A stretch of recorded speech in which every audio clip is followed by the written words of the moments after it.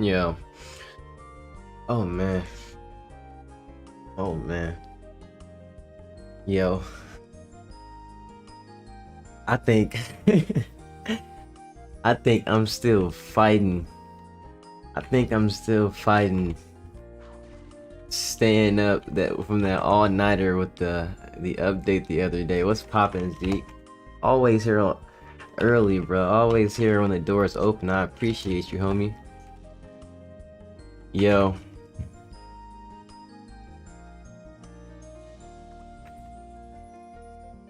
did I finish that BA? So I was playing the BA yesterday. I was having a good time playing it. I was not playing the sword. I was actually playing the Jade all night. And then the servers went down last night. Oh man, am I peaking already on my mic? I got too much energy. Hold on, let me turn my mic down a little bit.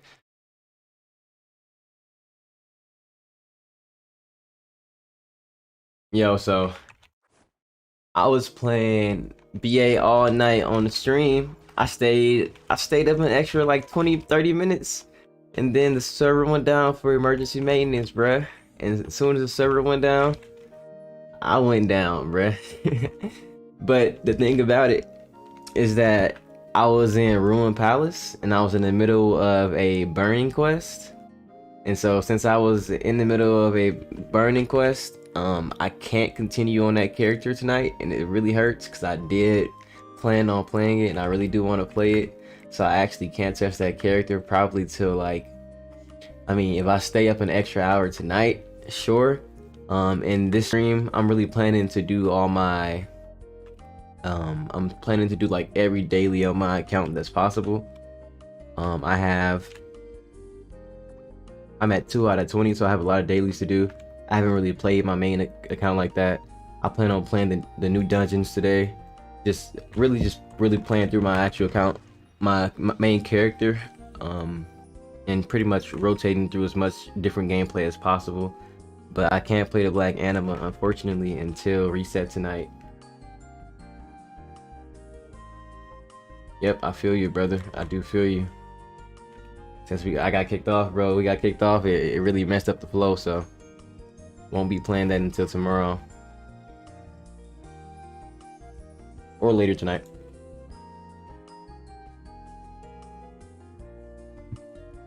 But for now,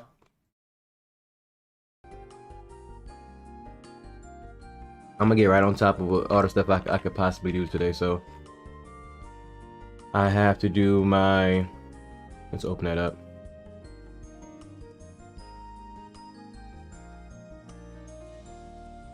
One, two, three, four. I gotta run Vesca, Anubis, and Malphus, so I'm gonna run those first, get my bounties out of the way, because when I go into a dungeon, Iris is gonna pop up. After that, I'm going to run through, what are the dungeons? I'm gonna go straight to the new content actually, which is at Spring of the Echo, and then Icicle Prison. I did my elite dungeons already. Already done those today. It's pretty quick. I like to get that stuff out of the way early. And then after I'm done with all my dailies, just going down the list in backwards order, I'm going to do my champs. After champs, I'll go for awakening some more of my gear, and then after that I think I should be done for the day for this character. And hopefully we're coming around 10:30 PM Eastern, so I can go ahead and hop on Black Anima, because I really do want to play Black Anima. I'm not gonna lie, it was really fun. It was definitely fun. And honestly, I want to help some new players today. I want to put out an ad in the game, but it's only 6 PM Eastern, and I know a lot of people get on really around 8 PM. So if I just get started right now, I'll probably put out an ad around 8 PM in game, and then, you know, just to invite some new players to the chat, ask some questions, and then see who I can help in game as well. So right now, I guess I'm in speed run mode to get all this stuff done. So I'm gonna get straight to it. I know someone needed help. My guild. I'm gonna actually start a party.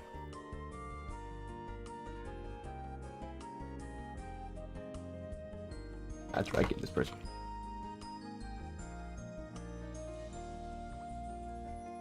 I'm trying to get people into the habit of using the party index again, bruh. If I can get the party index to be back alive, if I can revive the party index, that'd be great. So, you know, like they say, you want to see a change in the world, you got to be the change in the world, right? So I'm gonna make that party index, but I first have to wait for my guild mate, because if I make it, I have a feeling it's gonna fill up rather fast, and I don't want it to fill up too fast, and he doesn't actually get into the party, and he's the main one who asked for it.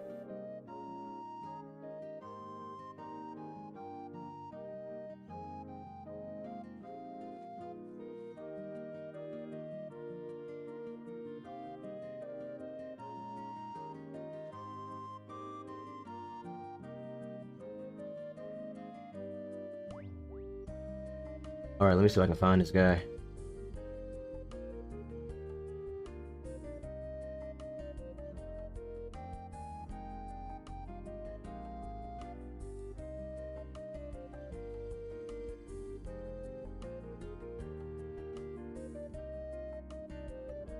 Taking up my time right now, man. Let's go, brother. Oh yeah, Z said that would be helpful. I see a lot of new players in this game now. Yeah, it's a lot of new players, bro. And I'm not gonna lie, I'm kind of hurt because I'm like, I want to put out content faster, but I edit all my own stuff, and it takes time to render it all out and get it all out, and it takes time to edit it. So it's really slowing things down. But there's a lot of new players asking questions, and I want to make just new player centered guides. But the thing about that is that I want to make sure I get as much information as possible into those guides. I don't want to throw out like you know, a half info guide.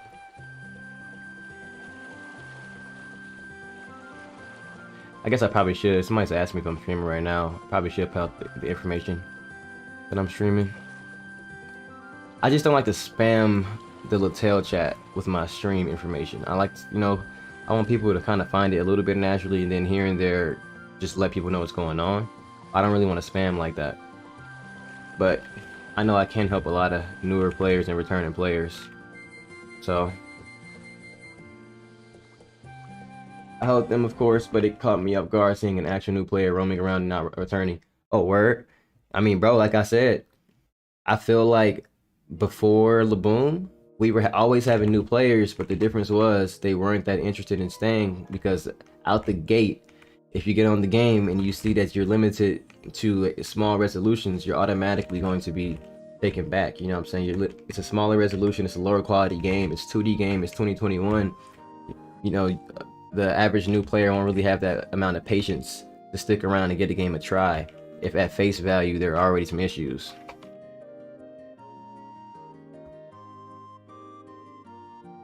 Finally, this man joined. Let me make the party index.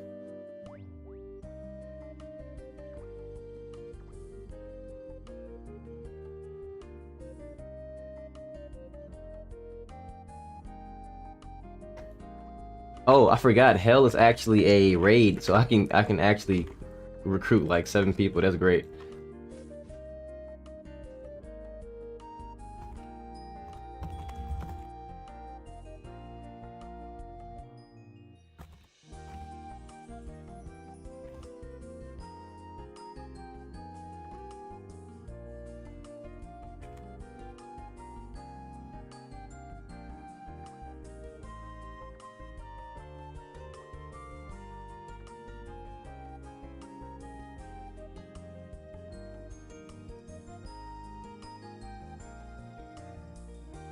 This man logged out. Where'd he go?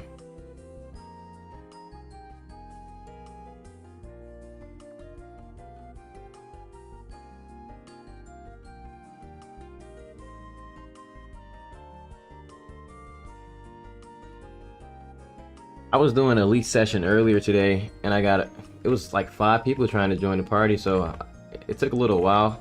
And people are spamming. Oh, people are spamming the chat right now with those boxes. Oh man, I gotta wait. I gotta wait till the spam stops.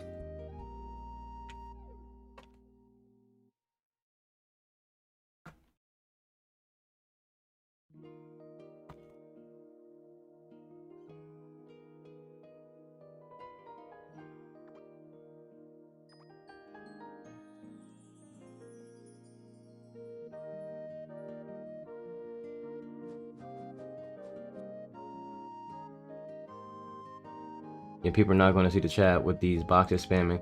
I wish there was a way to turn the boxes off out of the chat. All right, there's one person already.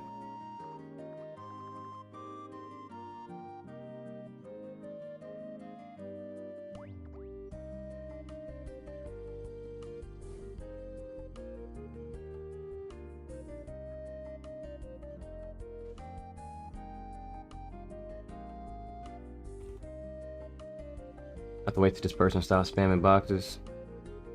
That is one big downside about the gacha boxes. They promote other players spending money on the game, but they get in the way of people actually trying to get messages across to others.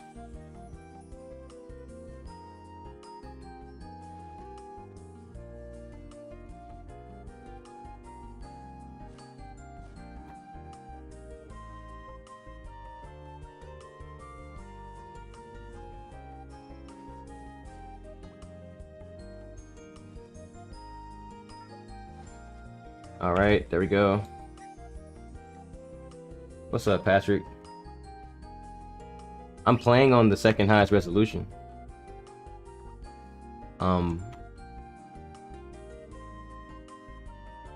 But I think on the first couple hours, the stream came to the conclusion that this resolution was the best because it's hard to see the text. Yeah, you can't really see text on the highest resolution. This guy needs to stop spamming boxes.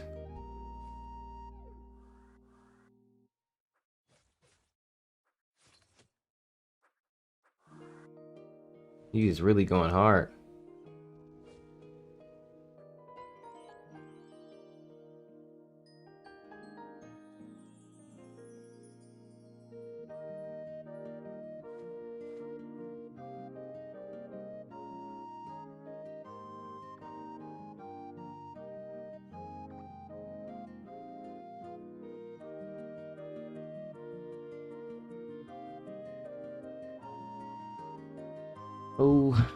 Oh man.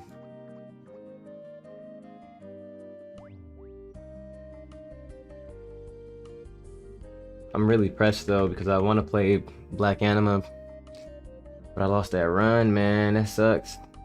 I don't know. I wish I could have seen that server maintenance notice sooner. I wish there was like some way the GM could have just said that in the game. Maybe, you know, how the same way they do it for updates.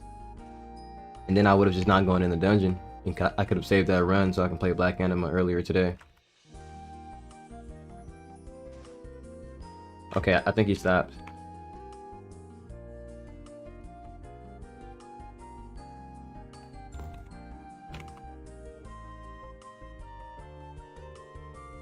There are 4.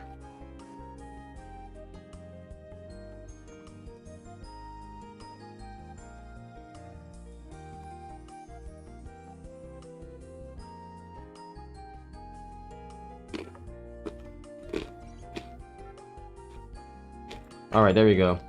Yeah, that gacha spam was killing the party earlier. Yeah, they're coming in. They're coming in hot. 1, 2, 3, 4, 5, 6. We have 2 spots left. 1 spot left.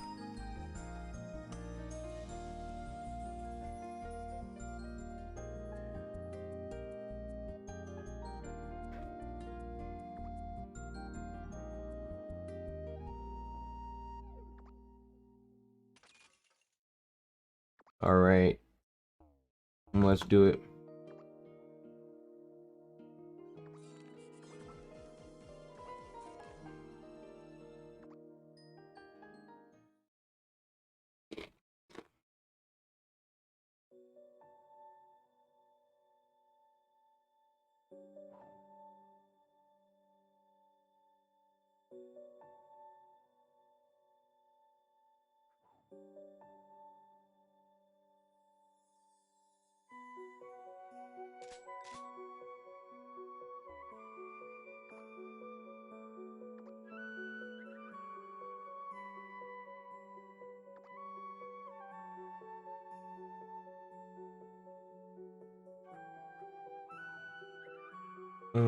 Let's see.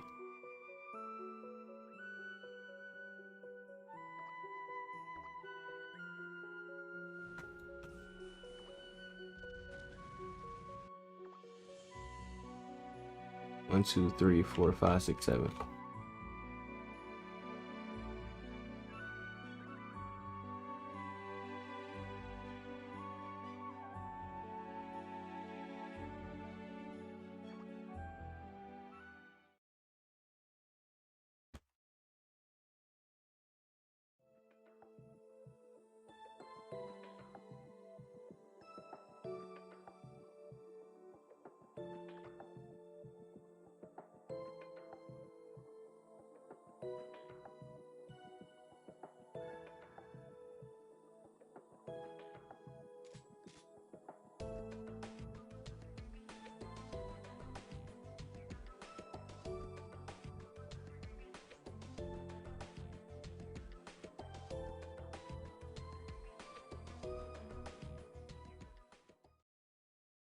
Yo, Cap. What's up, my boy? Yo, Cap. I gave in.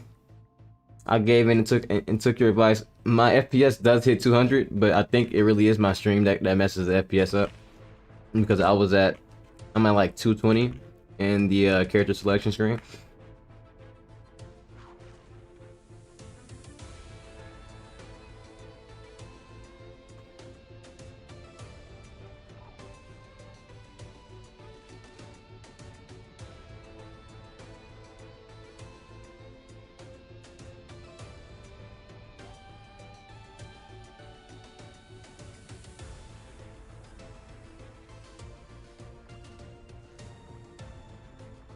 Okay, we got a couple more party indexes alive.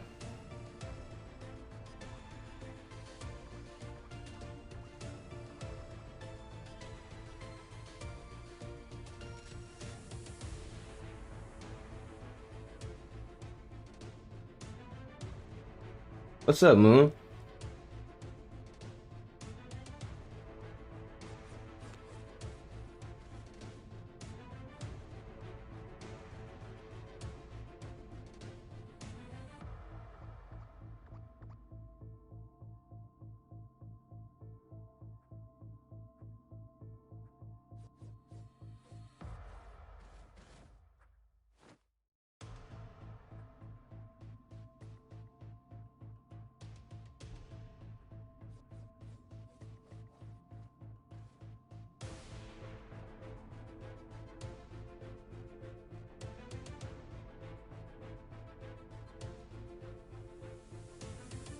Let's go.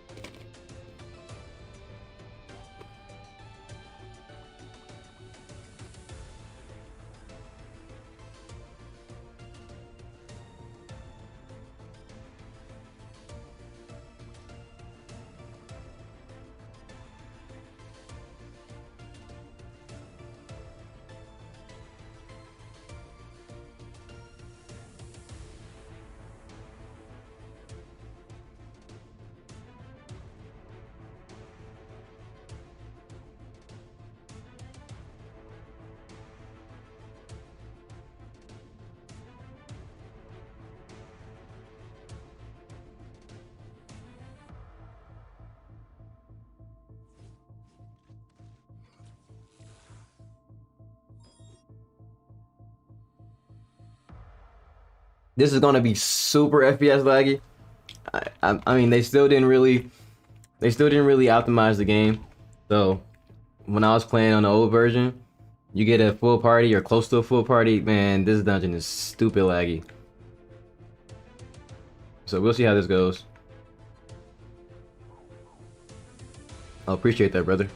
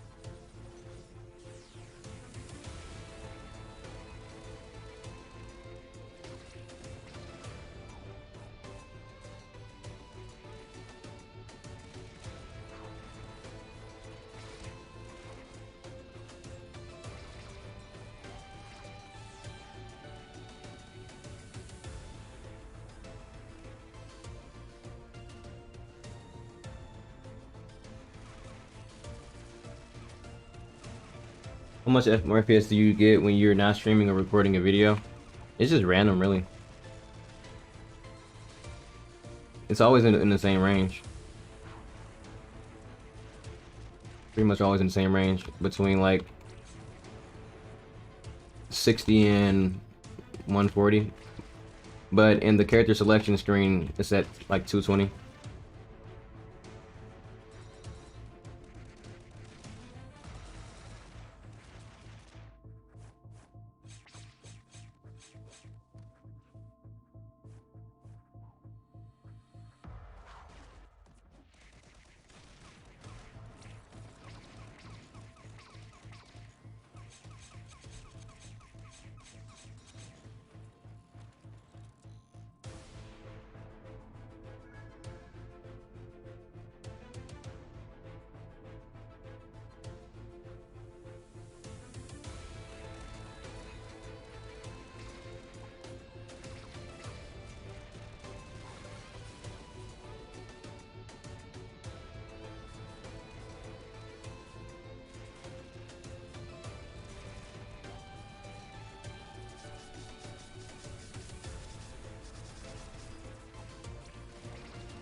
There's a lot going on. I probably need to ignore the chat. If I don't ignore the chat, I won't, not the stream chat, but if I don't ignore the in-game chat, I'll forget to talk on the stream. This is a lot of people, though. I'm not gonna lie, this is definitely proof of not necessarily optimization, but this is proof that the game was updated. Because running this previously would be extremely laggy, and this is actually extremely smooth. But this is what I was looking for. I wanted to test this with the newest dungeons, but I guess it's easier to test it now.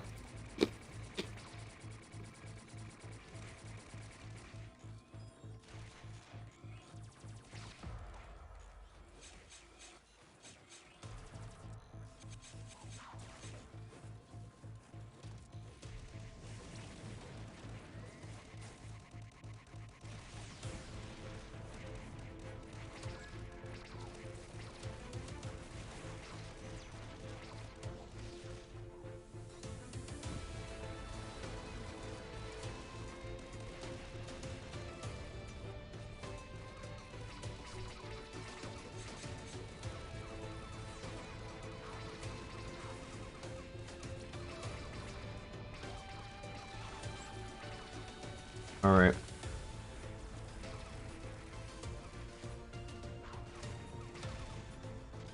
Now that I think about the newer dungeons, I probably shouldn't turn in my daily quest for this.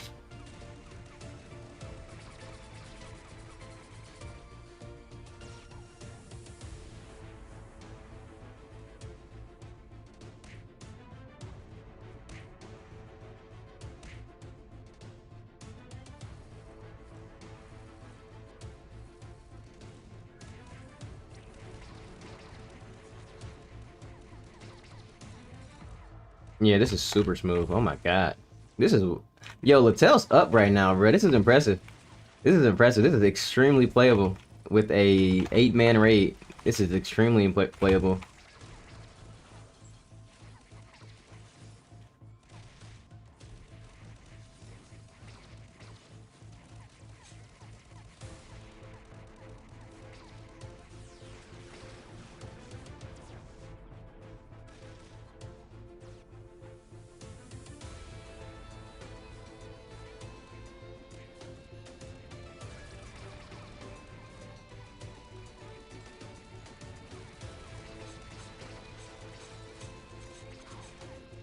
Alright.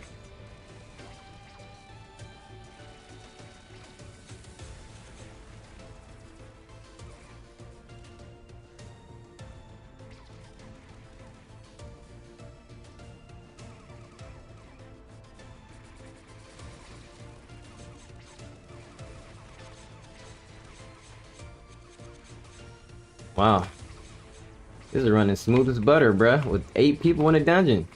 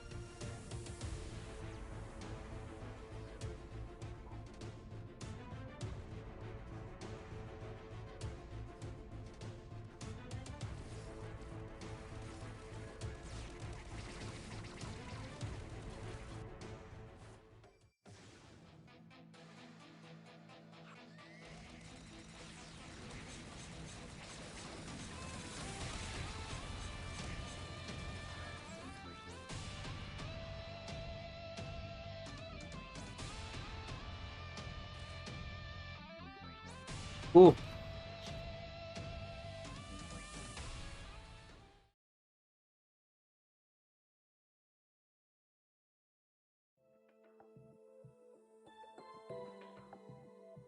What's up, Forset? Welcome back, brother. My number one helpful tip. I'll give you three. I'll give you three, Forset. Number one, pick the class that you think looks the coolest. And that's really it when it comes to class selection for now. Because in the end game, you'll be able to play as many classes and as many characters as you want, and it will benefit you. Unlike the old days, there is no downside to having multiple characters. It's only beneficial. Number two, once you get in the game, the moment you have a question, open up the guidebook, bro. For real.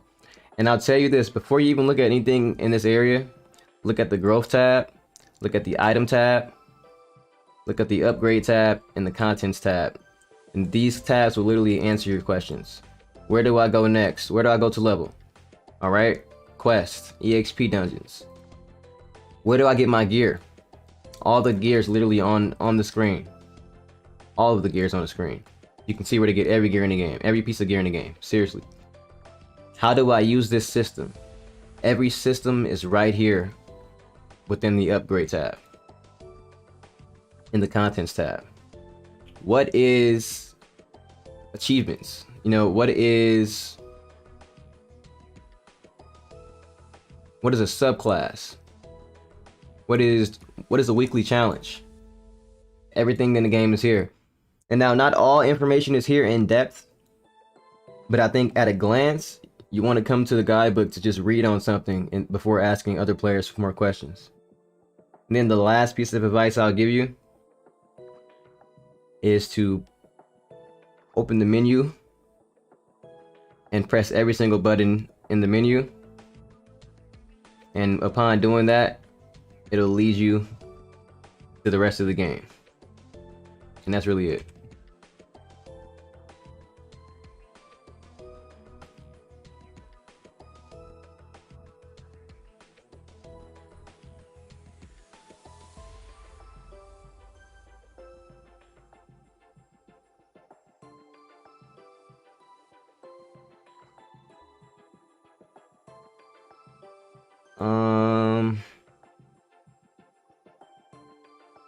Let's see.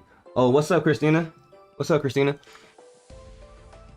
We got Randine just did that. Vesca, Anubis.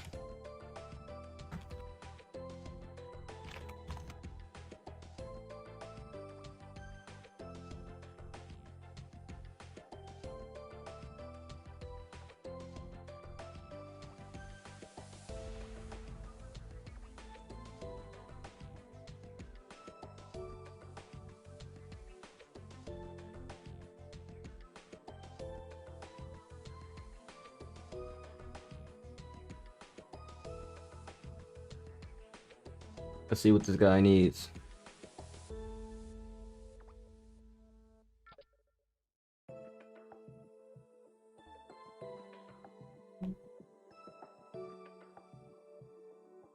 Any noob traps, Forset? No. Oh, by the way, Forset, I forgot. I think I made my third one up on the spot. My actual third one was to wait 30 minutes to an hour after you log in and press the gift bundle button down here. And when you press that button, there's going to be a box in here that's going to say burning event. And you want to open up the burning event. And that's a growth event that's going to help you level up to level 2000. Probably about 10 times faster than it would take to do it normally. So that was actually my third piece right there. New traps though, I wouldn't say no. I think everything in LaTale right now is pretty beneficial, and there's something to learn from it, or there's something to gain from it, whether it's from illustration or reputation, or a bunch of other systems.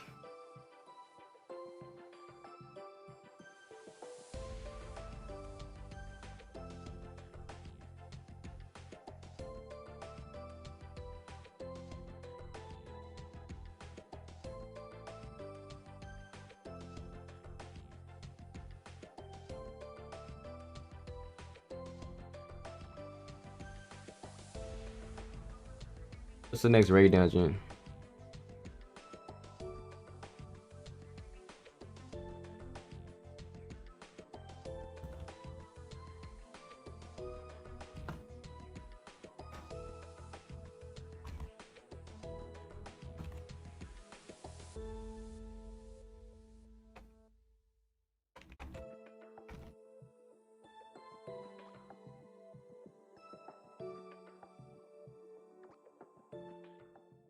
Just pick which class you're comfortable with, and you should be good. For sure, Christina's right on the head with that one.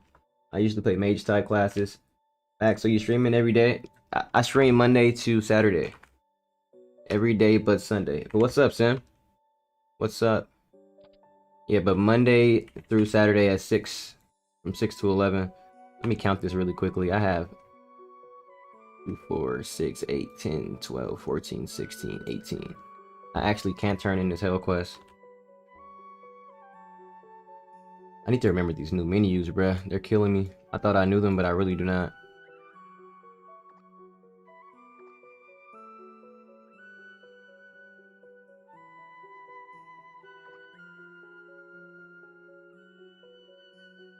Okay, I have a lot of stuff to turn in.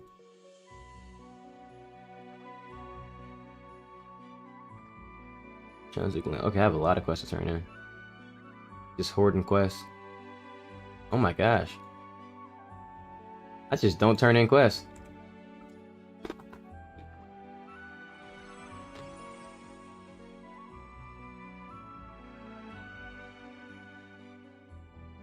Bandit. Ironically, there's a class that's similar to Bandit right now, but it's going to be way closer to Bandit in January, but that's more in-game content. So the closest thing you can do is Dagger Windstalker. That'll be your closest to Bandit. And I'm going to tell you this right now, Forset. To my knowledge, Bandit on MapleStory is not highly ranked. Maybe it's highly ranked in like dungeon runs, but to my memory, Bandit was never really highly ranked in terms of like general gameplay DPS. And I'll tell you, it's a similar story for Dagger Windstalker in our version. But there's a Rogue Master as well. It's a subclass that uses two daggers, and that may be closer to Bandit as well. So I would suggest Rogue Master. And what you do for that, Forset, when you come back in the game, when you hit level 140, go to town, open up your menu, and you want to find subclass when you get to town. And that's how you're going to get to Rogue Master. And you can do that on any class you make.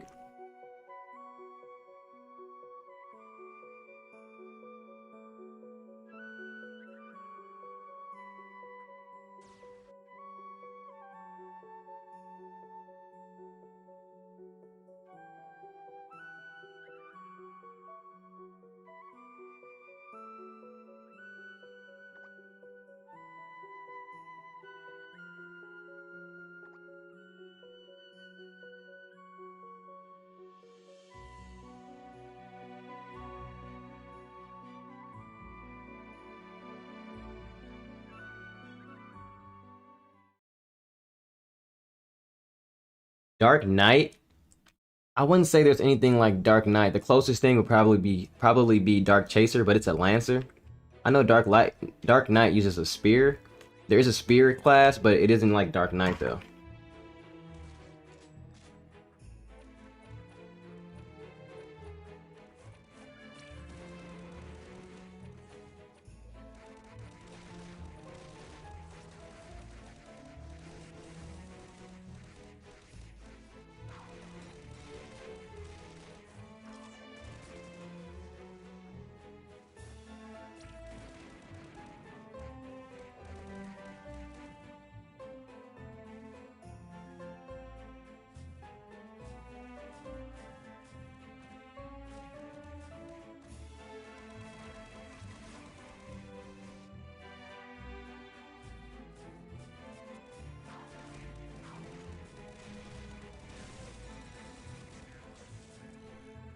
Oh hi bro. What's up, Ryan? How you been? Probably been like a week, not that long.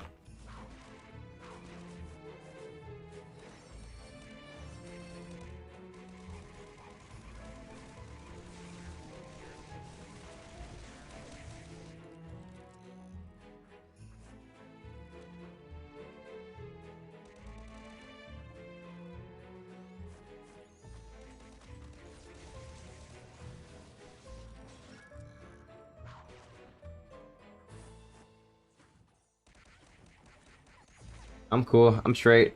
Super tired, but it's all good. I've been pretty much relatively non-stop since LaBOOM dropped. But I'm more like, it's not really tired. I'm more like sleepy. But I'm not actually like physically exhausted. It's kind of hard to explain because I don't really do much physical moving. So I'm not, you know what I'm saying, burned out. I just know I could get more sleep. What's the best level to get each class to get a feel for how they'll play, or they just keep going well beyond each advancement? Yo, Forset, I'll say this, bro. Ironically speaking, it's the same level for every class. You won't actually know how well the class really plays the game until you get to 235, which is the soft cap in the game. It's the first level cap essentially, and it unlocks the ascension system, which goes to 9,999. But at 235, you get into the entry level in game dungeons, and you get a feel for how the game's actually going to be for the rest of the time you play. Because as you can see, I'm in one right now. These dungeons have a lot of mobs, and when you're playing this solo, I'm in a party right now, but it's not really that big of a difference for me. But when playing this solo, there are the mobs will pretty much kind of overpower you when you're newer to the game, and so you essentially have to pick up a kiting playstyle where you actually lure the mobs and you have to kite them to survive. And that's when you find out whether or not how well that's where you find out how viable your class is, because its ability to survive in these circumstances, and its ability to actually kite mobs is going to have a big impact on how you feel about it. But you don't really find that out until the soft cap. You can kind of tell early on by a couple key signs, like the class has no CC, it has no consistent shields, it's physically slow, and it's super slow without some kind of redeeming quality. For example, Starseeker and Swordian are relatively slow, but they have summons. So since they have summons, the summons kind of compensate for their slowness.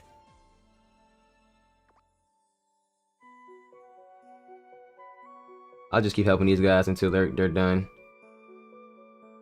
Whatever they need help with probably won't take that long. Abandoned quest.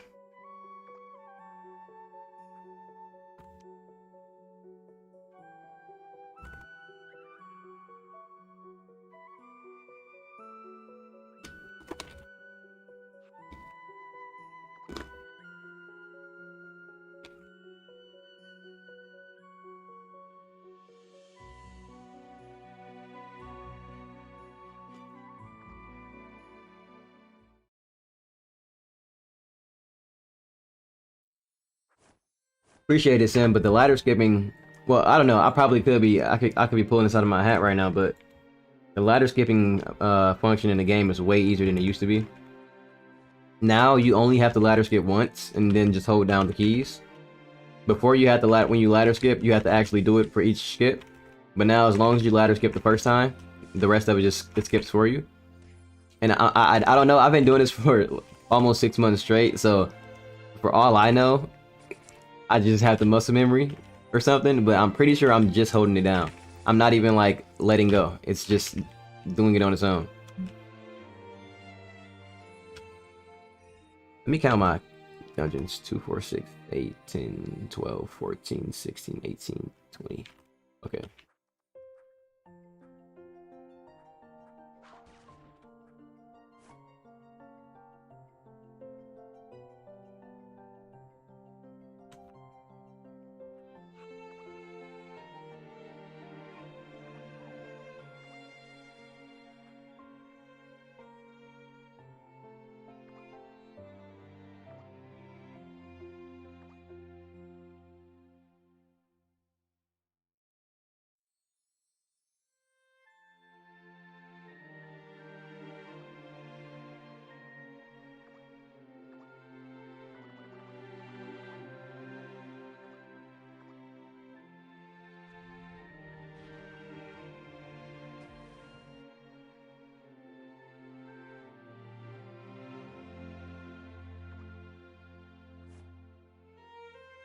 Made an Arc Master.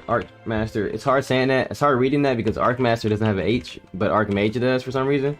So it's like my brain was like, which class is he talking about? It's 235 when Legend 1 finished. Time to delete it.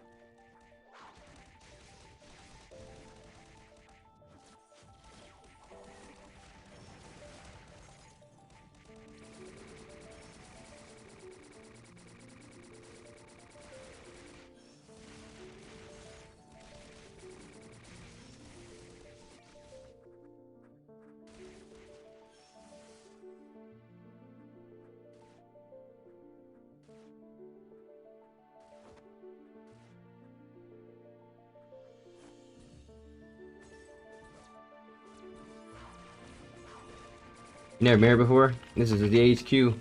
Not gonna lie, this LaBOOM has done this map justice.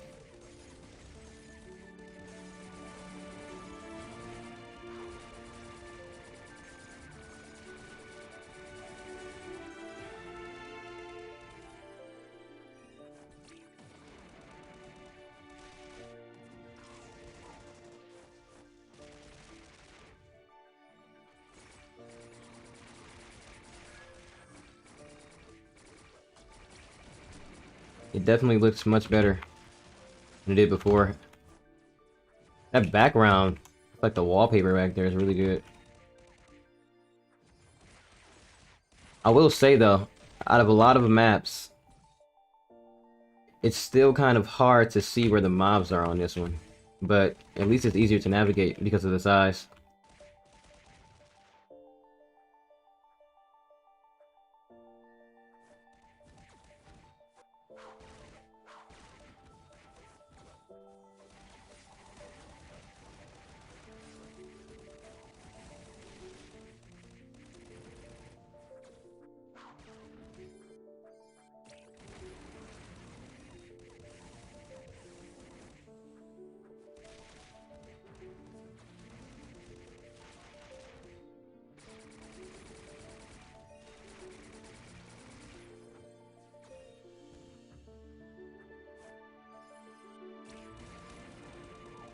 What did he do?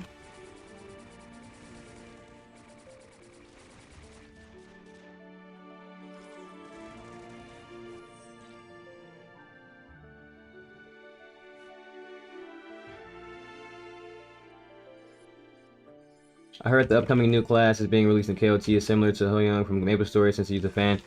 Well, it's similar in concept, but we don't know what it looks like yet. There's also no proof that it's a class yet either. They even though they said yeah a class is coming out soon, so it's probably like it's 99% chance it's a class. The teaser for it only says the Windia update. It doesn't actually say what it is though. LaTale's doing a really good job of keeping that information. I guess they're doing a good job of actually teasing it. But yeah, it does look like Hoyoung though, with the huge fan. But Hoyoung actually uses a small fan, I believe, in the new class, which is Windia, if that is her name. She uses a very large fan. Very large. And also, in the teaser, it showed that there might actually be 2 to 3 weapons. There was a fan and an umbrella, and the umbrella had the same structure as the fan. So the fan may be able to actually switch into an umbrella. And so there's a lot of speculation about what it could be. Whether the fan can switch into the umbrella is another class tree. No one knows how the systems of the class are going to work or what it might be, but they teased a lot. You can really just, if you type in LaTale on YouTube, just LaTale, you can find a LaTale Korean YouTube channel, and you can see the teaser on there. It's like that last post.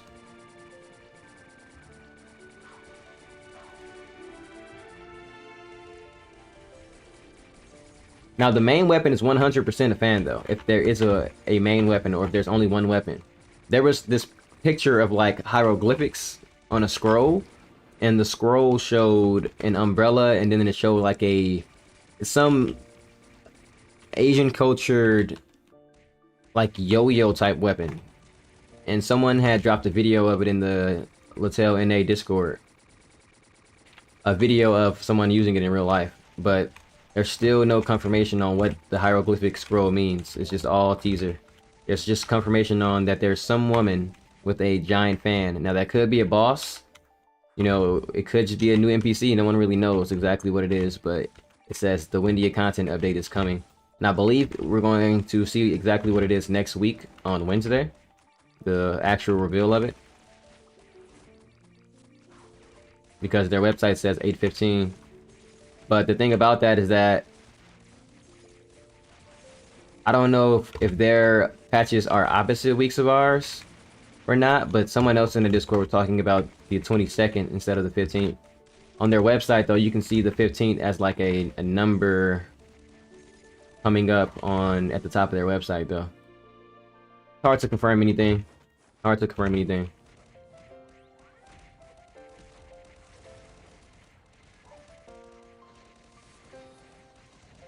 My FPS is doing super well.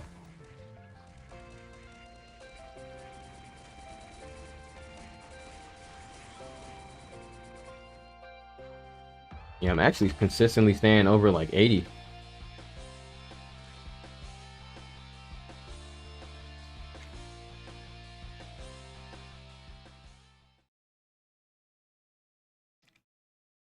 Sorcerers of a Lost Land. So Wendy is a magic class? Or she may be a magic class?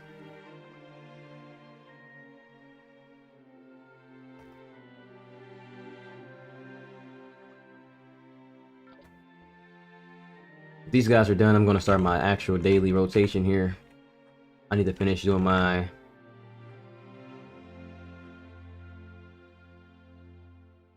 Alright, we need to do ZHQ one more time.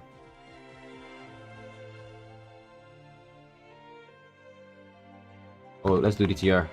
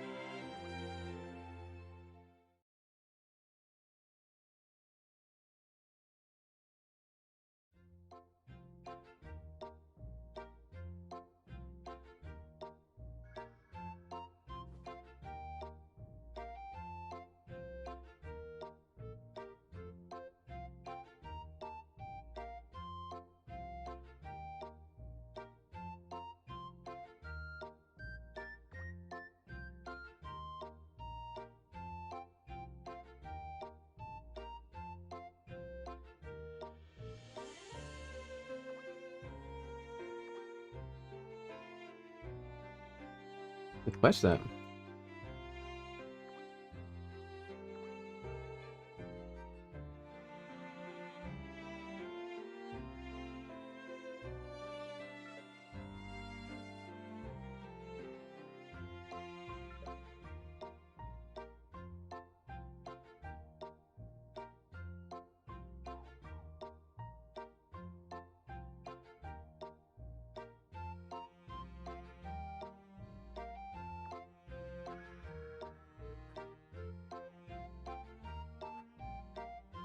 Let's go. Let's go. Where's the dungeon? Where's the dungeon? My brain's not working. There's so many dungeons. Oh man, let me read the chat, dude. I'm behind. That's what win is. Her title translates to something like that. Guide the win. Just watching the show. I play on a laptop. Diviners to win. Can't confirm she's magic, but it talks about sorcerers using artifacts to control wind. That's pretty lit. I made new characters 2 days ago. Nice, Ryan. Like the map looks exactly like the town in that other game, Dragon Gym. What exactly changed, Ryan? I did a patch notes breakdown on stream the other day. That stream is not live, but if you watch my second most recent video, in that video I kind of react to most of the changes, but it's a lot of like quality of life changes that aren't easily noticeable, such as you don't have to use pet buffs anymore. Pet buffs are automatically on. They took out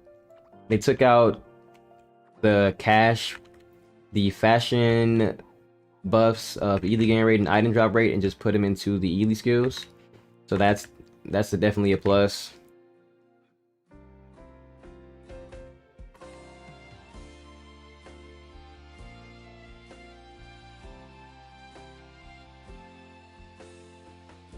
And then it's a bunch of stuff, bro. It's really a lot of stuff, but you really can just read it all on the patch notes. That'll be your best bet right now. A lot going on between talking to all these guys in game and trying to think right now.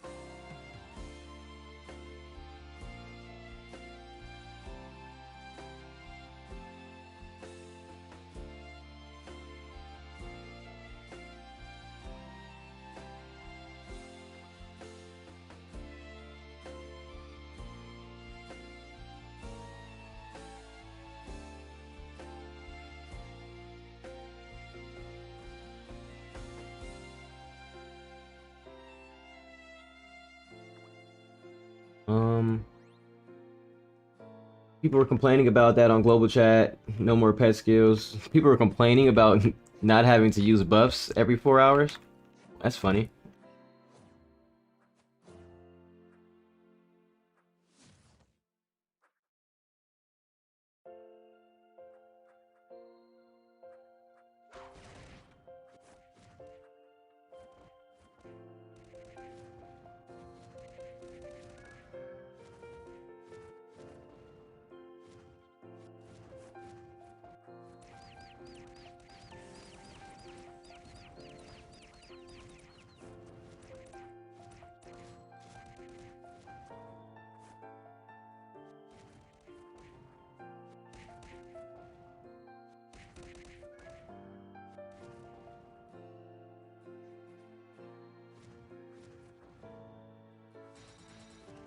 Yo.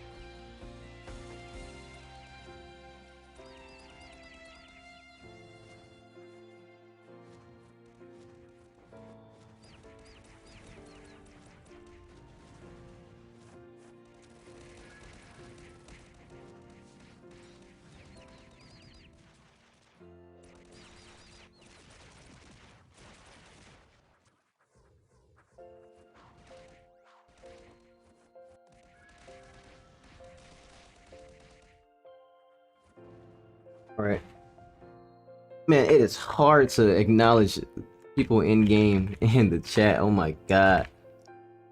You look at the sky in the background. VTR looks so much better in HD. It looks so much better.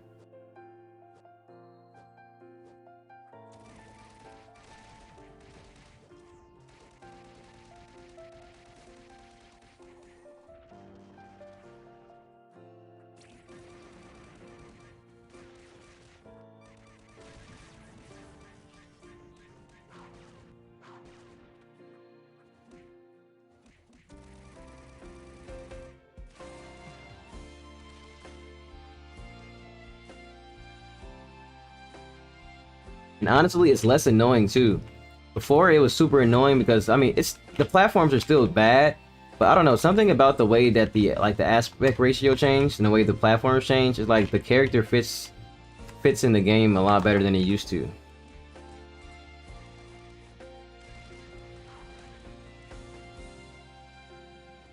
then also I'm kind of stronger than I was before the update.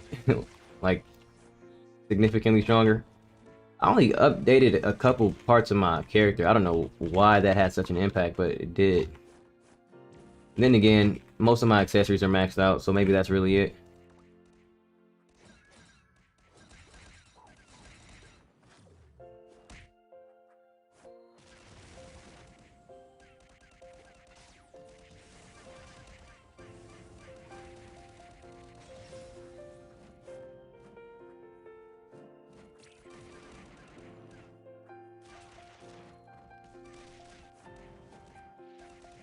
All right.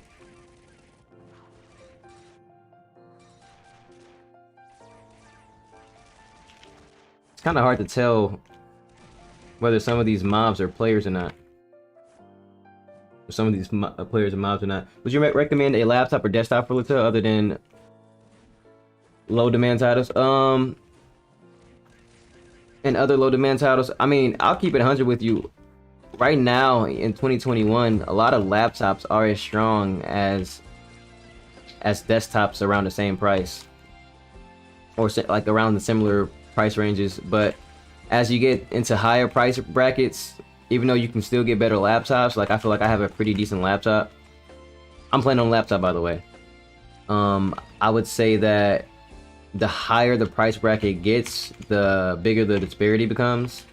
Like higher priced desktops, which are generally going to be custom built, you're going to start getting cheap. The part prices are going to start spreading out, and you're going to start seeing things like better cooling systems within desktops. Obviously, the parts are all bigger, so there's more space for them within the actual desktop case. And so, you know, the more expensive, I guess the less bang you're getting for your buck, essentially. But yeah, I play on a laptop myself, and I have had no problems other than the fact that the laptop gets really, really loud when playing high-end games if I put my processor on 100%. So, one, I just don't play high-end games that much to avoid that. And then two, I also just keep my processor off of 100%. Because laptop processors, and maybe I haven't played on a desktop in years, but maybe other processors have this problem as well. But laptop processors, they're pretty much like factory set to essentially overclock, so they'll get extremely hot instantly because they're pretty much set to always work at 100%, so that when people buy laptops, that they don't complain to the manufacturers. This is what I read online when I was doing research when the first year I bought my laptop. I was doing research on why my laptop was so loud, why the fans were so loud, and essentially someone just explained that manufacturers set the laptop processors to be at 100% efficiency at all times, which, by the way, uses a lot of power, but it keeps the laptop running fast at all times, and consequently, it makes the fans run really loud.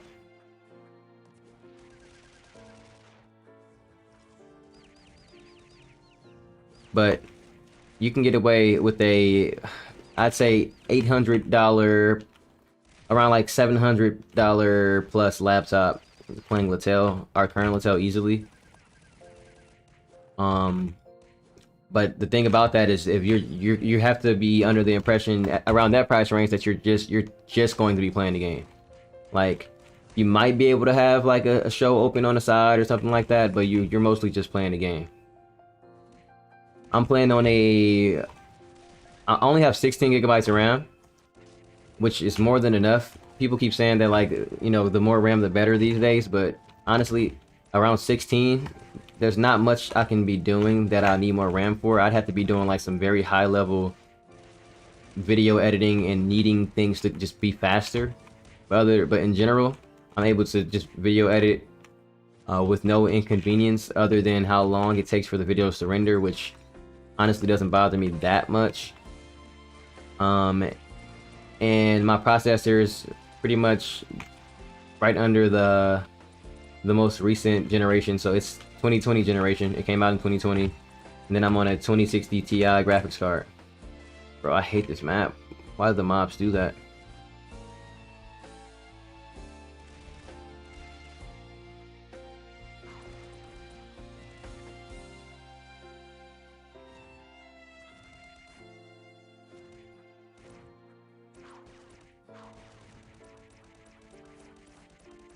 I want an Asus rulebook. So I'm not really well versed in the Ryzen hardware.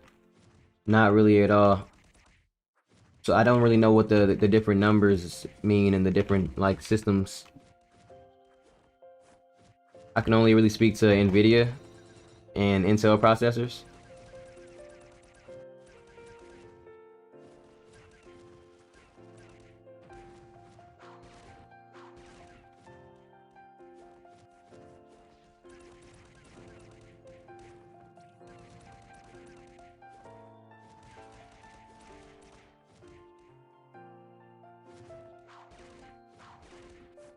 Oh, two people fell down. Yikes.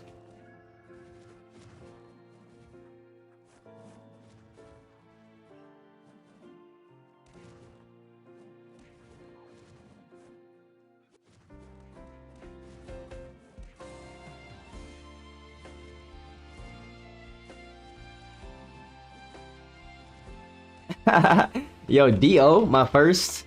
I have a video on my page. It's like my second or third video. It's called "Who Made This Boss?" or "Who Thought This Was Okay?" Something like that.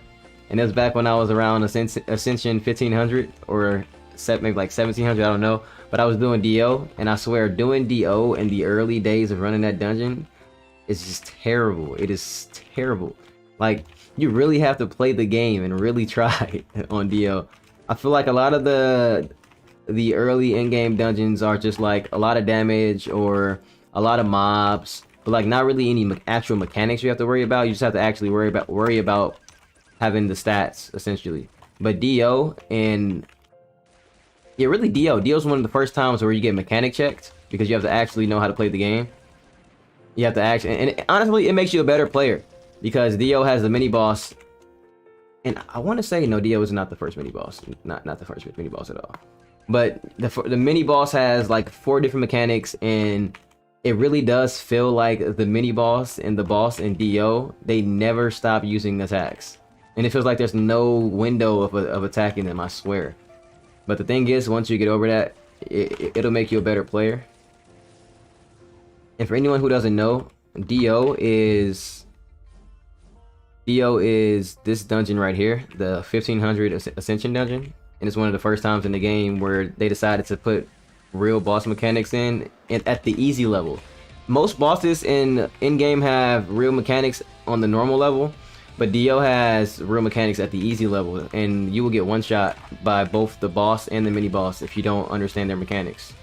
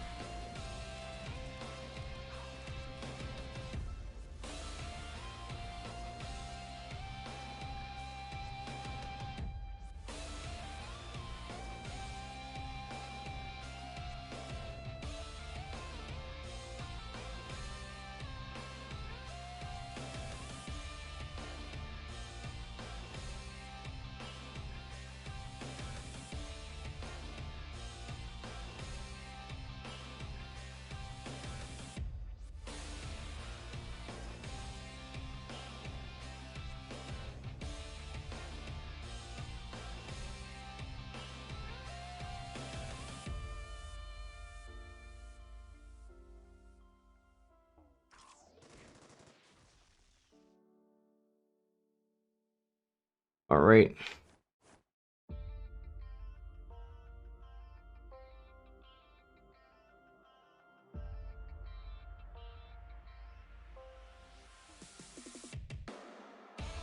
This is a really good thing about the new inventory. It's split into three levels, and essentially the way it works is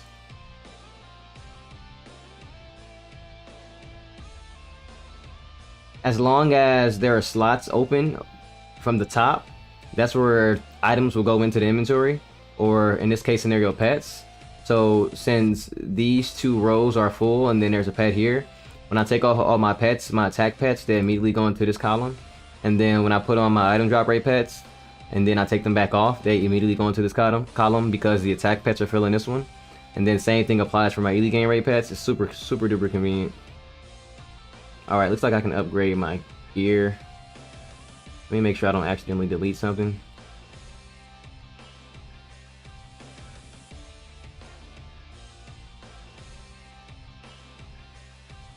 Alright, my cloak. It's the last thing I need to upgrade.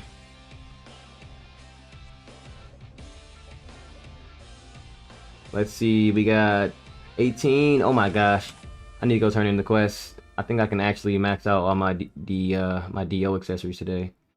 Let me go to Holly. Oh, Snapchat going crazy. Got a bot in the chat. Let's get rid of that. Christina said I have the Acer Spin. My all computer is an Asus ZenBook with basically 8 gigabytes. Yeah, I'm pretty sure 8 gigabytes is perfect for LaTale.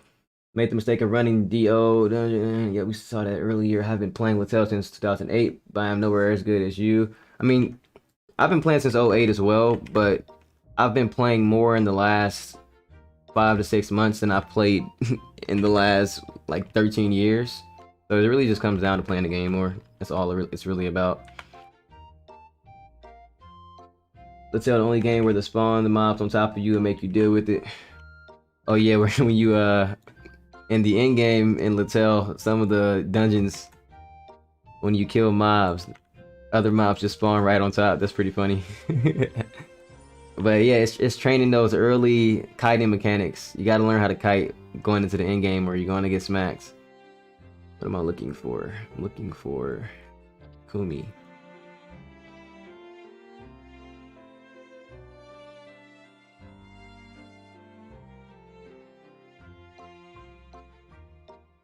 Okay, let's see. Can I upgrade? Can I upgrade my accessories? Am I done? Am I done with DTR accessories on stream?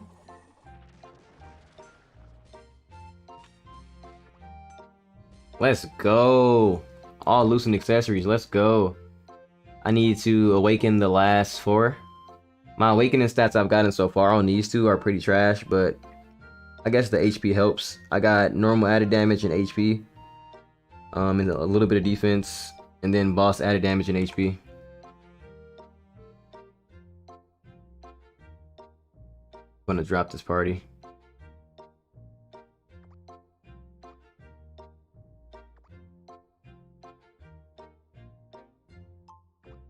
Alright, looks like no one else needs help with anything, so I'm gonna go ahead and run some dungeons.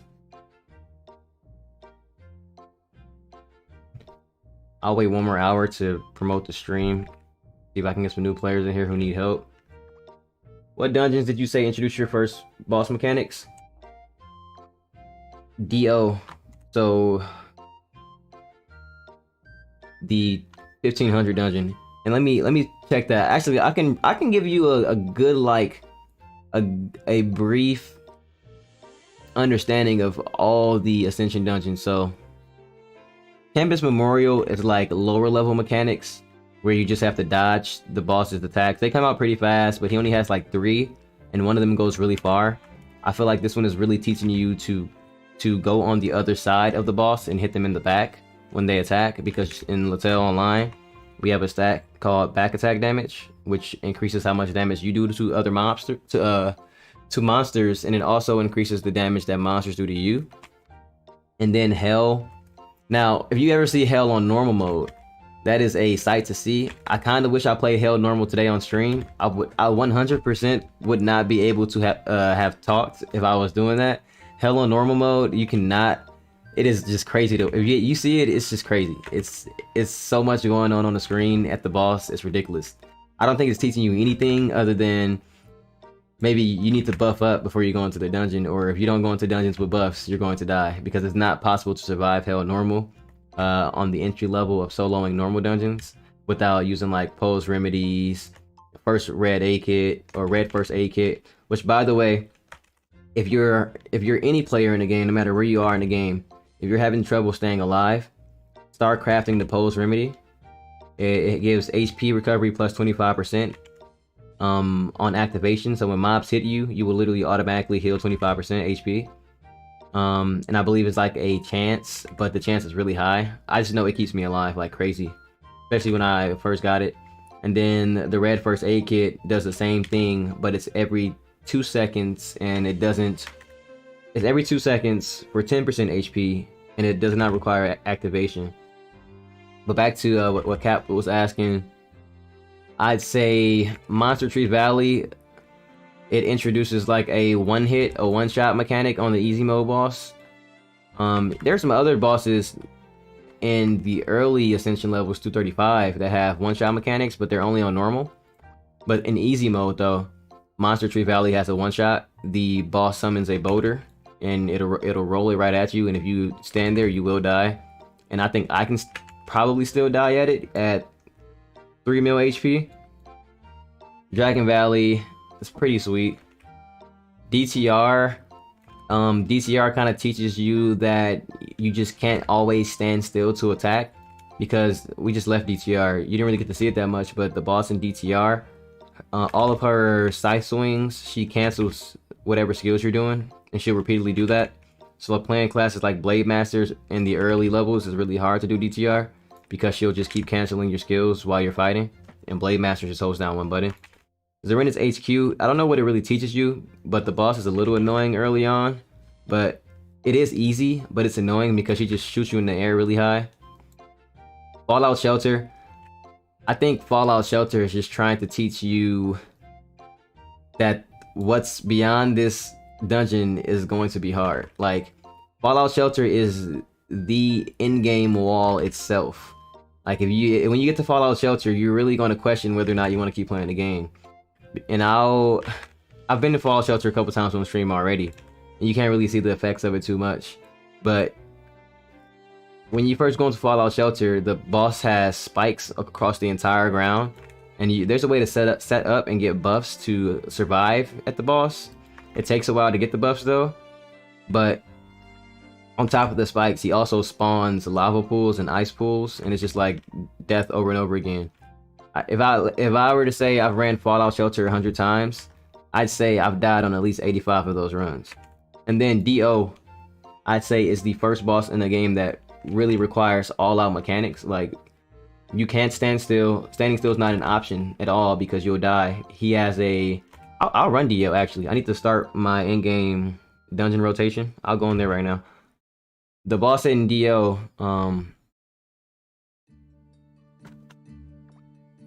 he has like real combat mechanics, and it's going to be hard to tell because I'm playing it on easy. If I play on normal, it'll probably take me an hour to do, so I'm not going to do that. And I definitely need res pots, or I'd be dying over and over again because the mobs in normal will kill me in a couple hits. But Dio is definitely a mechanic checker, and I'm a lot stronger now thanks to LABOOM specifically, because I've upgraded all my accessories to max. And just to give some insight on how much of an impact that is, there's 6 accessories, and all of my accessories besides one, besides my glasses, were all level 0, and now they're all +6, so that's a pretty big jump in damage. But before I had my accessories there, and I'd say really maybe like 300 levels ago or so, this dungeon would definitely kill me really easy. I can still die here easy if I stand still, but I just won't stand still. They still do a lot of damage, but now I can kill them faster than they can kill me, so that's a plus.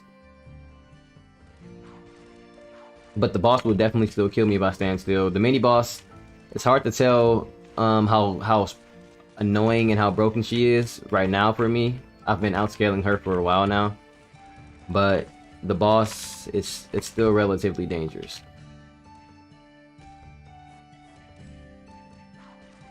Yeah, I was gonna run this on stream regardless today. It's a part of my rotation.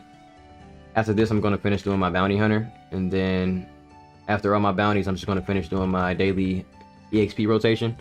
I really want to play my black anima today. I made it on stream last night, but there was an emergency maintenance last night, and so since my black anima is a burning character, the burning, I was inside of a burning dungeon in Ruined Palace, and that dungeon only has one entry, so I have to wait until a reset in like 3 hours before I can play that character, unfortunately.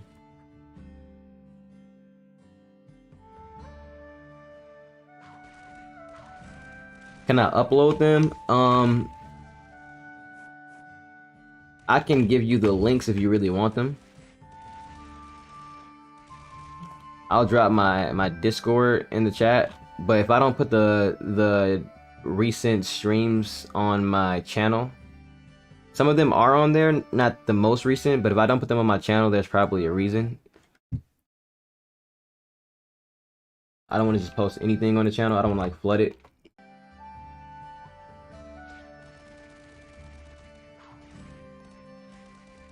But if you add me on Discord, I'll send you the links to my recent streams. And just for future reference, if I don't post a stream, which I won't post most of them. I'll post like 1/4 of them, and it's really the ones that are topical. Like I'll be posting the one that I'll be doing tomorrow, and if not posting it, I'll be making a completely new video out of it. But if I don't post the streams, if you just like the stream, or if you join the stream for literally 1 second, it'll always be in your history on YouTube, even if it's unlisted.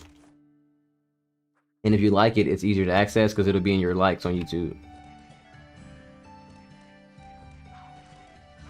So if there's any information you get from a stream that you want to go back to, definitely always give it a like. And this one could potentially get posted because so far it's going good in a new way, which is I've run dungeons with new players. I've run dungeons with players who are working on their burning, and I got like an 8-man raid in the stream. That was pretty cool, so I think that's pretty valuable. And it showcases how FPS can run smoothly now in LaTale with an 8-man raid. Because I'm telling you, when I first came back in June, I was in a 4-man. It's like a 4 or 3-man raid in the Hell dungeon, and it was so laggy, bro. It was so laggy. Like FPS was terrible. So it really shows that LaTale has been updated and can actually be played as intended now. Now I'm just gotta do my job of trying to promote the party index because people still aren't using the party index, and that's sad to know, considering I'm seeing so many microphones in the server of people asking for help and on things that could be done easier if people were just in parties. Whoa, I'm getting a lot of armor already. They must have increased the loot rate, the loot drop rate. I've gotten 1, 2, 3, 4, 5, 6. I've gotten 7 pieces of armor from this dungeon already. That's crazy. And there's another mini boss and a boss left. Going into the second half of this month, I plan on running this dungeon a lot. Probably rotating characters and running it because I need to get my armor to the most efficient stats. Right now, all my DO armor is at like 60%, maybe 70% for some. But I need to get all of my DO armor over 80% in order to really be at like peak endgame or get close to peak endgame.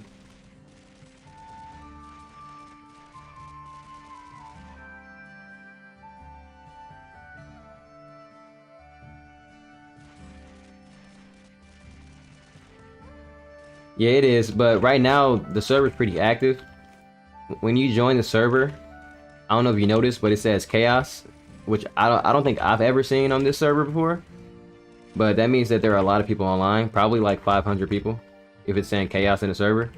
And the funny thing about that is that Korean LaTale has 20 channels in their server. And I don't even think they really get to chaos like that.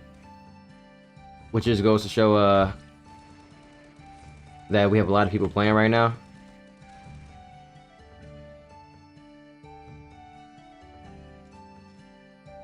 And not to say that we have more people than Korean LaTale. No, Korean LaTale has over 2K players, but because there's more channels, I think it changes how the server status presents.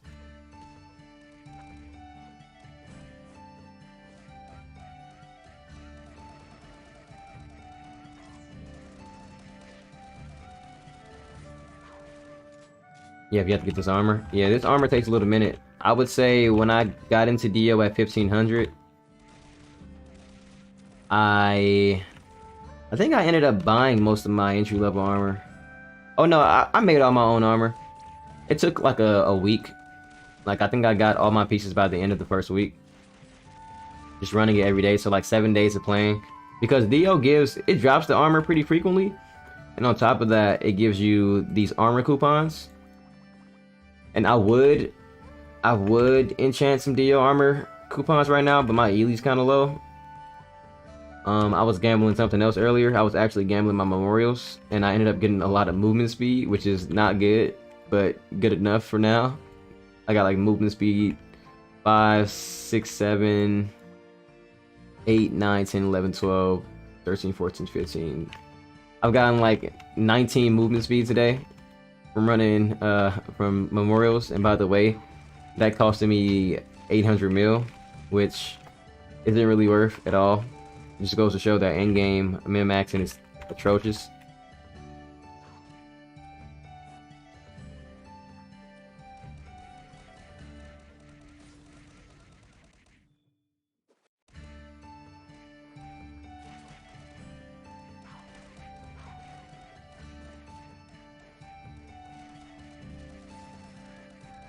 How chaos looks? What is chaos? Oh, how the server. Yeah, I can show you that. I can show you that.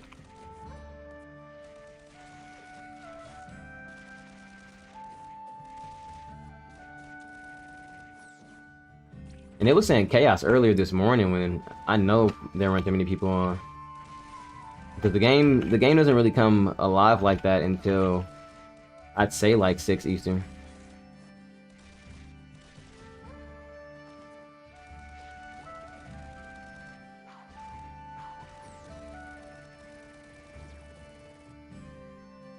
Oh, here's the boss.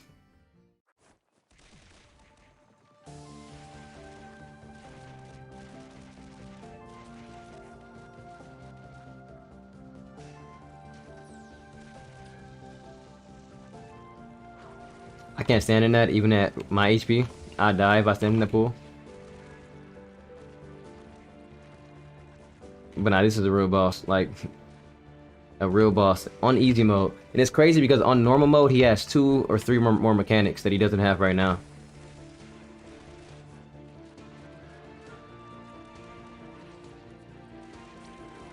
And I've gotten used to dodging those by now, so...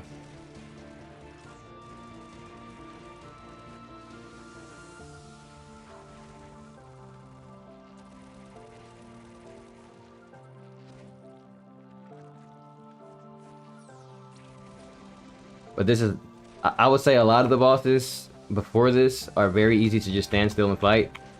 There's literally no option to do that versus this boss. It does not exist on multiple levels. Oh my god. And you have to understand how to use your knockback resistance too. And knockback resistance in this game is essentially restricting the flinch. So like you thought my character was being flinched. I have 1, 2, 3... Yeah, I have 3 knockback resistance skills.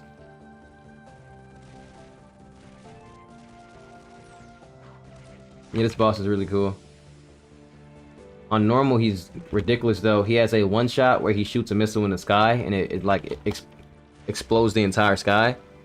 And then he also summons mobs. That's the main problem with normal dungeon bosses. They all summon mobs. What's funny about that is that the more you get into in-game, they start incorporating more bosses that summon mobs in easy mode. And by the way, I'm going to play the 2 new dungeons today, so by the time I get down this roster, I should be at the new dungeons, starting from Dio. But right now I'm gonna do my bounty. Well, I'll show Cap the chaos server status, and then I'm gonna do my bounties. And after I do my bounties, I'm gonna finish all my daily dungeon runs, and then I'll be able to get to the new dungeons today.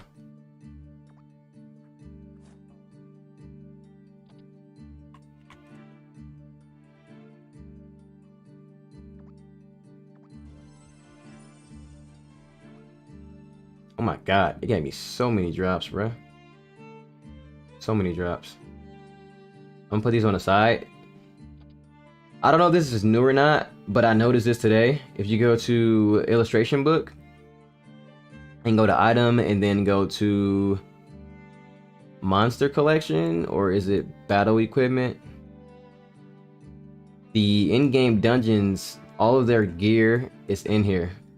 And this update, the item index got buffed. So it's like super easy to fill up your index now. I've gotten like 10 new items in my index since the update.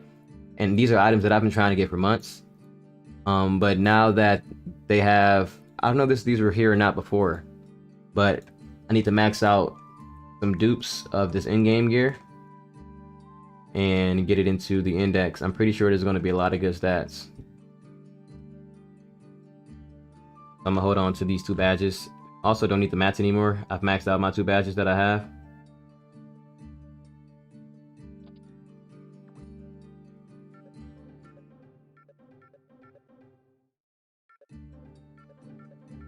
But I still need these mats though for when I remake all this armor. I gotta remake the gloves especially. And so I'll be using that to upgrade my gloves. And they also upgrade the badges. Oh, I can actually go for the badges right now. Let me try that. I want to upgrade these badges to max, and then I'm going to go ahead and try to take them to the index board and see what stats they give. And this is new. Before this update, these mats would scale. They'd go up 20 mat requirements per upgrade, starting at like 50, I believe. And they cost 50 mil per upgrade chance. But now they're free, and they're only 10 mats per. And that's because a new dungeon is out that replaces both of these badges. Let's show Cap real quick.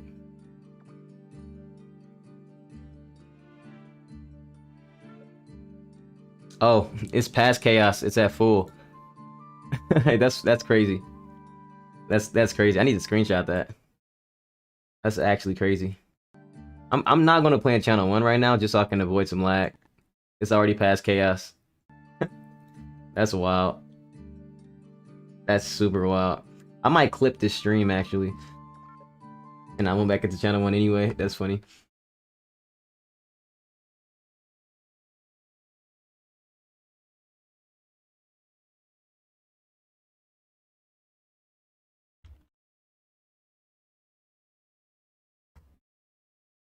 It would have sucked if I couldn't get into the server. That'd be crazy, dude.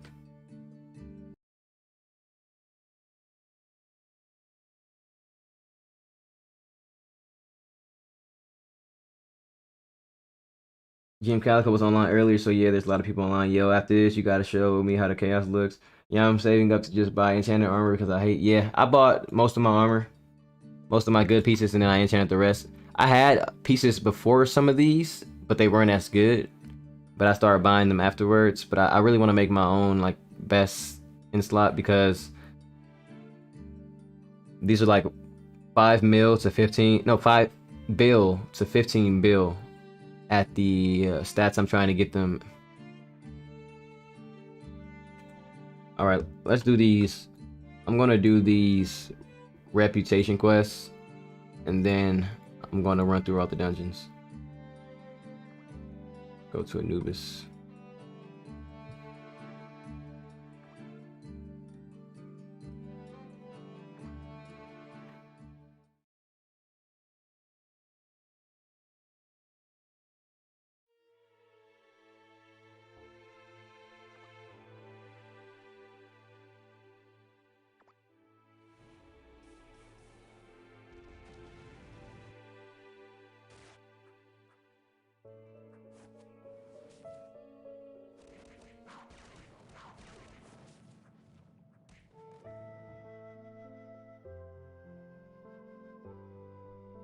I went into normal, So for anyone who has done this dungeon before, you'll get to see what it looks like to actually play this dungeon the way it was intended with the boss.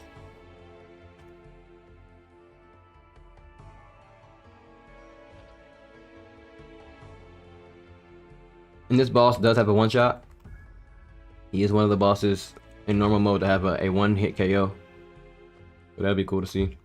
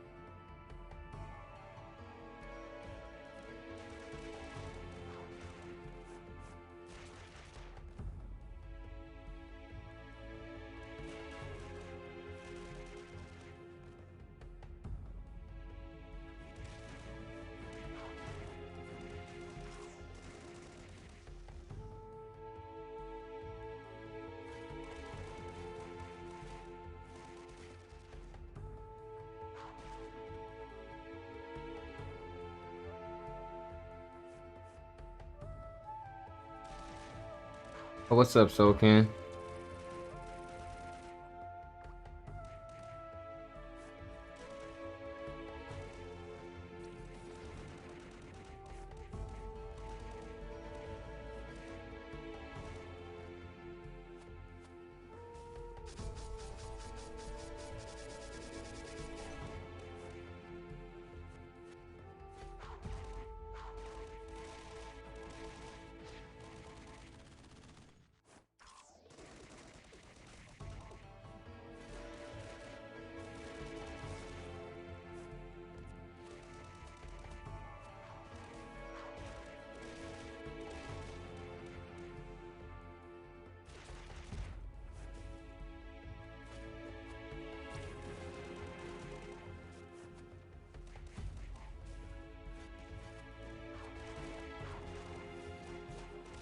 Got about 20 minutes to promote the stream to new players.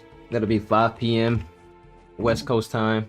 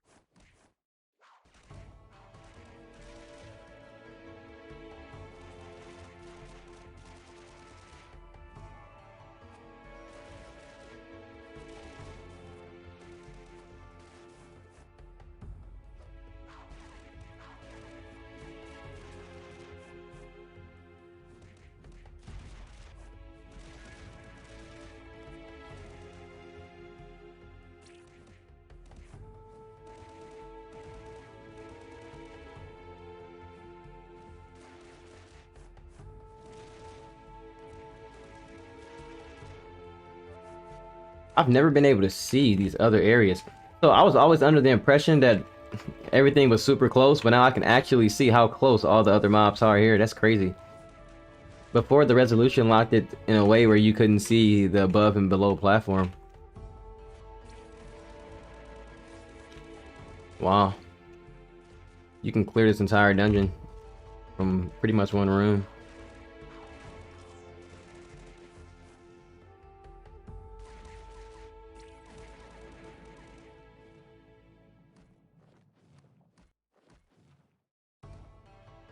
If I was on 1920p, I'd be able to see even further. Well, 1080p, I could see even further.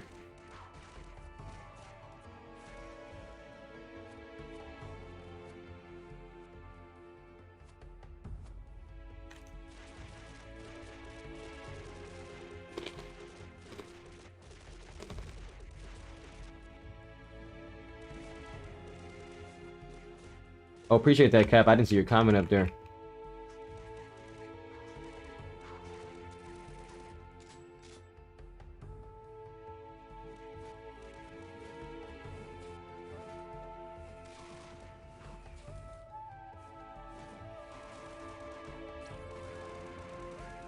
Oh, yo, hey, yo. If I died there, it would have been over. I think this dungeon, this is not a raid dungeon, so it definitely would have reset. I thought it was a raid dungeon when I first played it because it was kind of hard. Oh, this attack right here is a one shot. Oh, I think I can survive it now. Either I survived it or because I pressed both of my potions at the same time, I survived it. I don't know. I'm not going to try to test it again, though. Not going to lie. But I remember my first time playing this on normal, they definitely one-shot me. I might be tankier, though. Because I got 60k defense now. And I think I had about 40k defense when I first came in here on normal. This was the first dungeon I ever did on normal in the endgame. Because I was farming Pharaoh's Charm to actually get the stats. And by the way, for anyone who's like having trouble maxing out in-game gear, even though my Pharaoh's Charm, which by the way is 2 charms behind in-game right now, it's +9 and it has 2 lines of passive stats on it, and it has a fixed enchant rate to get those stats. I think I had a +9 Pharaoh Charm unenchanted until like Ascension, I want to say Ascension 2500 or so. So I went a long time without actually going back into the game and farming this and making it with the best stats it can possibly get. And it could be better by having, like, I think 1 more line of stats, but the risk of that is just too high. It took me, I had to get like 40 of these things before I got one to work.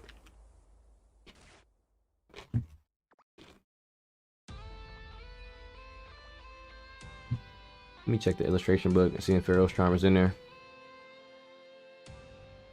No, it's not.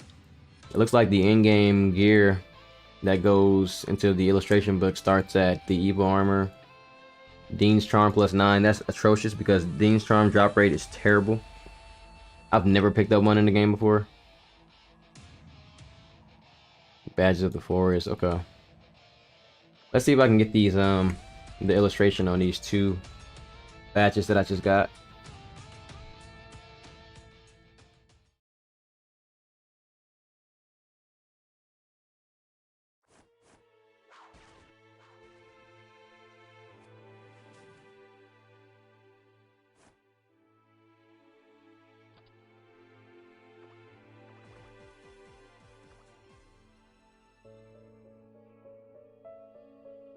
Veska and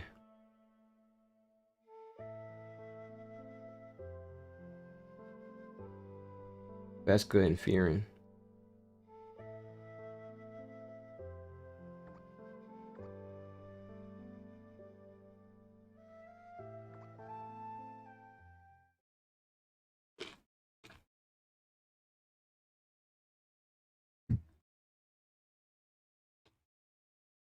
Yo, I don't know what happened on my stream, but I literally just watched the stream jump 1, 2, 3. People were talking, but I'm like, yo. So I'm behind on chat. Captain said, nice, is Chaos orange or red or different colors? Chaos was red. Oh my god, you must have asked that question when I went to the character selection menu. So I wonder if you guys were able to hear me for the last 30 minutes. I hope so. Go to Bellows real quick to see how many people are in it. I didn't even see that message, Cap. Okay, yeah, just buy good enchanted stuff from Auction Shelves. Wait, can you go to Bellows real quick? Just see how many people are in it. Okay, after this, can you please go to Bellows and see how many people are there since the servers are full? Yo, please go to Bellows. See how many people are in there. Cap just kept asking over and over again. Yo, my chat is like lagging. I'm seeing messages super late. I don't know what that's all about. They didn't give me any notice of it.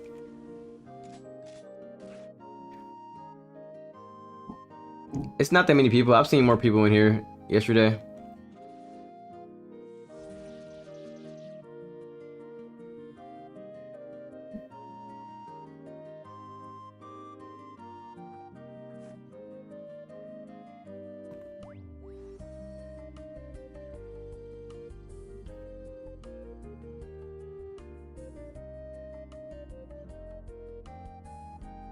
Can you need blue pharaohs? Did I pick that up? Nope, only yellow, brother. I think my chat might still be lagging. I don't know what that's all about. I really don't. There's some weird chat lag going on where the chat is like loading super late. I don't want to refresh my YouTube because if I do that, I feel like it might close the stream out. But it seems like you guys can hear me and see what's going on screen. And what's up, Eric, bro? Oh, man. New guys are coming in. Cass said, hey, quick question. Have they reduced the EXP needed for 200 to 235? Yeah, they did, Cass. They did. Hopefully you're still here. No, I'm not ignoring you, bro. My chat is like bugging right now. It's probably a YouTube thing. I think YouTube's lagging. But it's weird because no one's complaining about the stream lagging. So maybe... I don't know what's going on. No idea.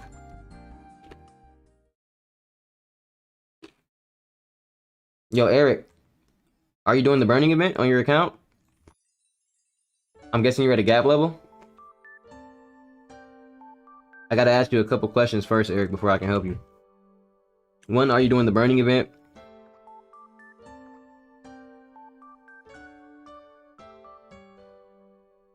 But are you doing the burning event though, Eric? Like, have you opened up your gift bundle and opened the burning box that they give you for free?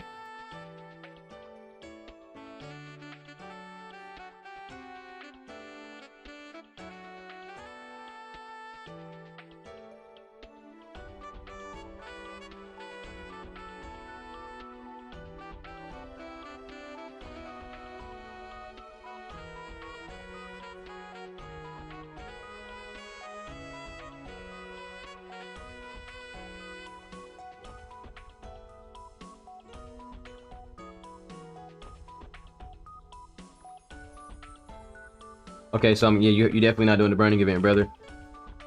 Eric, I could explain the burning event to you in great detail, but your best bet right now is to go to menu, go to event, and go to web page. And when you get to web page, there is a part on the web page that says burning event. You might want to read that. It's pretty much a speed growth event where it allows you to get to level 2000 about 10 times faster than you would normally do. All right, let's do what I actually came here to do. Okay, very high success rate. Let's go. Let's go. Let's go. Let's go. Let's see what those are. Illustration book, battle equipment. Crit damage 1 and static damage 10 and basic stats 15. That's pretty good. I need to do all of these. I definitely need to do all of these.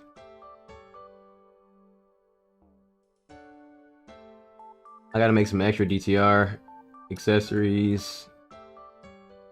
Loosen evil gloves. They gave these out for free in the burning event. I should have did that. I should have used those.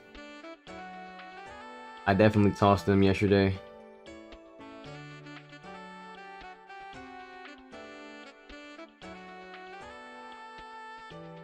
All right. Let me turn my game down a little bit in my ears. What's up, TJ? Hey, bro, you been playing on and off like you said. Like you, any tips? How do I know I'm burning? I know I'm leveling quick, but I don't know if I have the burning box because I logged onto my main and got the mail rewards.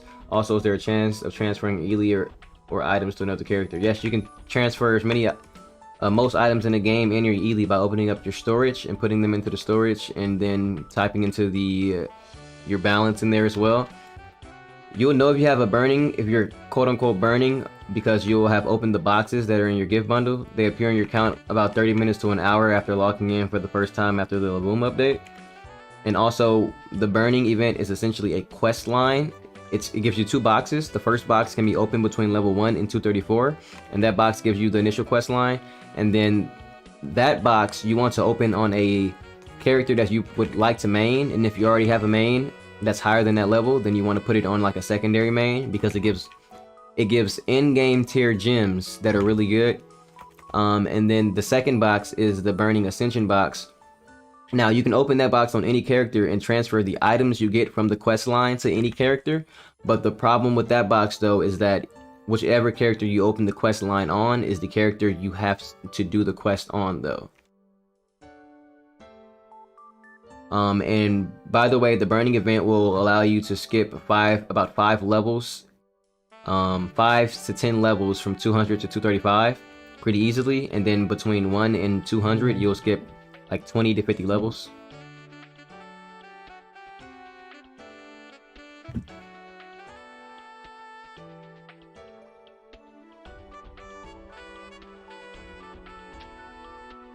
Yes, sir, the box does give you gems. Have you been doing the quest line, though? To do the quest line, you'll have a ticket in your event tab, a white ticket, and you go to the event room and you talk to Toma and she gives you quests.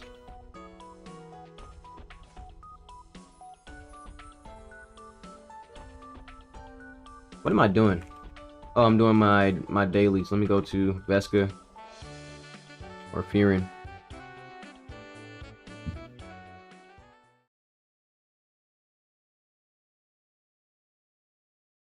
Yes, sir. So, Eric, you want to open that 235 box when you hit 235 on a character that you actually plan to play the most, so you can do the quest the fastest. And I'm guessing you've already opened the other box, and you're probably wearing the Black Dragon armor set. If not, you should be wearing that armor set, or it's going to be hard to play the game between level 1 and between 200 and 235. But if you already have been doing the burning quest, let me change channels. It is super laggy. If you already have been doing the quest, then you want to go to your guidebook and just look for your level range of maps, and you can pretty much do any quest from 200 up, and that EXP will benefit you if you haven't started doing them before. And then you can also go to EXP dungeons, and most of these dungeons will have the quest outside of the dungeon right in the guidebook. Yes, sir. Kill a Black Dragon. Yes, sir. I have it, the Black Dragon set, but I don't know where are the quests. Once again, you only get one quest at a time, and that quest comes from Toma in the event room. So you have to go to the gym event room. It looks like the lag doesn't matter what channel you're in. But you have to go to Toma in the event room. What else? And you have to hit each level bracket. So I believe if you level beyond the level of the quest, you may not have access to the other quests. So your next quest is actually at 230, Eric. So you want to go to 221, 227, 224. Do these quests on these 3 dungeons, and you should level to 230. And then when you hit 230, go back to the event room and talk to Iris. I mean, not Iris, I'm sorry. Talk to Toma. And Toma will give you the burning quest to fight the boss inside of Ice Cream Garden. Oh man, it's getting laggy. Server starting to overload.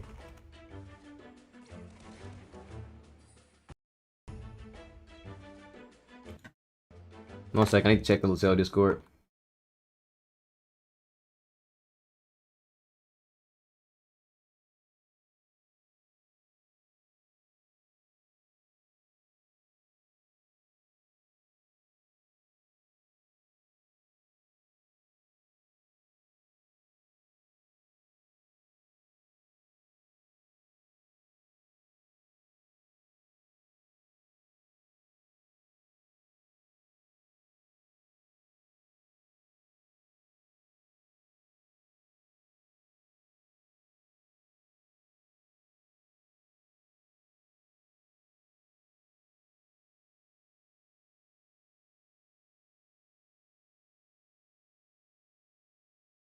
I think we need more channels for the server.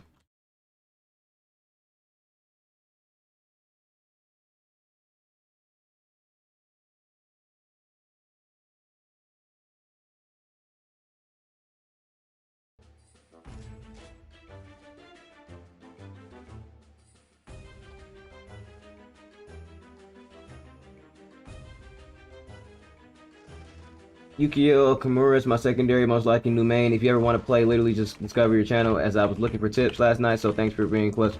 No problem, brother. If you have any specific like information that you feel like will help you, definitely take some suggestions. I have like a long list of video ideas to make, and I'm not making them in any particular order other than what I just feel like making. So, you know, whatever idea you might have could be my next idea that I post. But tomorrow specifically, I'll be doing a stream from 6 to however long, I'll be playing on a fresh account, and I'll be leveling a burning character from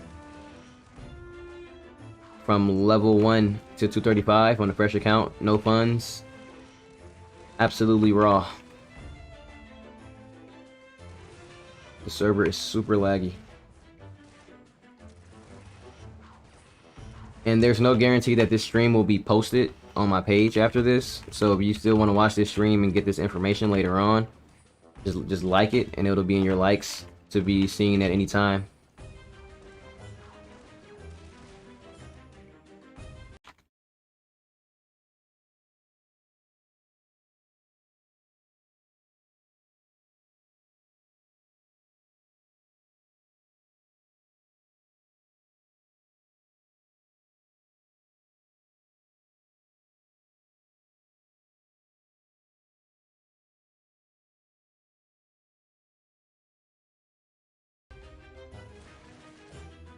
Much love, brother. Thank you for the sub. What's up, Melvin? This game is good, but the lack of information is something annoying. There isn't really a lack of information. It's just that it's right here. Like all the game's information is literally in the guidebook. Like every content in the game is inside the guidebook, but you have to take your time to actually read it. You can learn about every system in the game right here under contents. You can learn about every method of upgrading your gear and upgrading anything in the game under upgrade. And you can see every item in the game in terms of gear. Here's every single weapon from every dungeon from the 125 up. Every weapon in the game you can see. You can even see what other classes weapons look like. It even tells you what dungeon it goes to and you can move to it. Every piece of armor from 170 and up is also inside the guidebook. Every accessory is inside the guidebook.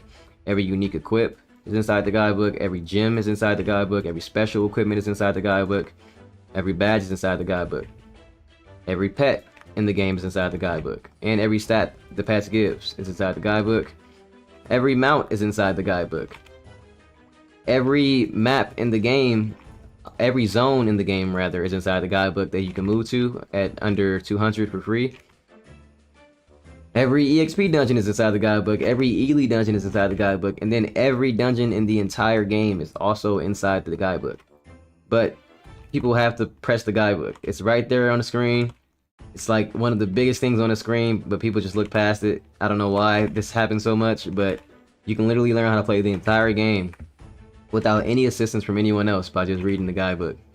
And then you have specific questions, you know what I'm saying, just make a party index or join a guild from the menu. But I'm telling you, you can learn how to play the entire game on your own inside this guidebook.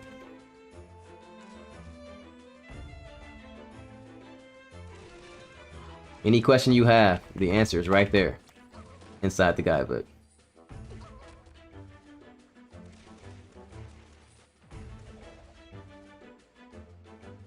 Yes, I believe all pets have a version of them that is called a great pet. A great pet does not expire.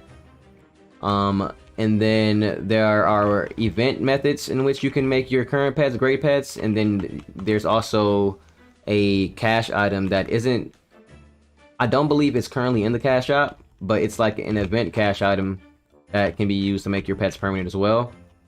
But I will tell you right now, it is extremely easy to keep your pets alive in the current LaTale, especially if you don't have like 30 of them like I do. But even if you do have 30 of them, it's really easy. If you just play LaTale and make new characters repeatedly, and just play the game actively and if you do like the monthly attendance, 1, 2, 3, 4, 5. The month before that they didn't give out pet plants. 1, 2, 3, 4. There's an event in the game currently called the Coin Party event, It's currently inactive, but it will be permanently in the game. The GMs are currently working on it right now, and he put a message up in the LaTale Discord that he was stating that he's essentially fixing this event for the LABOOM version. But as a free-to-play player, you can also get pet plants out of the coin party event. Keeping your pets alive is super easy in current LaTale, and you get more than enough free pet plants. All these free pet plants right here, the 41, I got all of these from the game for free. I have about 70 of these inside my fashion shop. In my fashion shop, well, cash shop now, that's what it's called. I have 70 of these in my cash shop inventory. That half of them I've gotten for free, half I've gotten from other ways, and then these ones, some of these are free, and then some of these I've gotten from other spending ways as well. But there's more than enough free pet plants to go around, and this is only some of them I've moved from my other characters. I still have, like, I'd say probably 10 to 15 immortal plants on my other characters just sitting there right now. It is extremely easy to keep your pets alive. That's not even close to a problem in the current LaTale.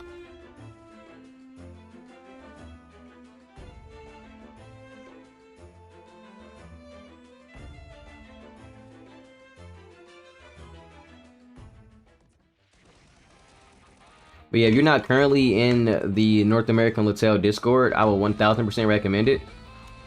Whether you ask questions in there or not and get assistance from others, which by the way, I've done a lot in the last 6 months. What I will say is that there are sections in the LaTale North America Discord that are full of guides, that are player-made guides and player-made instruction. There aren't a lot of videos, which is why I decided to take it upon myself to start making videos. You're 100% correct about that lack of information, but there is a lot of text-based guides on LaTale, but they're all inside of the LaTale Discord. There are even pictures and charts showing content that will be otherwise impossible to figure out.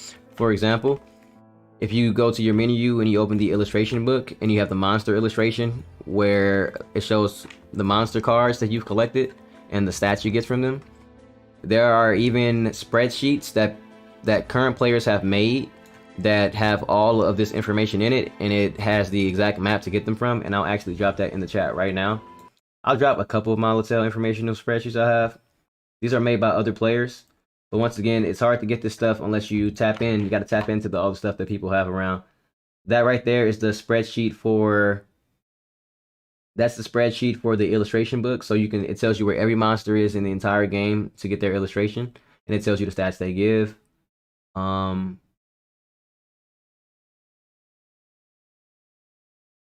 bunch of other stuff I have is kind of in Korean. And I have a bunch of, like, informational pictures. But it's better to just go to the Discord to get a lot of that stuff.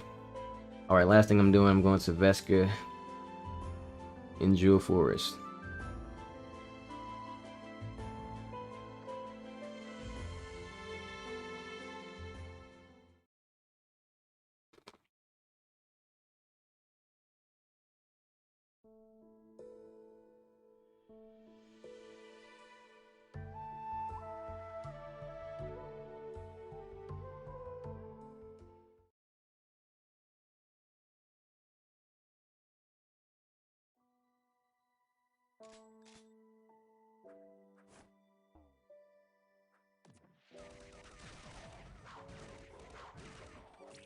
Why are my stats lower? Did my iris expire?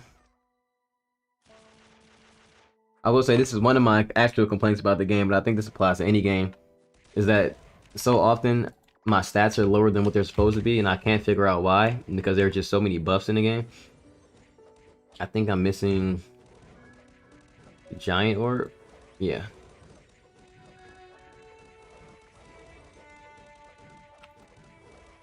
I'm about to die, am I? Nah. Me, can't jump. Hold up. Let me open my quest. Am I even in the right dungeon?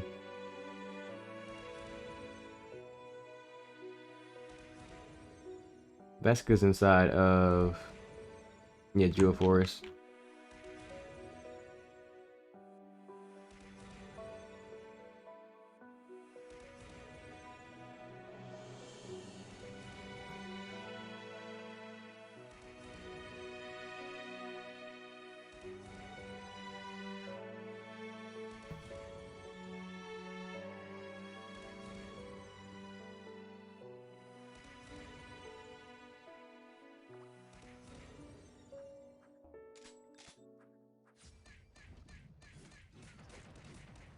I really think that in this game there is a lot to do, so you can obtain greater benefits like illustration titles, reputation. Yes, sir.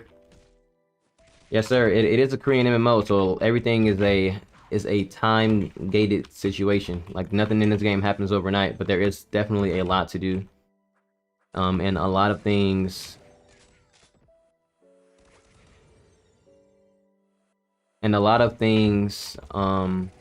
benefit your account all around.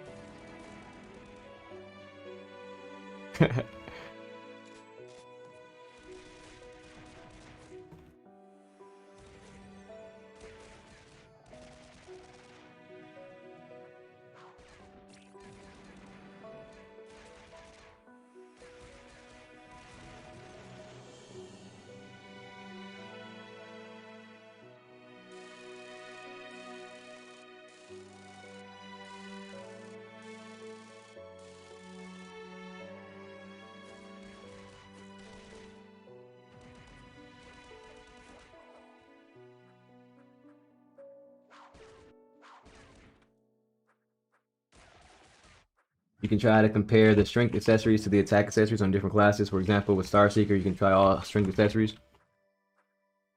That's a pretty good idea. Appreciate that. I really struggle to do the whole different class videos right now because I just feel like I need all the classes. But I'll add that to the list for sure. There's an Endgame player named Tut who plays, and you can find his videos on YouTube. He plays Rogue Master, and right now he's recommending that Rogue Masters use all basic stat builds, which I think is very interesting because it's like prioritizing survivability, and it's seeming like, despite the fact that Rogue Master is a pretty much a glass cannon, that's working out really well for him.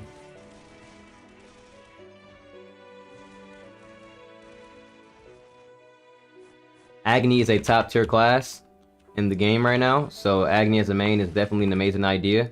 You'll have a much easier time playing the game than most people, with significantly less effort. I have 12 characters, and out of all my 12 characters, Agni is the only class I've played where I was able to run through the entire game, all the way to level 2000 Ascension dungeons without getting legend skills. I actually have no idea what the legend skills are for Agni because I never did legend skills on that class because that's how good it is.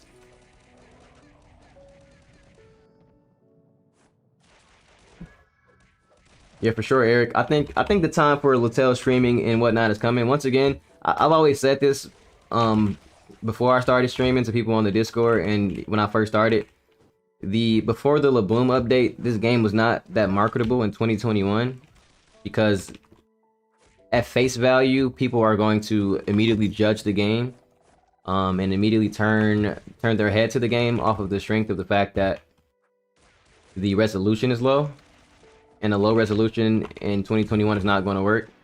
It's not going to work. 9.9 out of 10 games have multiple resolution options up to 1080p, and some going beyond that, like 4K support. So by default, people walk into the game as new players or even returners, and you know, when you compare playing LaTale to any modern game, every modern game is going to win the fight before 2 days ago. Now, you know, LaTale can actually compete in the market, and to be honest, I had high hopes for LABOOM, and I thought that it would be a pretty big success. I was thinking LABOOM would bring like an active 500 people to the server, into the game, but to be honest, I think I underestimated it, despite the fact of how much I hyped it up. Like, I've been making LABOOM center videos, and I've been putting pre LABOOM in my videos for months now. But I don't know. A lot of like in-game players and a lot of people who have been playing the game consistently for the last couple of years, they had a lot of doubt around the concept. But I'll say I was not expecting to see a full server. That's for sure. And granted, we're definitely still in the first week after the update, so that can fall off very easily. But I'm going to say I doubt that's going to happen too much because there's still an update coming that's bigger than LaBOOM, oddly enough. Like LaBOOM is the biggest update to bring LaTale to modern day. But there's a gameplay update coming to LaTale next month that I believe will put LaTale at like a higher tier of competition with other MMOs, because I would say a lot of MMOs, and I've played a lot, their main problem is that their end game is too repetitive and the end game lacks content. And so one thing that LaTale is doing really good right now, and has been doing from what I've seen coming back, especially playing other big MMOs, is that LaTale has a very vast in-game rotation. Like, there's a lot to do on a daily basis, to the point where you actually can't do everything the game has to offer every day. And that may be overwhelming to some in some sense, but I think to many it just gives like the perspective of I'll always have something to do. But now on top of this, on top of having all these dungeons, on top of having all these systems, on top of having so much more to do in LaTale, now there's another system coming out in January. And I think it really answers a question and a problem that I've had with video games for a long time, which is, other than grabbing for higher numbers, right? Like, right now, I really have no reason to keep playing other than to just get my stats higher. Like, I can play every dungeon in the game on easy mode, so I can, at the entry level, I can experience the entire game as it's been offered. I don't really have any reason to keep playing other than personal interest in just increasing my numbers, right? I'm not going to get any new gameplay. I really can't expect to get any new gameplay right now. But in January, the Awakening update is going to actually create a means for continuous in-game gameplay that feels more as rewarding as being a new player. Because as a new player, you get to experience all the classes for the first time.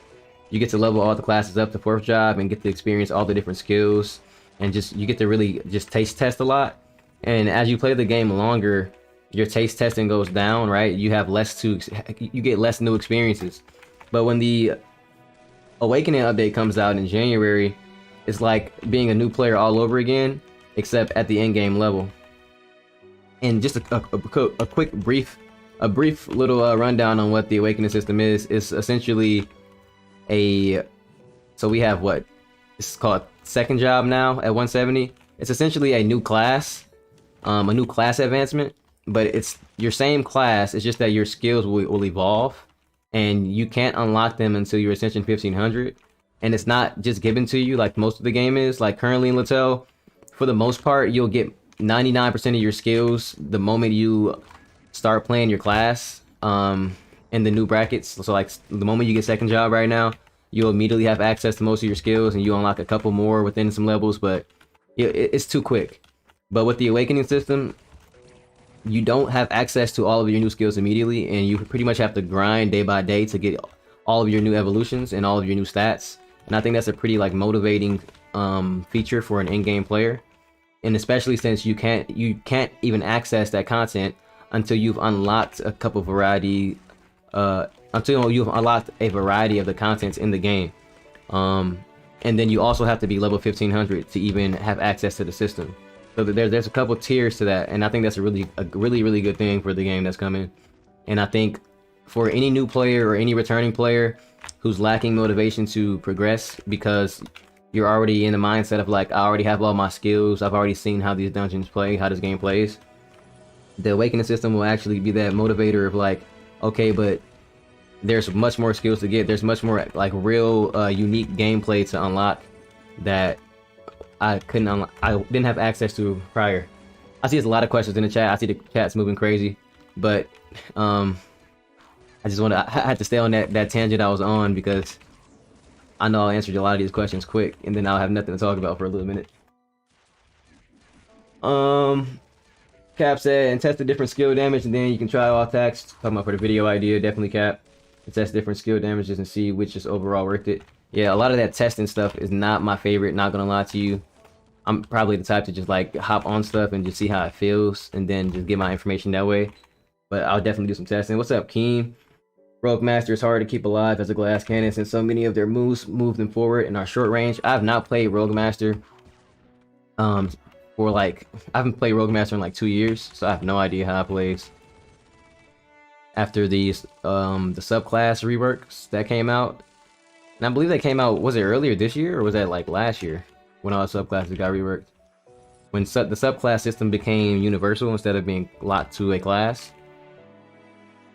And then Agni, yeah, Agni's a class, brother. Eric, do I look up Tut LaTale? Yeah, just type in LaTale Tut and you'll find some his gameplay. He's mostly just an end gamer that just showcases his gameplay. And he stops into the chat as well every once in a while. He's helped me a lot with a lot of my progress in the game. Christina said, what are your thoughts on Popstar and Archmage right now?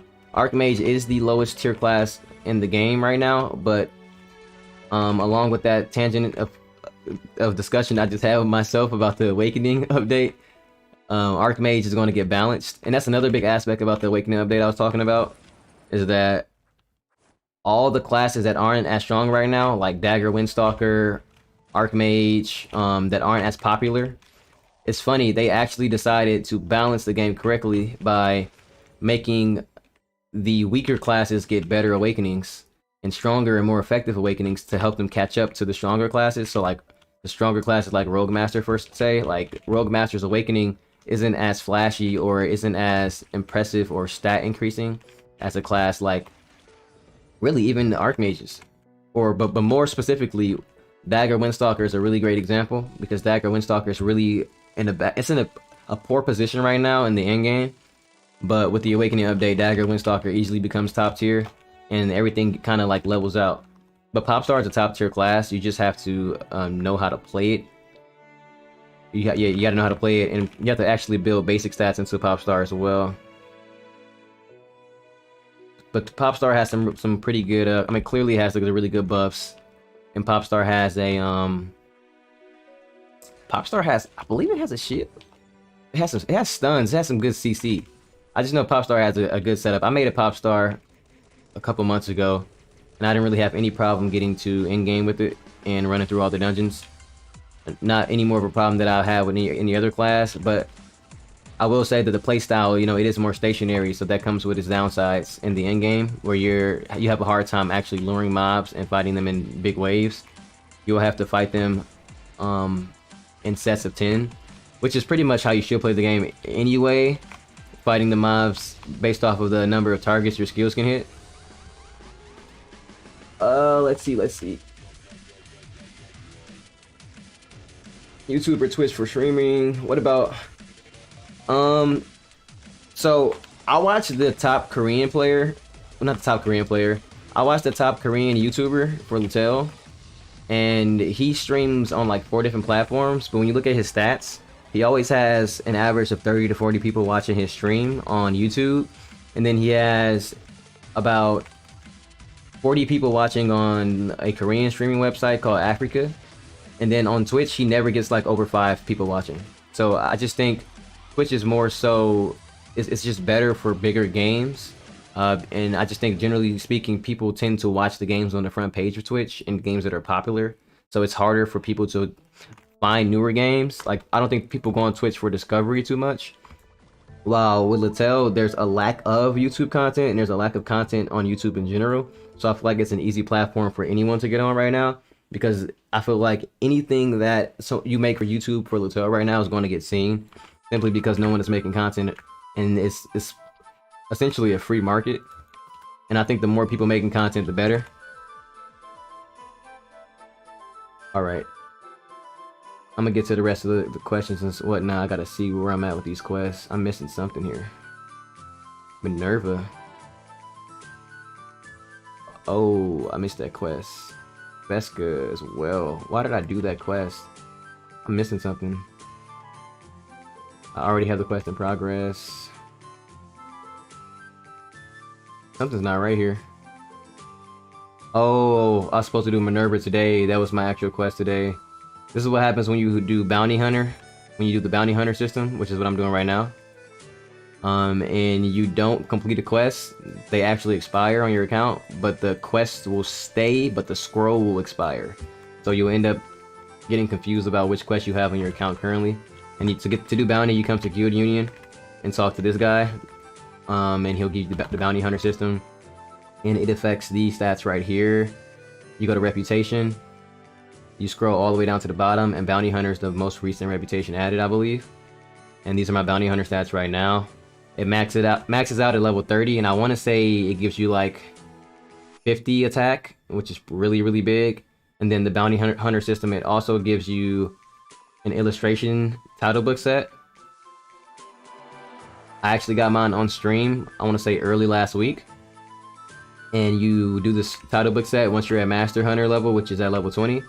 And it gives you 100 EXP gain rate, and it gives you 30% quest reward, and attack 3%. I will tell you though, I've been doing bounty hunter since close to when I came back to the game, and I'll say I've been on top of it like 90% of the time. So it's taken a good 4 months to get to this point. So this is about 4 months of content. And just in general, the title book section of the illustration book is in-game content, so it's nothing to be pressed about up front regardless. And I only have 11 out of 49 books, which is pretty funny because I'm pretty sure I'm doing numbers that most people aren't used to seeing.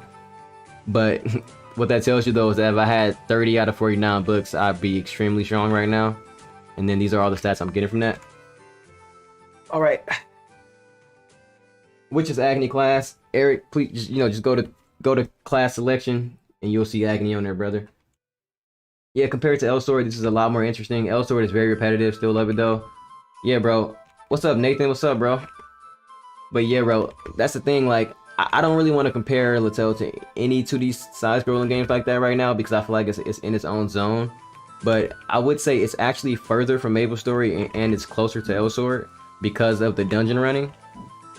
And I haven't played Elsword in a long time, but I just think LaTale's Endgame is doing really good right now. And part of the burning event, which we have right now, which is the burning 2K event, it's part of its function is to get new players to the end game so that you can see that the game is actually significantly more worth playing than it is at the lower levels. Because in the end game, it's way more challenging, it's way more rewarding, and it's just a lot to do with all of these dungeons. A lot to do and a lot to gain. What's changed about Archmage in the Awakening update? Yeah, Naval Layer, his name is Power of Night. He goes by like 3 different names. But in the Archmage update, I'm not completely familiar with the changes, but just know that it has more damage, it has more utility, and the skills are better. It's just better. The Awakening made everything better. And when they dropped Awakening, they didn't buff the rest of the game. So all Awakening did was buff in-gamers, but it didn't make the game more difficult. And so I think that's just a good thing all around. When you buff the classes, but you don't make the dungeons harder. But that also just means that they're going to be increasing the frequency and the difficulty of future dungeons. Moon said, yeah, that's true. I said before, when fighting the bosses in DO and DT, had a hard time trying to hit them. That's Popstar. I haven't done mutant titles. Oh yeah, I haven't done those. I actually work from home and I work online in the morning. I try to get my mutant titles. I try to farm mutants in the morning, but I end up forgetting. But I haven't I'll be completely honest with you, I have not actually focused on this gameplay at all. I'm not really a farmer. Like, no matter what you see on my account, I'm not much of a farmer. The most farming I've done on LaTale is the series I did last week where I farmed RG on all my characters for like 5 days straight, and that drove me crazy. So a lot of this is like farming. You have to really intentionally farm. I like to just play the game like well-rounded. I try to just play as much different content a day so I never really get bored. And so most of this is just filling itself out. I'm not necessarily intentionally doing it. And even for like Bounty Hunter, I could have sped this up by going to the mission scrolls and buying the additional scroll for 30 mil. But I'm not that pressed about speeding up content too much. I'm just pressed about enjoying the game all around. And it pays off in the long run because you'll always have things to do while simultaneously your account will progress while and this is a direct quote from an endgamer. When new content comes out in the game, if you just spend all your time farming it and focusing on getting it to max, as if there's like some kind of stat ranking board in the game, or like, I don't know, competitive scene in the game, which there isn't. There's no competitive scene in LaTale. You're pretty much just going to get bored because you're going to max out and have nothing to do, and you'll be waiting for the next content update that doesn't come out until the next 3 months. So there's no reason to rush anything in this game. Just play it, you know, day by day. Speaking of which, I have not done my random quest. This is another system in the game that's very underlooked. You can find the random board in the Guild Union or in Elias. When you press Y, Elias, or when you go to the guidebook, Elias is in right here. And the random board gives you these peppers right here. And you can use these peppers to exchange for gear. And the best gear in here is the pepper glasses, which gives quest reward plus 10%. And also, you can turn these peppers into Ignite and in Elias. And when you turn the peppers into Ignite, because Ignite was buffed, his rates have been buffed this patch. I have to find it though. It's really hard to find. The peppers, here they are right here. The silver pepper gives dual defense pin. The gold pepper gives dual crit damage. And then the rainbow pepper gives 1 crit rate. Oh, it's a naval layer? That's interesting. On his Facebook and on his blog, he goes by Power of Night. I'm guessing his name is Naval Lair, but maybe it was one of his characters is called Power of Night. You should do a revisit title. Yeah, I probably should do that. What's up, BZ? There's also, yeah, saying their English names is not gonna do anything for me. But all right, let's get back to the grind then. I gotta go to Minerva.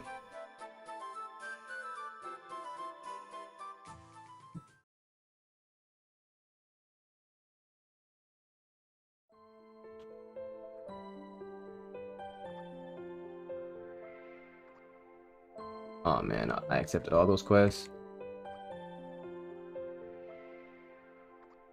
I wish I could like put a check in a box, select multiple quests, so I can abandon them at the same time. That'd be really good. And I need to go to all these locations to actually turn these quests in that I have just sitting on my account, taking up space.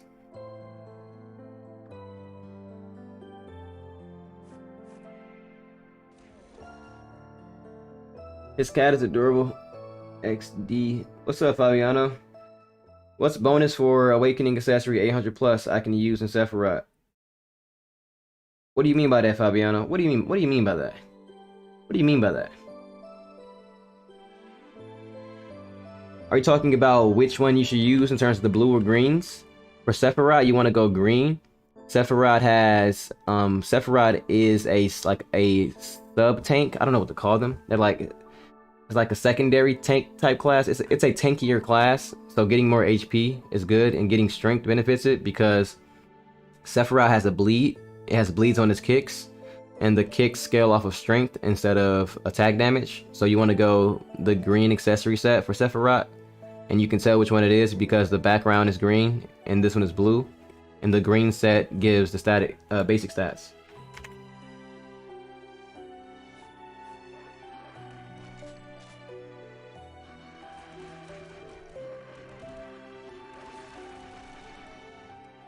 Agony. So the thing is, to compensate for that speed thing, because Agony is tanky and it has a skill that has invincibility frames on it, just mob as many mobs as you can, and that'll speed up the process.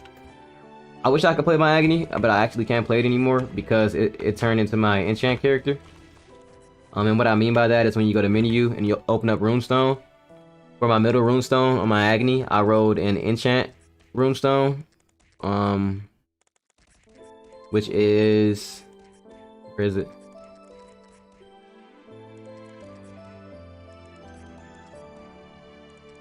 In here somewhere. Right here. I wrote the enchanted runestone, and since it's the middle runestone, anything that goes into the middle slot is going to be doubled in stats. So I wrote enchant 1 and it became enchant 2 on my Agni. And because as you can see how hard it is to get anything specifically in the middle, for my Agni, I just kept it on there. And I don't, it's not like one of my main characters, so I don't mind. But yeah, I can't really play it on stream anymore though, because it's holding my enchant buffs.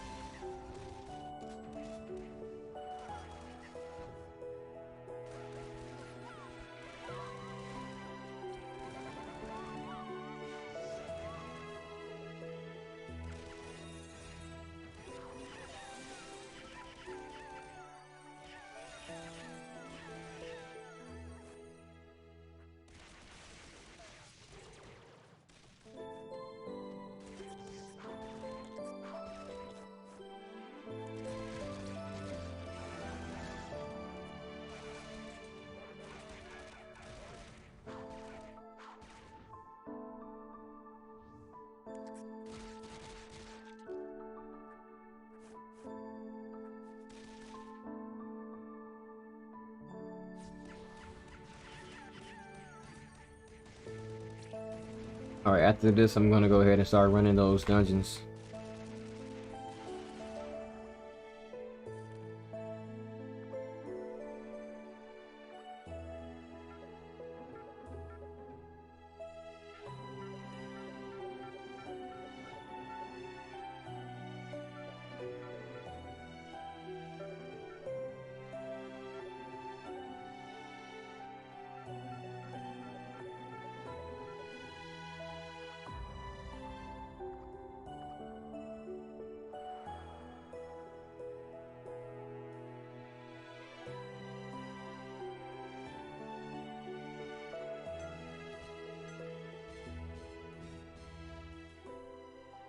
I've only gotten this advanced Fearance Charm one time.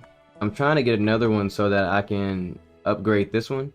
I'm trying to figure out how you get them. Either you get them from like as a chance when upgrading, or maybe you get them when this one maxes out. But I need the advanced Fearance Charm +1 in order to get this achievement. I've been trying to get this for like a month now. But there's a challenge achievement in here that says to upgrade a Fearance Charm to +1. Yeah, right here. Now I'm just obsessed about it. I'm actually not focusing on my achievement system right now at all. But I've been super obsessed with getting that one because of how long I've been trying to.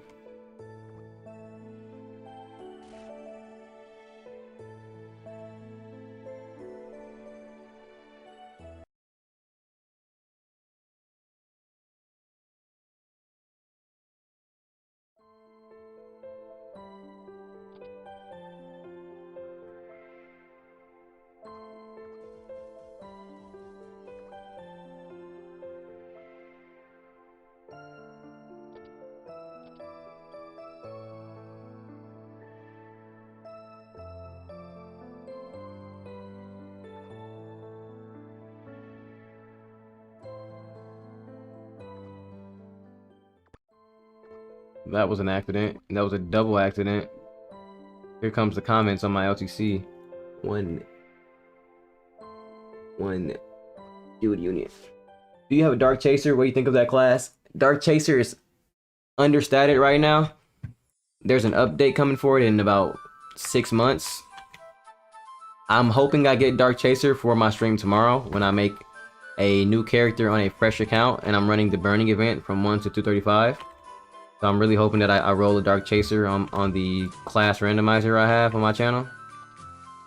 Because I saw a video and I keep doing that. I saw a video on before LaBOOM came out, we were watching some videos in the stream, and there was a video of a awakened Dark Chaser, and it looked really good to me. So I'm kind of hoping to play that.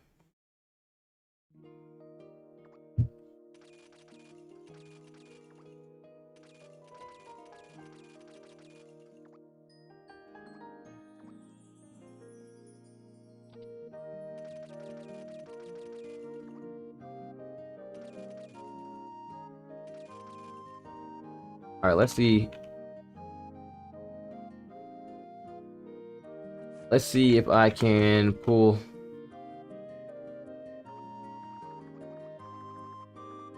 See if I can pull Lion Queen. If I can pull Vesca.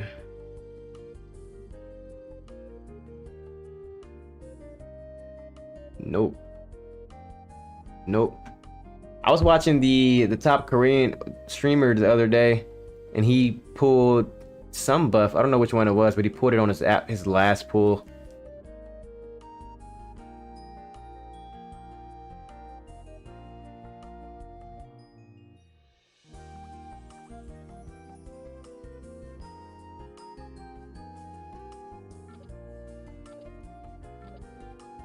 Can these be pulled out of there?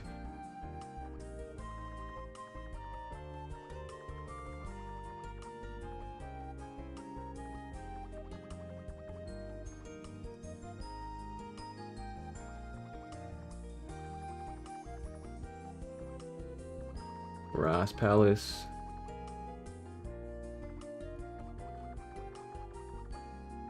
Oh, these can be pulled out of here. I did not know that.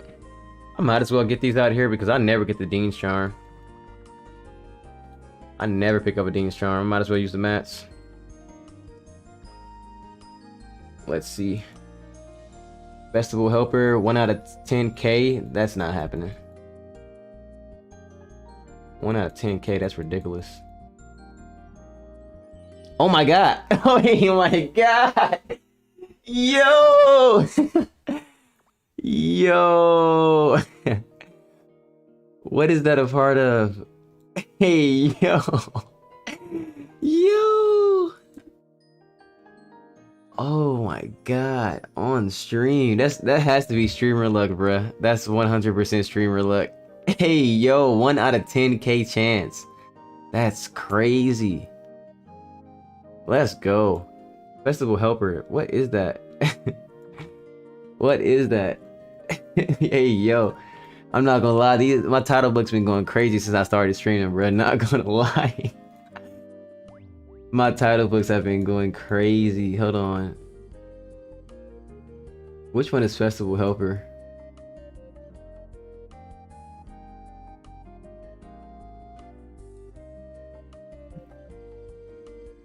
Which one is that? That is... Wait, was that not Festival Helper? I'm not seeing it say with having a check next to it. It should have a check next to it, shouldn't it? Was that? Look at my system. No, that was definitely Festival Helper.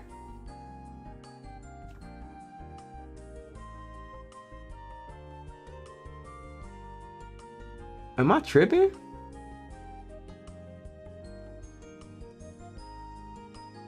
Yo, it's literally not on my account. Hold on. Hold on, I got a screenshot that one, bro. I got the video for that too. Hold on. Something's not right about that.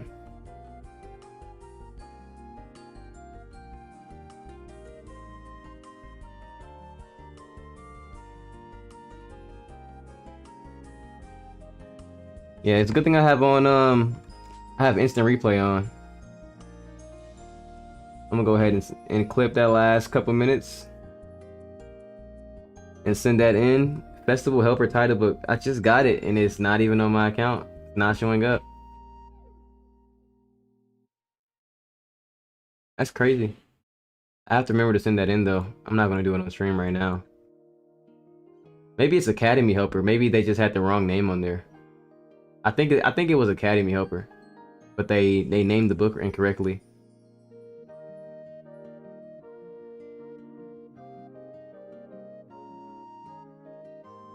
So I don't remember ever getting that Academy Helper book.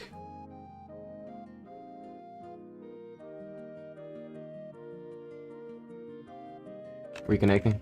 CCing.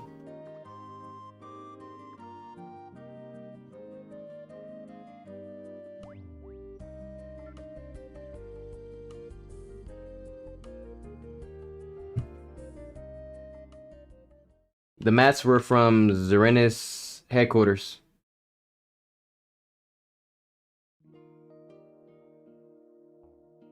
Let's see. Uh-oh, we got some LaBOOM glitches. Yeah, I still don't have it. It might be a bug in terms of what it's called. Let's see.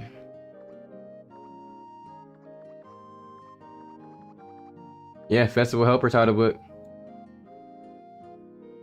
That's actually crazy.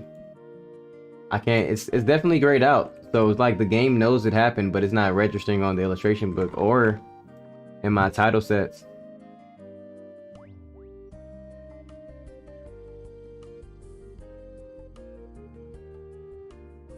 Yeah, that's But here, this is it right here. These are the stats that it says. So it's called Festival Helper, but it's showing up as an Academy Helper. So something's off here. I'll still report it. I'll still report it.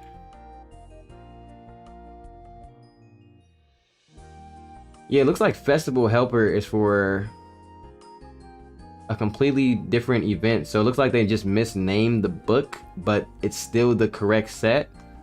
Because this... Where is it at?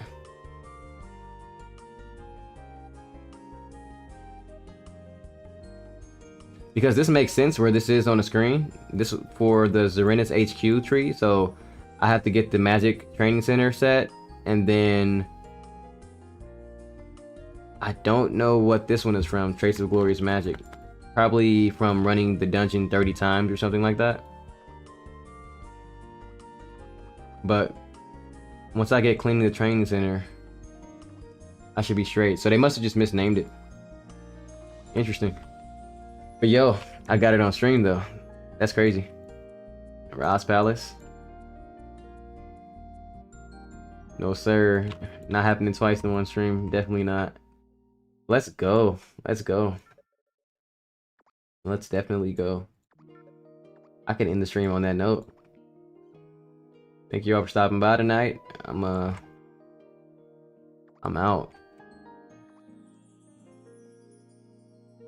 Alright, let's go down the dungeon list though. I'm gonna do Void Star next, then OL, Flames Cradle, RG. I don't need any of these mats, so I'm gonna look for a duo.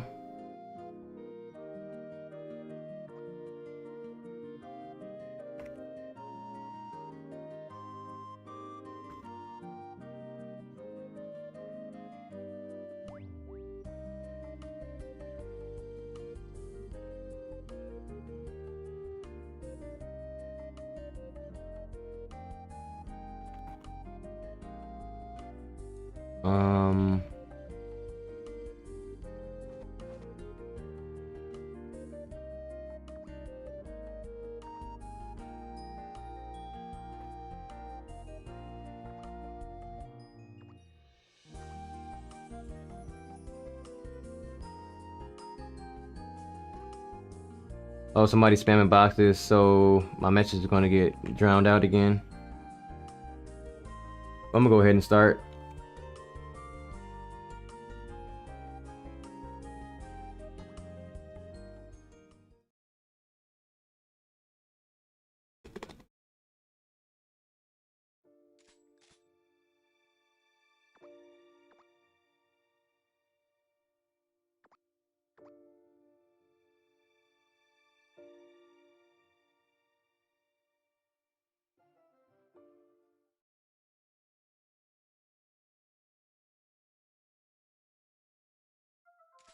That's crazy. I actually got one of those title books on stream. I don't think I've gotten any of the dungeon title book sets yet. Or just any of the title books in general. They're kind of hard.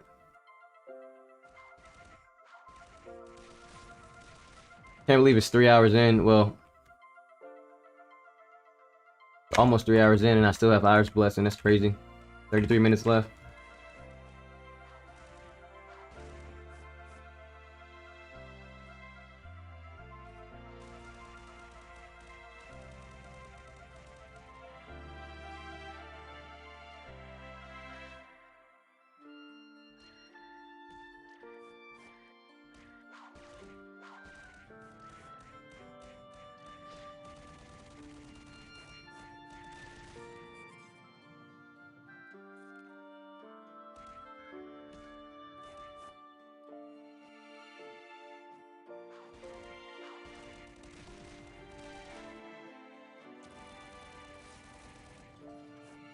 The best part about going down the dungeon list like this is that things get progressively harder with every dungeon I do.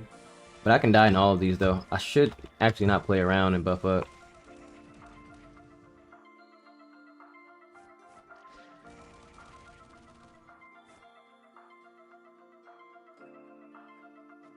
Wait, Awakening uses the Ely?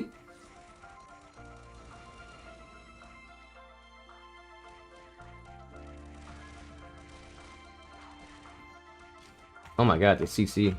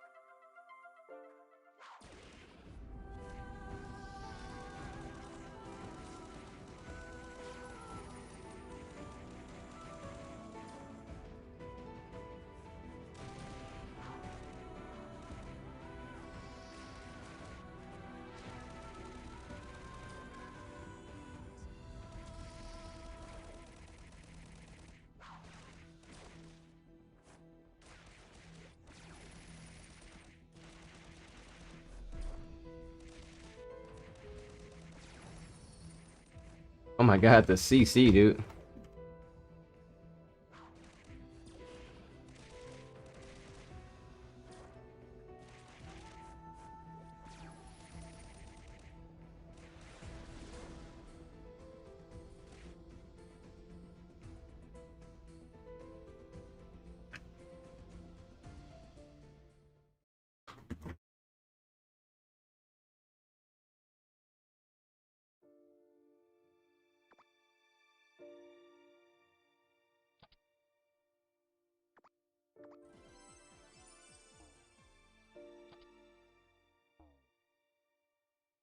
Oh well. Let's see, we're like 10, 20, 40, 50. We're like an hour out before I get to the new dungeons. Yeah, I'll be there in a good hour.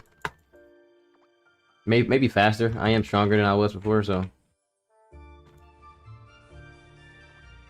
And I will be using red spots for the new dungeons. I got 5 red spots from something. I don't know what it was.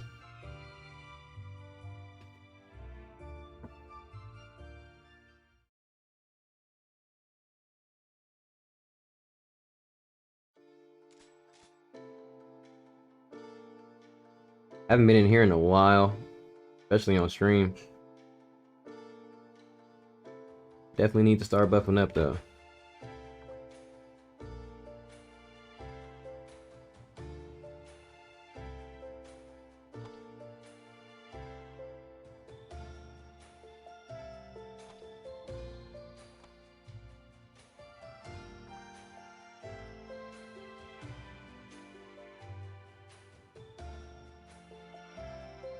Also time to start using summons. I would die in here. If I die in here, I'll lose the run. This is not a raid dungeon, but it's as hard as a raid dungeon. So I gotta be careful.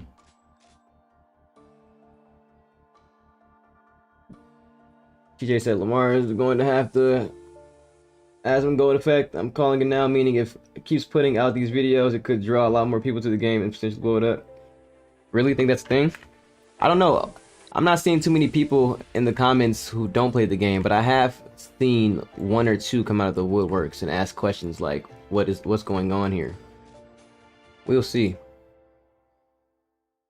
You gotta remember, it's still a Korean MMO. There is still a monetary aspect, despite the fact that it's a free-to-play game, and that does push away a lot of players. But simultaneously, though, there are significantly bigger games with significantly larger populations, like in the 20,000s, that not only do you pay to get into the game, but you also spend money once you're in for like systems that are relatively mandatory. Like in Black Desert Online, it costs $10 on sale and like 20 when it's not on sale. But then when you get in there, you have to like you have to go back to towns or go back to like these certain zones to restore the durability of your items.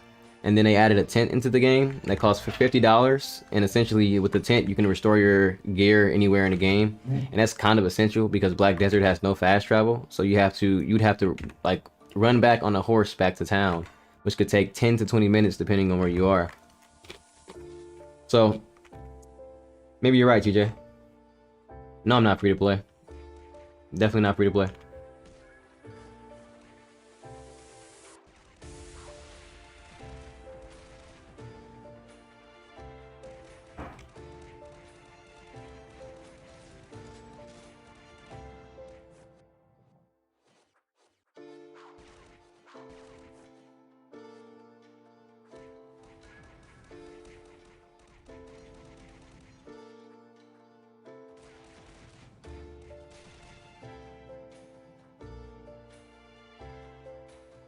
I've played actively for almost 6 months, and I'm not going to say how much I've spent, but I'll say at about 6 hours of playing every single day for the last 6 months, plus how much I've spent. If you want to catch up to where I am, well, first I'd have to stop playing the game if you want to actually catch up. But how long it'll take you to get to where I am from level 1? I would say you'd have to play at least 6 hours a day. That's a start, no matter how much money I spend. But after, let's say you play for 6 months for 6 hours a day, no spending, you'll probably get to where I am in about 8 months instead of 6. But simultaneously, if you're a free-to-play player, though, you're not going to play the game the way I do. You'll probably spend a lot more time farming specific things like Ely, which is harder to do right now, so you'll probably have to make multiple accounts. But there are many free-to-play players, and I do mean many free-to-play players who are significantly stronger than I am in the game and are significantly further than I am in the game. And to prove that, there's a video on my channel called The Types of Players in LaTale. And there's a free-to-play player that's being used as an example as a hardcore player. And he's further than where I am in the game, and it took him 10 months to do it. But that is a lot of grinding, though. A lot of grinding.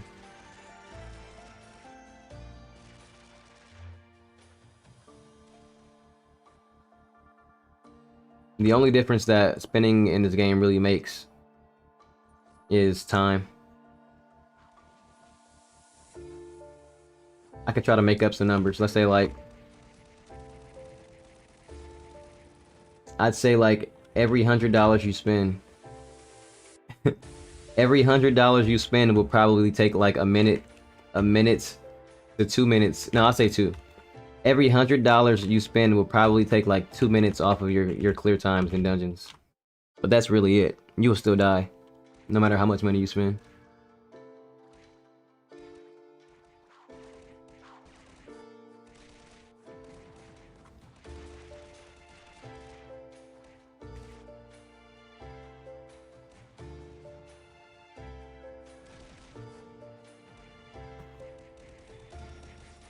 A couple things affecting my movement speed. One is it's one of the things that's affecting my movement speed is one of 2 items that I actually recommend spending money on. I don't really recommend spending money on this game outside of those 2 items.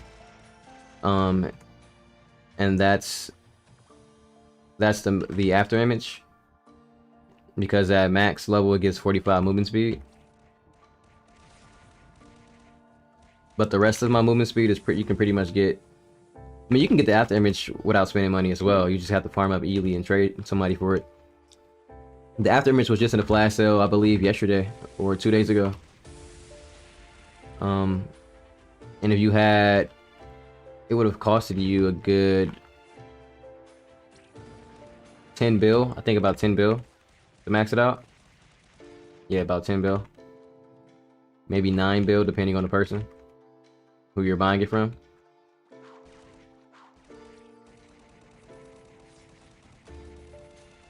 But you can save up for that no matter where you are in the game in about a month easily. And then if you further in the game, then clearly you can save up for it significantly faster.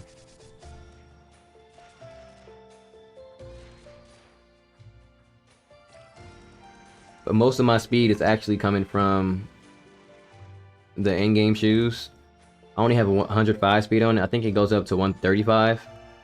You can roll up to 135. And then my stockings have level 10 enchant on them. And then the pet I'm using as well, which is not, this is not the meta. It's not recommended by anybody. So this is having a big impact on how fast I'm running. I'm using Hakumi, which gives 30 movement speed. You can buy Hakumi out the auction house for around 4 bill. 4 bill to 5 bill. And I know to a lot of players that money amount might sound like a lot, but once you get to a 2K Ascension, it's not going to be anywhere near as much as you think it is.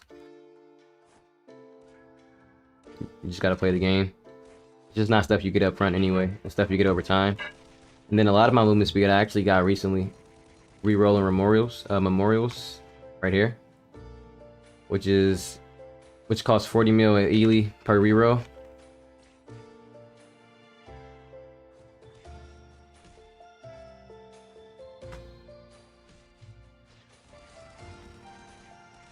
And then I think I'm actually now that you brought up movement speed, it's all coming back to me different ways. There's movement speed. There's 13. I have 13 on my illustration book. I believe you can get up to 20 or 25 by collecting the illustration cards. On my item codex, is there any movement speed on here? I have 6. So that's 19 coming from my codex. When you go to support, you go to Ely skills. I have Speedmaster.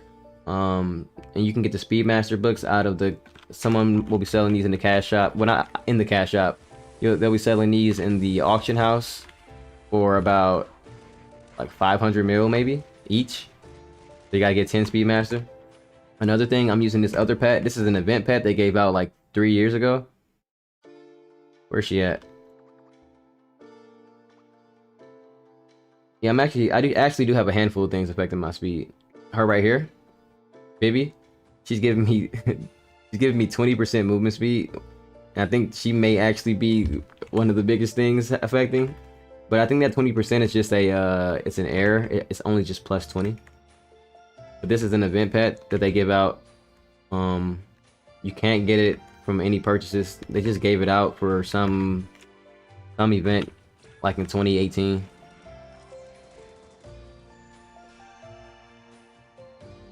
Yeah, the black puzzles are for a memorial. And those puzzles cost 40 mil each. You can buy them in town. You can buy them at Bellows for 40 mil each. Or just use the ones you got from the event. I think if you're a loyal player, they gave out 30, and then they gave out like 10 in something else. But yes, sir, for memorial.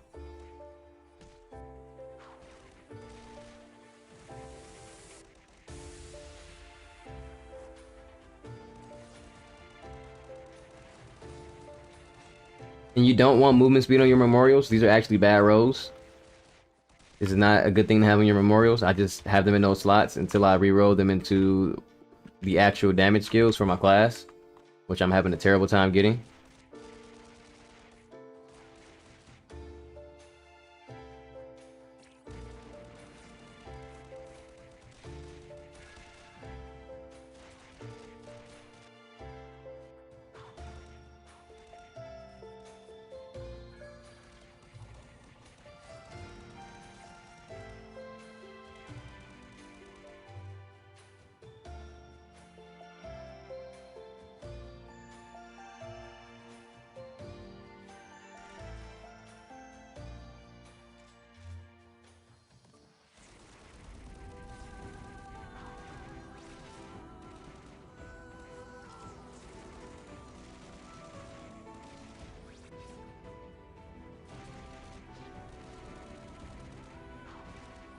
Swordian is one of the slowest class in the game physically, but it is top tier damage, and it's only going to get stronger in January with the Awakening update.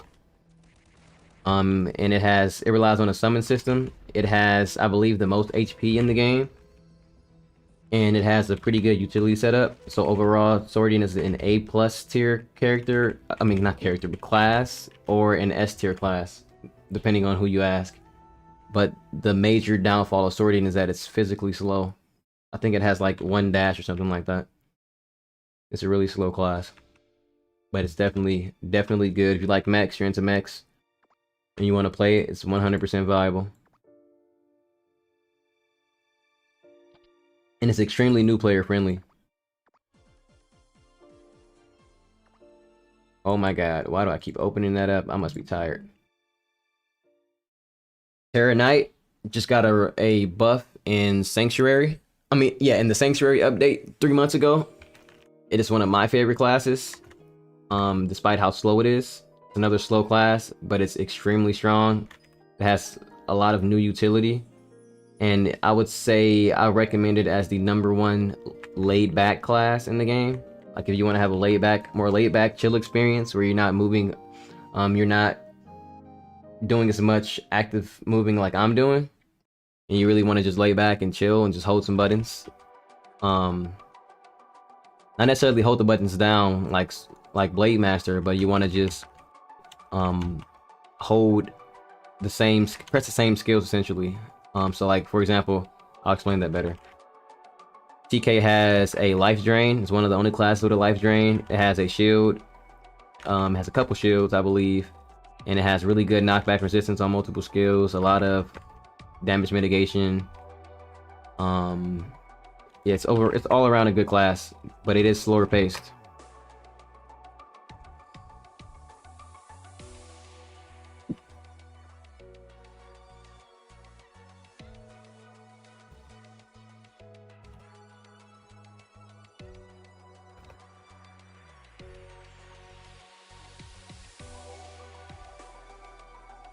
Oh my god, they keep spamming these boxes, bruh.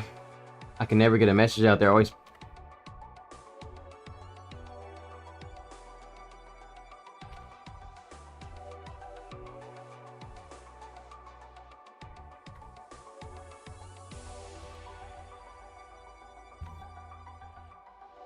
One, two, three.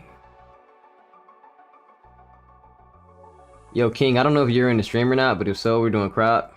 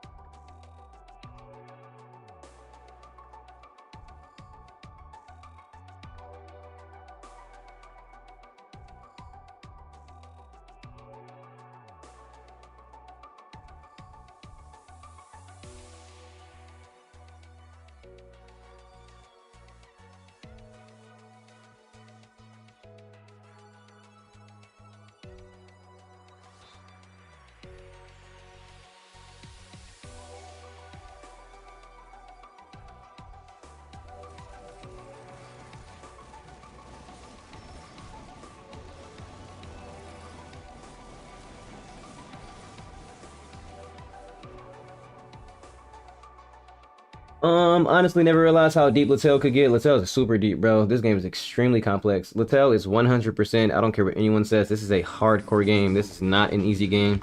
It looks cute on the surface, but this is a hardcore game. It is a very unforgiving game. It is a very challenging game, and it is full of a lot of information and a lot of content. I think the train is outside, so that's what you might be hearing on my mic. I don't know. I'm trying to fully max and put a lot of time towards the game. Should I focus on maxing my characters, levels, and classes, then focus on equips? Okay, TJ, let me ask you this really quickly. When you say fully max, I want you to look at the dungeon list. So, you know, press menu and go to instance dungeon. And I want you to answer this question do you want to play the game in its full capacity on easy mode, or are you like me where you're looking to not only play everything on easy mode but get strong enough to be in game enough to play everything on normal mode solo, which by the way is not the intended way the game was made for. Normal dungeons are meant for parties, but for the general, not the general end gamer, but the general hardcore player, or the person looking to max out as much as possible, soloing normal dungeons is pretty much the goal, and being able to solo the entire game on normal is the goal. So first answer that question for me, and then I can put you in the right direction. Which class is the more fast to attack? I think it's called DPS. I think my class is probably the most DPS in the game, but it isn't, that doesn't make it the strongest per se, and it's the most DPS because, as you can see, most of my skills come out fast. I mean, I am shooting bullets, and I have range, so I have the ability to attack most mobs the most consistently. But I think arguably Swordian and Starseeker also have a lot of DPS. And after the Awakening update, the #1 class for DPS will be... By the way, the Awakening update is coming in January. The #1 class will be Sword Dancer. Sword Dancer subclass will be the fastest DPS in the game. But right now, I believe my class and Starseeker, and you can see this the most because you can see this in action when we have, like, for example, the guild crop you just saw. If it was just me and the Starseeker in here, you'd be able to see it better, but we'd be hitting the mobs the fastest. And then there's another event that happens where, like, a boss spawns randomly in the world and the entire server goes to fight it, and in most case scenarios, either a gunslinger or the DF, what we're called, and a Starseeker will pull the boss's attention because we'll be hitting it the most. And that's really one of the best ways to know which classes have the best DPS in the game, because whoever's pulling the bosses and the boss hunting events in the game, those classes are generally the ones doing the most DPS, because the boss is going to aggro whoever's doing the most damage to it and the fastest. And in that case scenario, whoever's doing the most 1s and 2s will be the one aggroing. And in most of those situations, I was pulling the boss. And by the way, that's back when, despite the fact it was only a month ago, that's back when only like 10 to 15 people were showing up to that boss hunt. If that boss hunt happened now, the server would probably crash because of how many people would be on the map. So hopefully they stop doing those events because they're super laggy and I don't like them. But yeah, so it'll be between DF, probably Starseeker. Let's see. Spear Hero, Sephiroth, and Demigod also have a life steal. Appreciate that, Keen. When you chose a class, all classes have low defense and high strength, or magic, or DPS.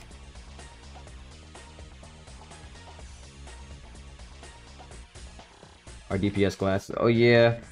Oh yeah, I'm trying to truly in-game and get to the highest tier I can get. I love to be able to solo dungeons. Once again, you can always solo the dungeons on easy. Any player, whether you're free to play, whether you're casual, whether you're hardcore, medium core, any player in the game can solo every dungeon in the game on easy. 100%. You just have to understand how you should be maxing out your account. Free to play or not, I 100% can guarantee you that.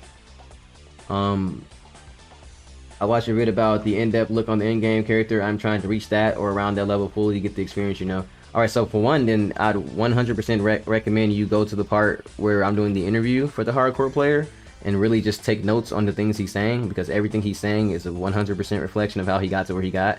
And he's a 100% free-to-play player. He's a close LaTale friend of mine, and he does not spend money on this game. And back when I used to sell LTC, I would sell LTC to him, but it's a lot of farming. So I'll look at your initial question. Your initial question where you said,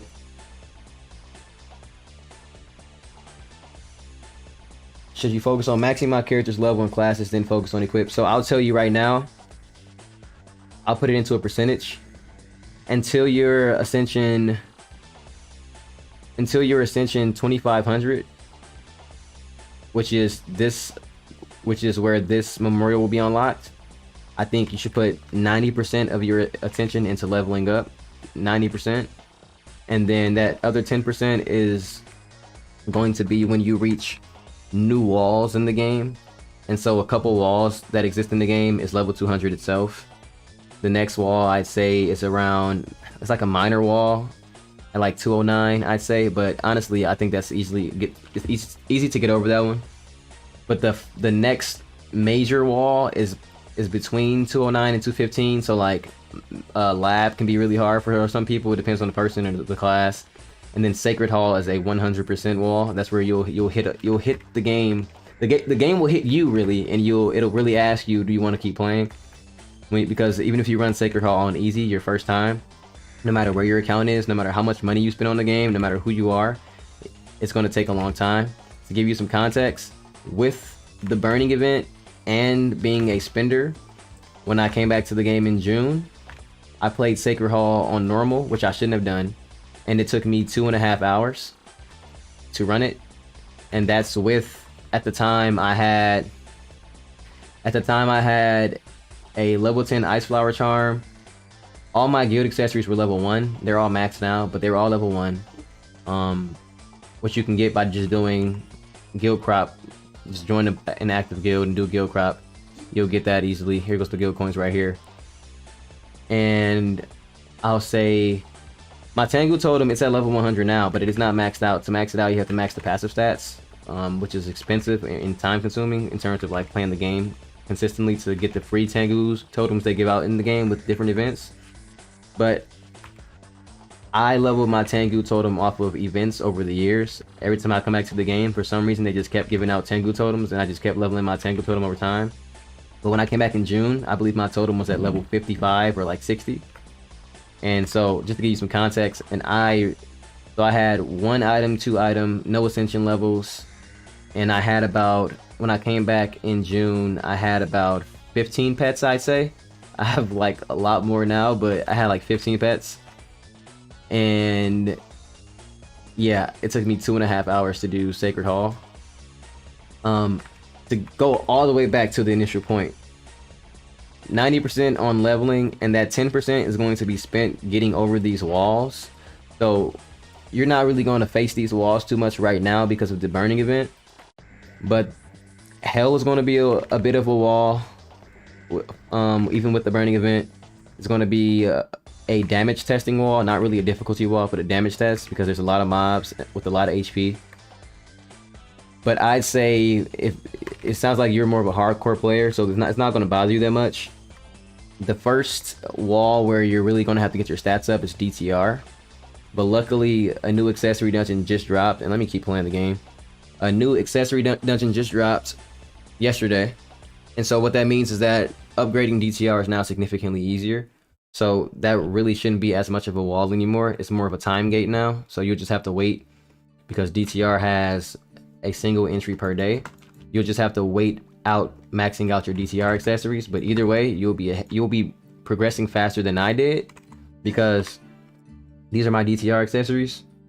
They're all level 6 now, but before yesterday morning they were all level 1 besides this one, and I've had these accessories since, I want to say, early August. I've had these and they were still all level 1. No, they were still all level 0 out of 6 levels. They were still all base. And that's because DTR was very, very hard to upgrade. But now that the new accessory dungeon drops, DTR's upgrading has gone, its ability to be upgraded is significantly easier. So that's going to be a wall upon entry, but the burning event gives you free DTR accessories. I want to say at the moment you hit 800, or maybe at the moment you do DTR once. So that already is going to put you past that wall a little bit. But that other 10% you want to spend maxing out your gear and start enchanting your gear. I'd say at Ascension 800, that's where you're really going to have to start enchanting your gear. Up until this point, you probably will have 1 or 2 things enchanted, like your weapon. I feel like the average player learns to enchant their weapon pretty early, but you don't really learn to enchant everything else.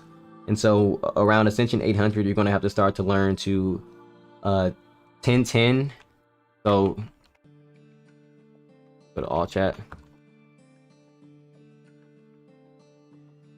10 out of 10, that's the term in the game. You're gonna have to start to learn the 10 out of 10 your accessories, and that's essentially getting 2 lines of stats at 10 out of 10. There's a couple things about enchanting stats, and they come with enchanting stats on accessories and specials, and they come with a couple downfalls. So getting to 10 out of 10 is relatively easy. The next tier is 13-13, which is what I attempted to do with a lot of these, but they kept breaking, so I stopped doing that because it was starting to frustrate me because of the time gate. If I could just have farmed these multiple times a day, I would have sat and done that, but I couldn't because the DTR only has 1 entry per day. So I end up doing 10-13, like a hybrid of that, or 10-12, or 11-11. I try to just go a little bit above 10 out of 10. And then the real hardcore tier of this is actually to do 10-10-10, which is to get 3 lines of stats at level 10, or 3 lines of stats at level 13. And that's really the thing is, it sounds like it'd be a small difference, but a player like Sono, which is the pro player, the in-game player I have on my YouTube channel, he has like all 13-13-13s, and that makes the big difference between somebody who has 600k strength and somebody who has 1 million. So I'll say when you start hitting those walls, that 10% of your focus will go into maxing out the enchants on your accessories. And then I'll say that you have to actually start focusing on your specials. The burning event will give you free specials, but the special system is one that's easily overlooked, especially by a lot of returning players. And I'm going to guess new players because it just seems like a bunch of random items that you want to ignore.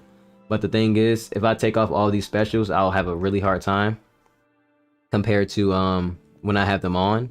And the specials follow the same system. You want to upgrade them to their max level, which is going to be Lucent for most of these. Well, at least for the badges, which is level +6. But items like the brooch go to +30, the belt goes to +30, the sticker goes to +30. This 5th badge goes to +30 and it evolves. It's a lot going on here, and there's something else that's super annoying. I don't remember which one it is here. Oh, the totem goes to +50. And this is a big difference maker between a player who goes into hell and takes 40 minutes and a player that takes like 25 or 30, because this evolves. And if you out level your totem, and what I mean by that is you get your first totem around 227 or so, but the burning event will give you a ascension burning totem, and that totem comes from I want to say QnA Chaos. If you, let's say you level to like ascension 800 and you're starting to rotate these dungeons, it's going to be a bad time for you if you haven't already gotten your Cane of Chaos totem to +50, because by the time you're ascension 800, you're going to unlock Dragon Valley and you're going to start getting mats for the summonable totem, which is the 800 totem. But this totem does not actually drop in the dungeon. It only evolves. So once you get to Cane of Chaos and the burning event gives you a free Cane of Chaos totem, you have to work on evolving it. And it evolves at 800, and it evolves at, and then it evolves to 1750, which is the one I'm using right now. And that is what makes the difference between someone who goes into DTR at 800 and they take an hour their first time and they get that down to 30 minutes or 20 minutes, and the player who can't figure out why it takes so long to do the dungeon. It's because of things like this that got introduced relatively early, and that you didn't spend that extra 10% making sure that you did every day to max out. So hopefully that answers your question, TJ. Is Spear Hero a good class? Spear Hero is definitely really good. It just got reworked in... It got reworked back in the summer, I believe, but it got buffed again. It got buffed again 3 months ago. And Spear Hero has one of the best awakenings that's coming out, which is a system that's coming out in January. And what's up, Studify? This game is not confusing. It's just a lot of information that you cannot learn on one day, and that's easily mistaken. It's really easy to be it's really easy to look at this game and go, it's too much to learn, or it's hard. But you have to remember that there's no amount of information you can learn in one day, because this game is not meant to be played in one day. And you have to also remember that when you're looking at people who are high levels and who have in-game gear, you have to remember that no matter how much money they spent, how much time they've played on a daily basis, it took all of them months, if not years, to play.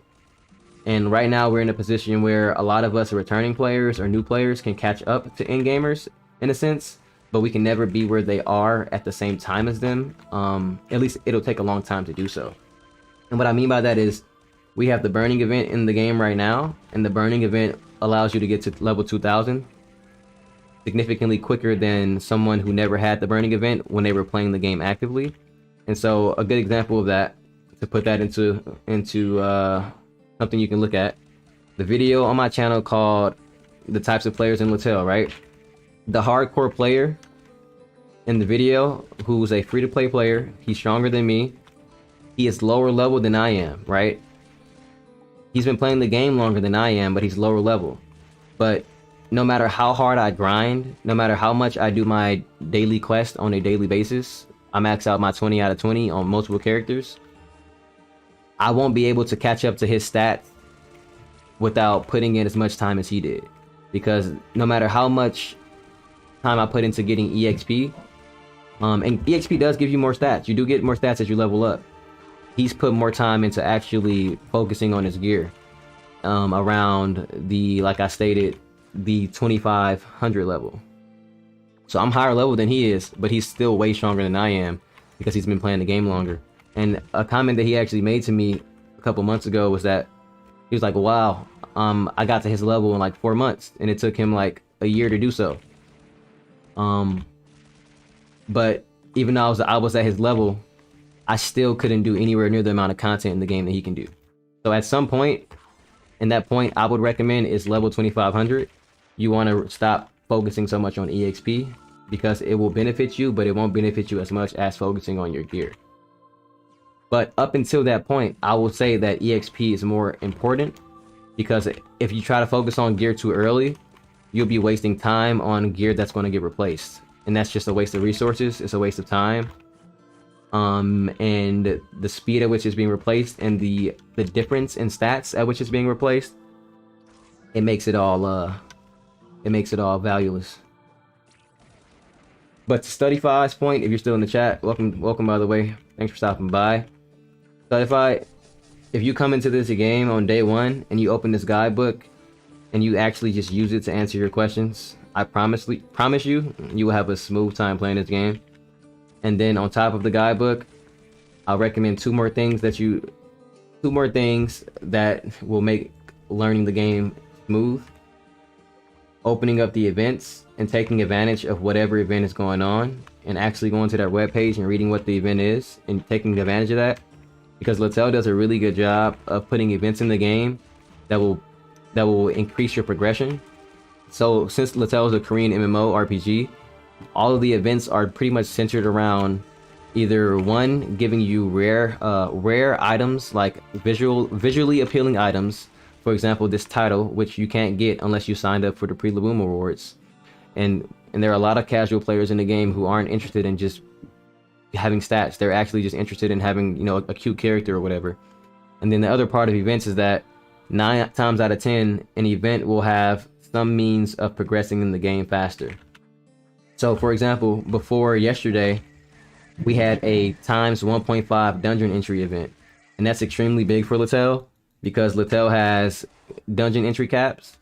And if you were here 10 minutes ago when I was talking about DTR accessories, you can only imagine how much of an impact being able to run DTR twice a day has on one character, opposed to being able to run it once a day. Thank you, bro. Took your time, explained it to me. Well, I truly get it. Be looking back at the stream, your videos. No problem, TJ, bro. Good luck to you as well. Yeah, we can definitely play together, brother. Just hit me up in game. Thank you, bro. Good luck to you as well. Yes, you should definitely do burning. 100%. You should do burning. But I would recommend, if you're absolutely new to the game, you probably should try a couple classes first. I'd say try a good 3 classes. And after you try those 3 classes, then decide which one you want to put the burning on. I'd say try them all up to level 200. And then you can delete them, and there's like a 30 character character deletion limit. Don't just throw burning on any character, because I'd say one of the biggest faults and one of the biggest problems a lot of players of LaTale run into, and I'm definitely I definitely fall into that category, is finding a main, because LaTale has so many classes, and then within the classes there's multiple playstyles and multiple weapons. And so that's a big struggle, because it's really easy to get some distance in the game and see someone else playing another class and go, oh wow, that class looks like something I would rather play. But for the entire 2 weeks I've been playing, or the entire month I've been playing, I haven't seen anyone play that class. So I kind of just didn't know it existed, or I didn't know it played like that. So I will say finding a main is really important if you want to last long in this game. And your main doesn't have, it just has to be something that you can play comfortably, really. Like, I do get tired of playing my main, but at the same time I get tired of playing other classes faster, to put it into perspective. So I can play my main all day, or maybe for a couple weeks, and be like, okay, I want to feel how the game feels on something else. But I'll probably get on something else, and I'll play it for like a day or two, and I'm immediately reminded of why I played my main to begin with. And that's a big aspect of having a main character. Like, my class is pretty simple, but the way that it moves has a big impact on how I enjoy the game. And I can play other classes that are similar to it for longer periods, but because no other class moves exactly how this one does, I'm not really able to play them as much, or as long, or enjoy them as much. But these days though, I have been enjoying a lot of different classes I've been trying. And I feel like that really just took getting a lot more knowledge on the game and understanding how to approach them.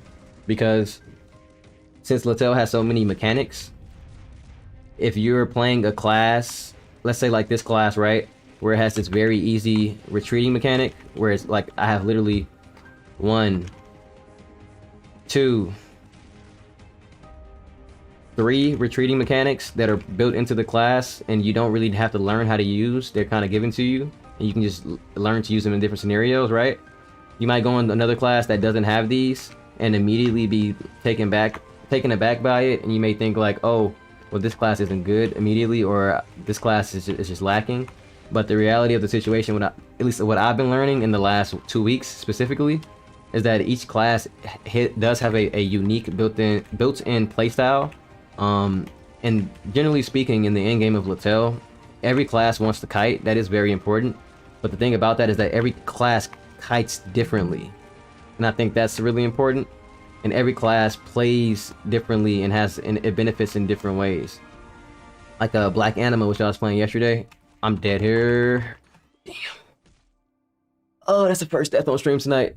This is the only problem with so now we're getting into like the end game dungeons, and I'm talking a lot, and I'm going to get distracted, and it's going to be harder to play. I got to actually focus on some of these dungeons, because as you can see, once again, I spend money on the game. I'm overscaled. Like I'm like 2,000 levels higher than the dungeons I'm entering right now, but I can still die, because this game is not easy. It's not easy. I have 1 run left. Luckily, I'm only planning on doing 1 run a day on the stream, but I'm not using red spots, and that just cost me my daily quest almost. So I kind of gotta lock in here, and the dungeon is gonna reset. And I forgot what I was talking about, so I'll just read the chat. Korean LABOOM sorting video. That's tough. The number 1 Korean LaTale guy, he has a sorting video that he posted recently. Now granted, he posts like 3 times a day, so it might be a little hard to find. But I feel like it's pretty easy to use Google Translate and type in LaTale, spelled L-A-T-A-I-L, and then type in the class, and it's pretty easy to find classes on YouTube doing it that way. But I gotta lock in here because I just got smacked.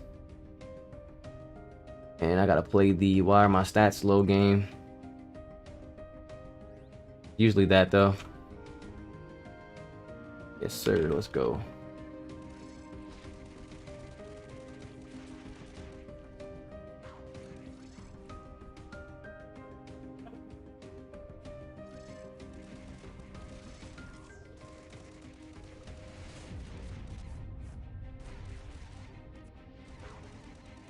And guidebook under the item section right below the sticky orb, there's another item that gives a buff, I think. Can you show me what it is and how do you get it and what it is?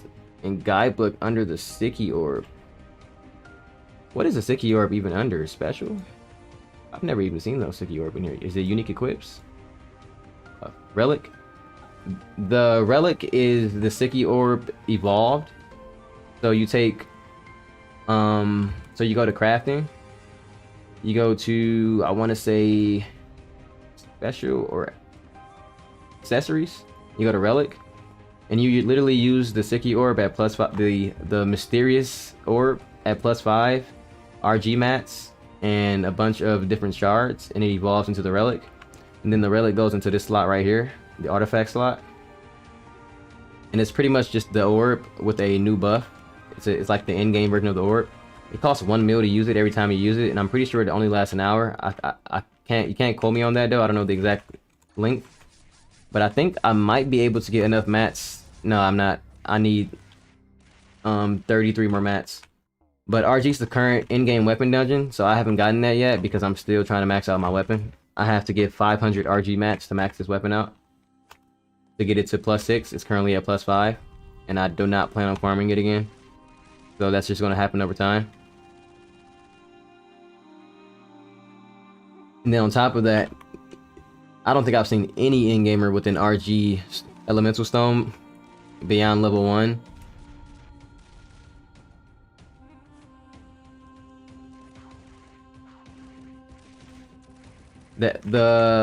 The relic gives 1% attack damage, and I think with every upgrade it gives an additional % attack, which is pretty big. The orb takes Sticky gives 10% basic stat for 10 minutes. The orb makes the sticky buff last for an hour, and then each level, including the orb itself, gives an additional 1%. So and it shows it somewhere how this works. I think it shows it in the guidebook, but at level 5 orb you get 16% basic stats when you use it, which is why it's very noticeable when I open up my stats that my strength is lower than what it's supposed to be, because 16% basic stats is really big, and it's pretty much a requirement in the in-game. But I always notice it, which is why I tend to open up my stats like 10 times when I'm inside a dungeon to make sure I'm actually playing at optimal. Because one thing about in-game is that because everything takes time, a lot of time, no matter how strong you are, you kind of have to make sure that you're always playing at optimal damage, or whatever your optimal damage is on your character. Like if your character can get up to a certain stat without using cash pots, or without using just less common potions like guild food or reputation pots, or all these other things I could use, right? I could throw in a lot of pots right now and I could probably like two-shot these mobs, but it's not worth doing it because these are easy dungeon mobs, and I'm not going to get any additional reward for doing that other than saving more of my time, which I don't really care for doing right now, besides to the extent that I can do it. I'm about to die here again. No way, bro. Okay, we're good. That's gonna piss me off, not gonna lie. I hate these bears. It's always these bears, bruh. I forgot what I was talking about now because of those bears, bro. That yo, hey, I was about to get mad, not gonna lie. Getting stunned in this game is super annoying because back in the day you get flinch lock, which is called knockback, but they've added so many skills to not reduce, but get you out of knockback. But now they got this new mechanic, which is like stun, and then they got like a daze, and they have confusion. It's like, bro, all these CCs, these new CCs. It's like this new bleed skill, this new bleed CC where it hits your character and your character's HP drops like 1 super quickly. That stuff is super annoying, and it's all like RNG. But they have some gear like the sticker that reduces confusion, so it gives like confusion resistance, stun resistance. But still, it's still RNG no matter what. You could literally walk into a mob of them and none of them will stun you, and then you can just walk up to one and one will stun you out of nowhere, and it's terrible. Are there any class guides around? Unfortunately, Spotify, there are not class guides around. The best thing you can do to learn about your class is join the LaTale NA Discord, and I'll link that in the chat. And in the LaTale NA Discord, there's a different chat for each class, and in those chats, you'll find some player who plays the game enough to recommend a build, including myself for this class. So joining the LaTale Discord is very, very active. Like, there's literally hundreds of people in there talking at all times. These days, especially because it's LABOOM. Before LABOOM, it was probably like 10 to 20 of us talking at any given time. Maybe 10, maybe like 5. But it's very, very active and full of information. And because Discord saves chat logs, if you have a specific question about a concept, if you just type the word into the search box, you'll find someone asking about it like years ago. It's like looking at like Googling stuff or Yahoo Answers, but in Discord format. Because someone has asked a question about something that you want to know about. There's like an item in the game that you picked up that you never seen before. Someone else probably asked about it in Discord years ago. But joining the LaTale Discord is, I'd say it's required if you want to keep playing this game long term. I really would say it's required. There's just way too much information in there and way too many people willing to answer questions on the spot. There are people in that Discord who are in-gamers who you would never see in-game, and they will never lend you a finger in-game, but the moment you ask a question in the Discord, they'll be very quick to answer your question. So, I'd say definitely hop in there.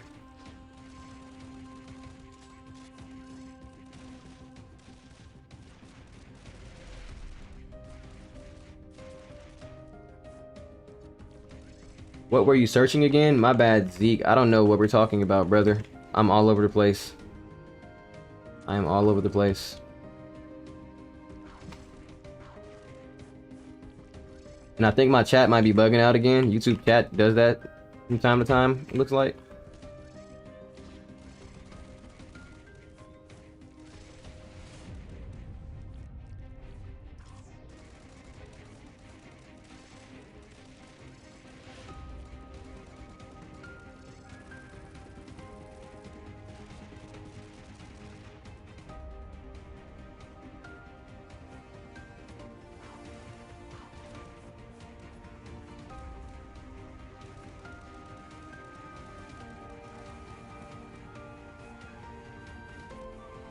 I'm playing with fire, messing with these bears.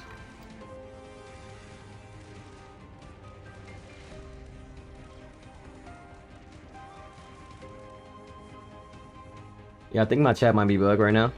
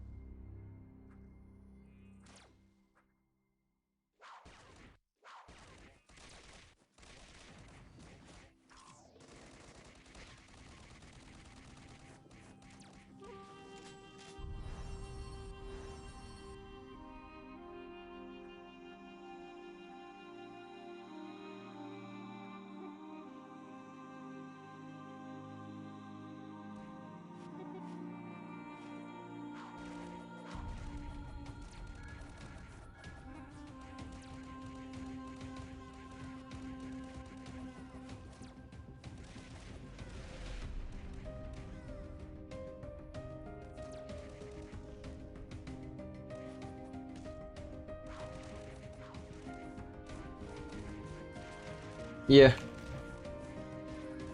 I think my chat is bugged. Yeah, my chat is bugged.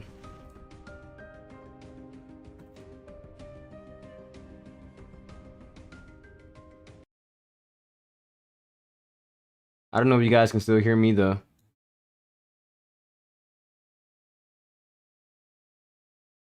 The chat it just isn't loading. Yeah, so you can hear me. Someone just DM me in game. Oh, there it is. It just loaded. Oh my god. Okay, there we go. There we go. The bug, there'll be like no messages popping up. I can see messages now. No messages will pop up. And then out of nowhere, all the messages will just come in at once. It's a YouTube thing. I don't know what that's all about. But this is like I've seen it happen once before today, but today it's happening a lot. What's up, Esteban?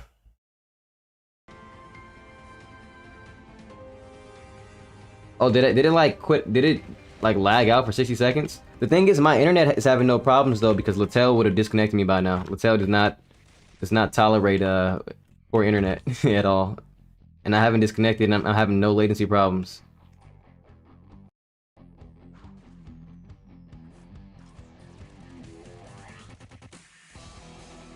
So it's something going on with YouTube.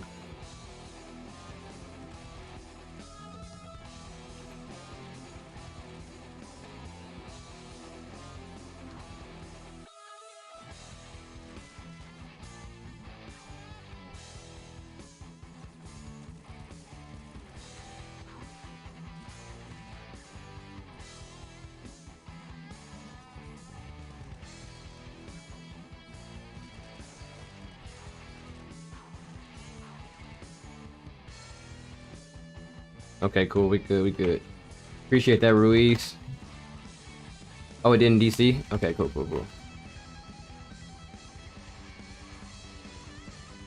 This is so one, I am outscaling that boss, but this is a silly boss fight. When I got here, this boss fight has always been relatively easy as long as you don't let her bind you.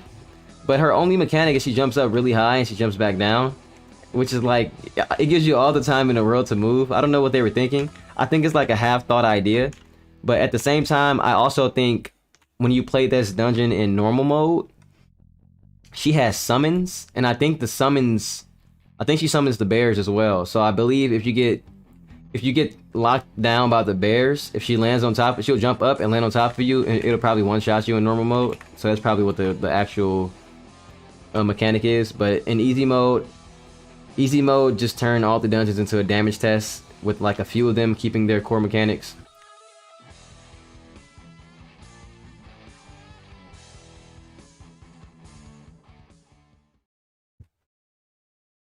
(9:47) in about 40 minutes, I should be able to switch over to my other character. But I'm not gonna lie, I'm pretty sure the new dungeons are gonna have me in there for about 40 minutes to an hour. We'll see what happens. I'm almost there. Almost there.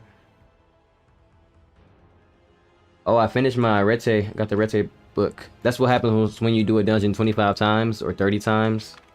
One or the other. Alright, let's go to DTR. Not DTR, RG. And we're getting close to the new dungeons. But this is going to take me at least, at max 20 minutes, at least 15. And these two will be relatively fast. And then we'll be at the new dungeons. So let's move. Let's keep moving. And I have 6 dailies left. So that's what? 2, 4, 6. I counted my dailies wrong, so I'm gonna have to skip these two and do the prison, because I don't need these mats right now. I'm not really pushing that gear. This gear is kind of hard to get right now, so I'll leave these alone and I'll just use these two to do my dailies, my last 2 dailies. I don't know where I went wrong though. I really don't. Maybe I turned in some of those daily quests for some of those dungeons that I didn't care about. But I have 6 dailies left. RG, best boss battle music. Does this game have classes that are ping reliant? It used to back in the day, Studify, but it no longer does, sir. Not at all. Every class is equal ping wise.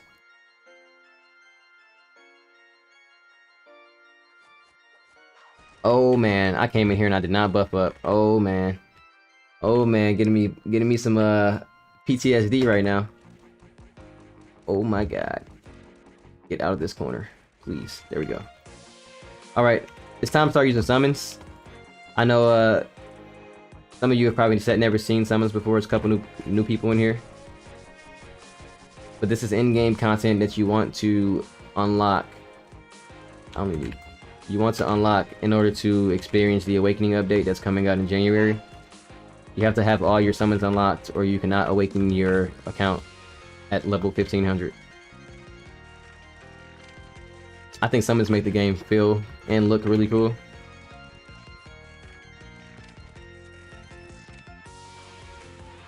Oh, so those are some of the...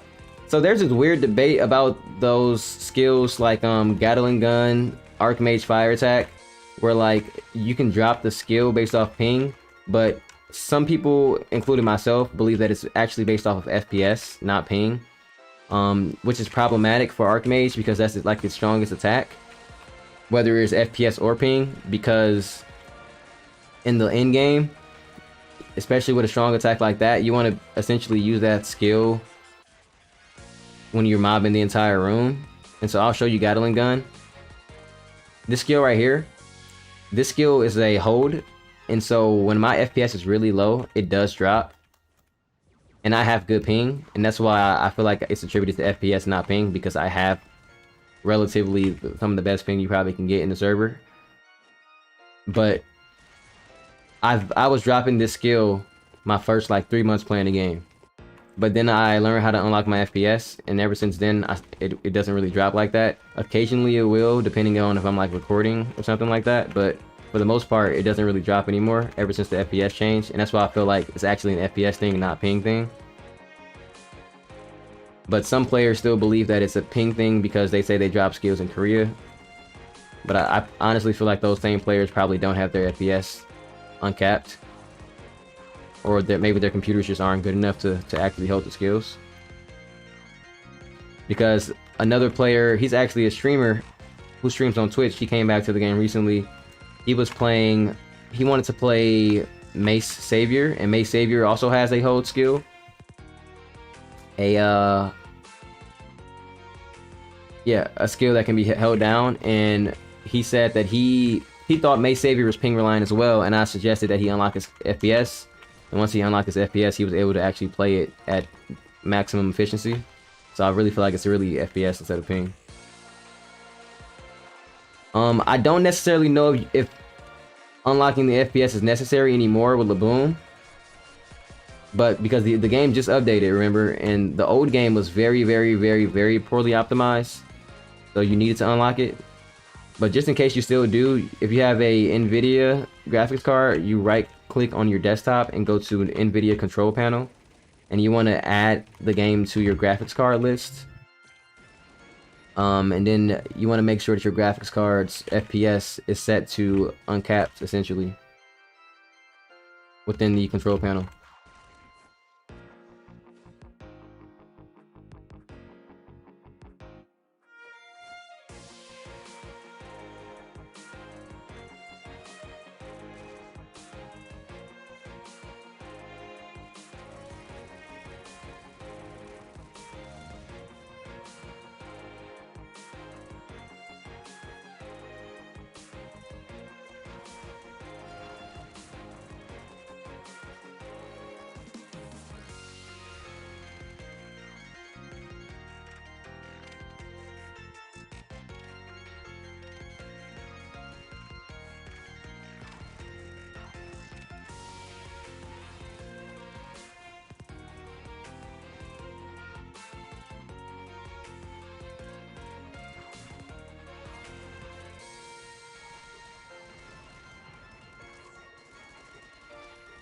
Ooh, I'm gonna end up dying here if I stay on that ledge.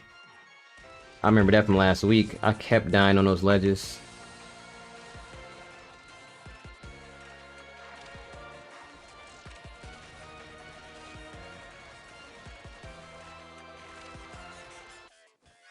This is definitely one of the better made dungeons in the game for like actually progressing through the dungeon. Like none of the platforms feel like super inconvenient like DTR's platforms.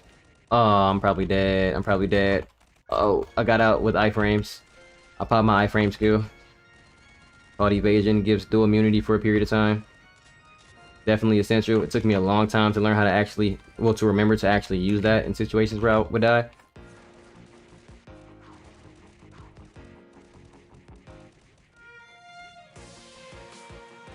Yo, what does that book that you got for completing the dungeon 25 times give? The book, it gives a title book set. It's a title, but the title isn't going to be valuable to me right now. It'll be valuable in once it's once the set is completed. So I believe it's a part of, I want to say this set right here, Beyond the Oblivion. And once I get the full set here, but to get this full set, I'm 100% sure I have to collect the mats and go to Bellows and trade them at that NPC to try to actually get the rest of the set. But it's Beyond the Oblivion. It gives Beyond the Oblivion gives, if I can find it in here, it gives 10 crit damage and 5 crit rate.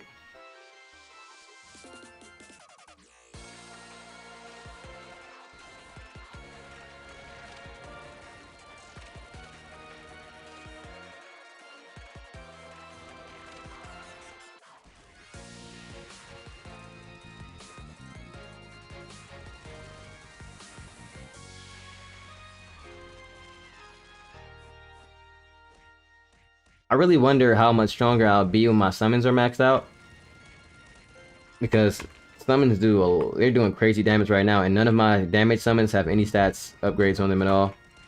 I'm still focusing on, for the entire last 4 months since I've had summons, I've still been leveling up Richard. He's been taking up all my summon scrolls, and he's almost maxed out. He's at 70. I got 75. Once I get these last 5, he'll be maxed out for item drop rate, and then after that I'll start maxing out Beatrice. And as you can see, she has 1, 2, 3, 4, 5, 6, 7 skills that still need maxing out. One gives crit damage plus 3 per upgrade. And then, you know, I gotta max out the rest of these guys. Eraser I'm using right now, he has nothing on. Yeah, he gets boss damage amp, he gives basic stats, he has 4 attacking skills, and they're all level 1. But he's doing crazy damage already, which is just makes me wonder how much stronger do these summons get at max. They'll probably start playing the game for you.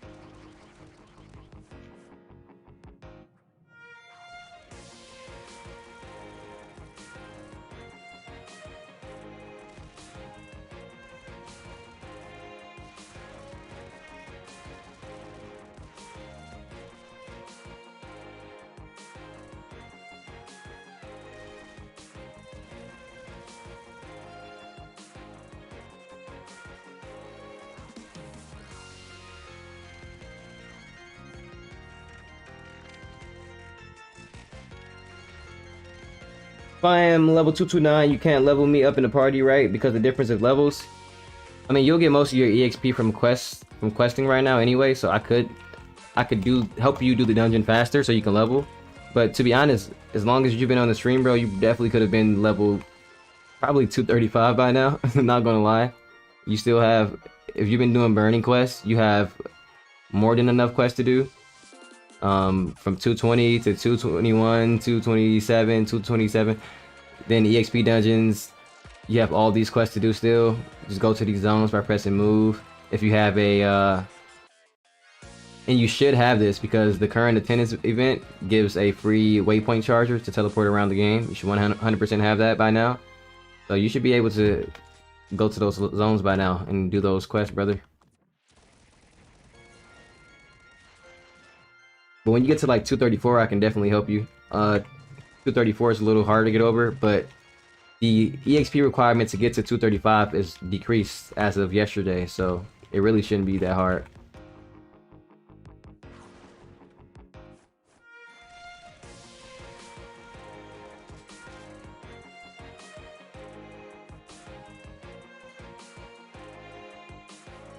Why do they turn around sometimes?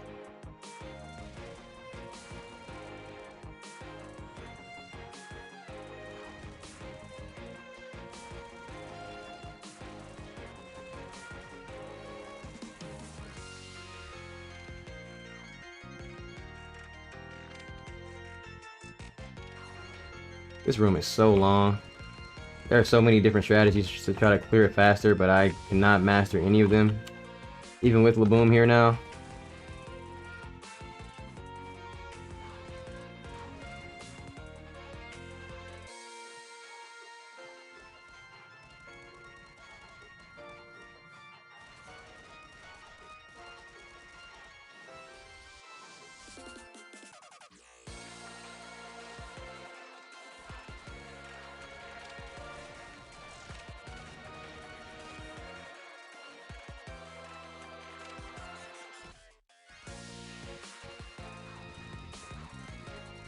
Hey, yo.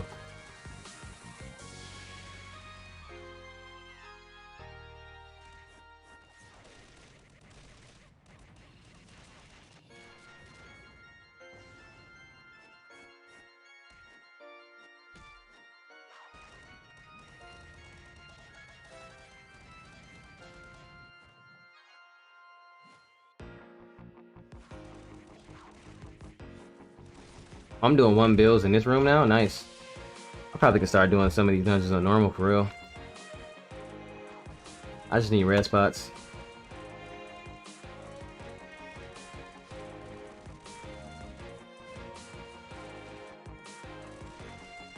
I actually want to go do a damage test after this. I haven't been to the arena in a while.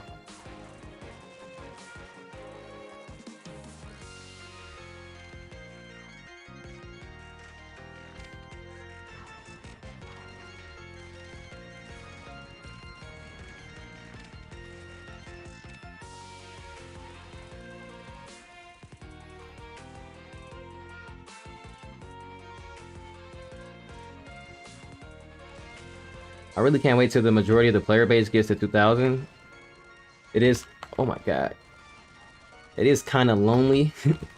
There's like less than 100 players in the server who are over 2,000 right now. So it's really hard to get a duo for a lot of these situations. But when you find one, it makes this game so much faster. A lot of the alt characters I made that I leveled up from 1 to 235 and then did all the Ascension dungeons with, back in like, I want to say September, maybe early October, like late August throughout the entire September and then like early October, I was pretty much always in a party. It was like a party of 2 of us or 3 of us. And that made progressing in the game like super fast. Making alt characters and having people to make an alt with. Like I have that even as a funded player, I have that 9-hour video on my page of the 9-hour stream of getting to 235 before the EXP nerf. And we probably could do it in like 5. That same stream would have probably taken like 5 to 6, and then under normal circumstances, probably could do it like 4 or something like that if I had a duo to do it with.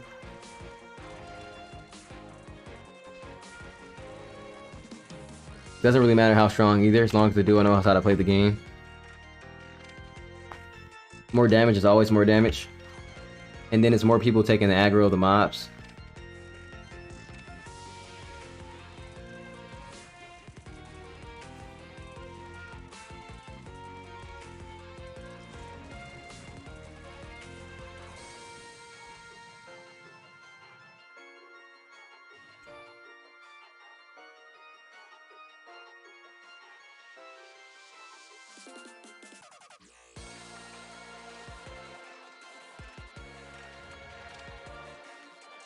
Oh my god, please, please, please, please fall, fall, fall, fall, fall. Please fall. Did he fall? Yes, thank god. I was not going back up there.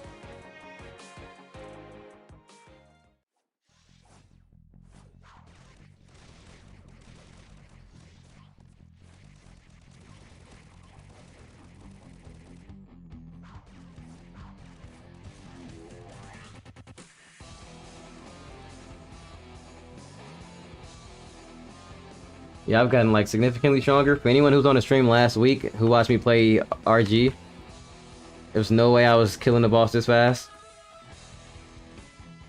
With those DTR accessories being maxed out, bruh, it's made a big difference. And then the free pet stimulants that they gave out. And the couple of memorials I've actually gotten good. But I don't think I can survive his one-shots. Still. This being one of them.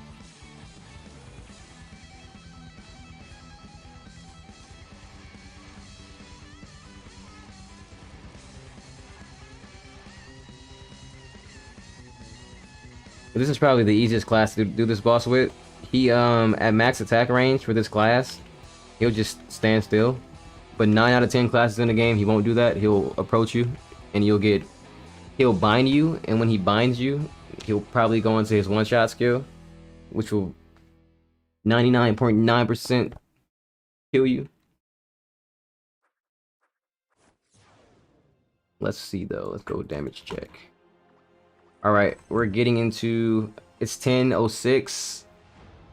I don't know if I'm going to make it to the new dungeons. I'm going to have to skip. I'm going to skip these, and I'm going to go straight to the new dungeons after this damage test. I'm going to skip the 2 in between. Since my dailies, I only have 4 left anyway, so I might as well skip those other dungeons. Going straight to the new dungeons. I want to get a raid started, but the problem with all the people, well, most of the people who can go inside the new 2100 dungeon or 2200 dungeon, a lot of them don't want to. They don't want to share the loot because they're so focused on getting to the next stat bracket. Or what? I don't know. Once you get there, there's not anything to do besides farm the dungeon again. Alright, let's see.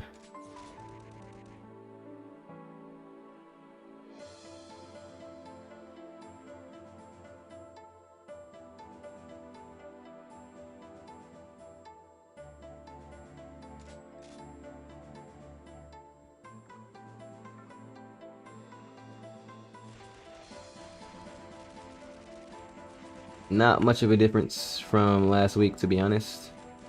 Oh, ooh, yo, my fires, the summons coming off of. Oh, these dummies were buffed. They have more HP now. They don't die as easily as they did. I would have killed them by now. That's interesting. But my fire, the summon that comes off of the weapon, it was doing the old damage cap.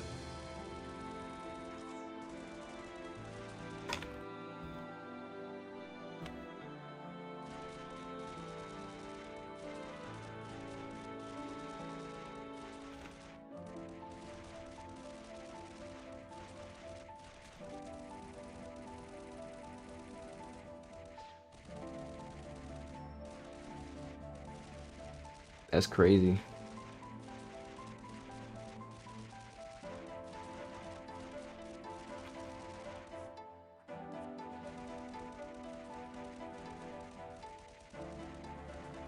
And apparently these dummies scale with the newest dungeon in the game.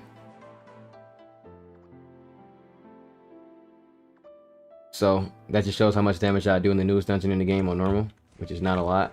It will take forever, like 5 hours. Let's go to the Icicle Prison though.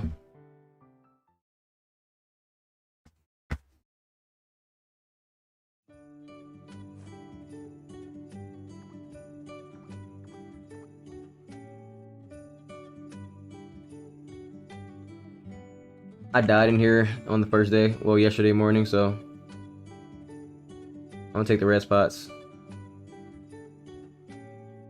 until I actually know how to play this dungeon.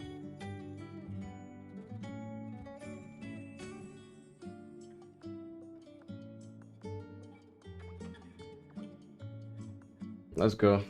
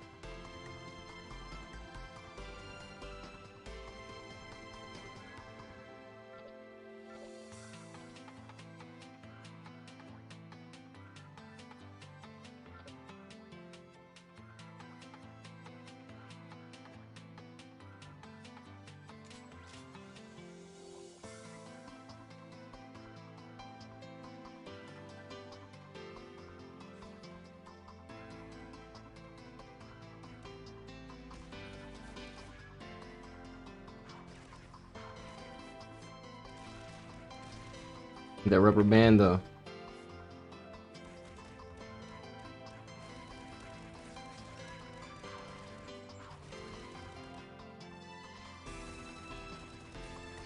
Yeah, bro, Spirit Warrior is pretty nice. Glad you like it. It has some real good air combat. Oh my god, these hit so hard. And Spear Hero, the Awakening that's coming out in January, gets like some long range attacks. Oh my god, I'm gonna die.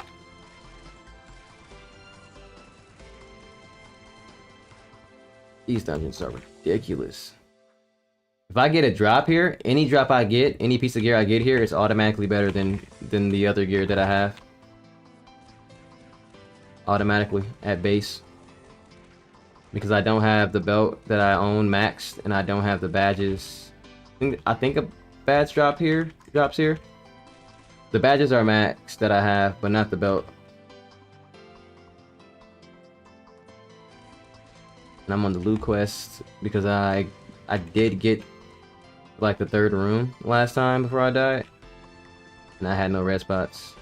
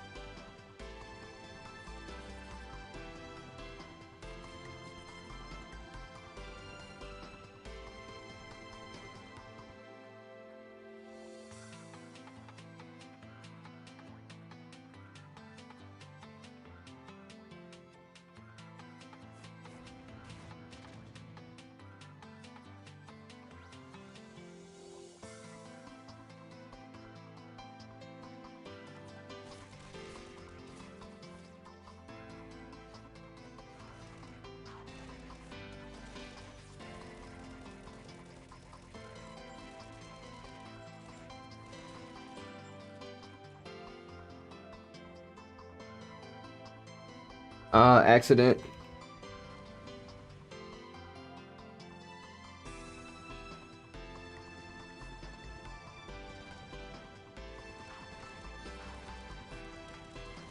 They have so much HP. Oh my god.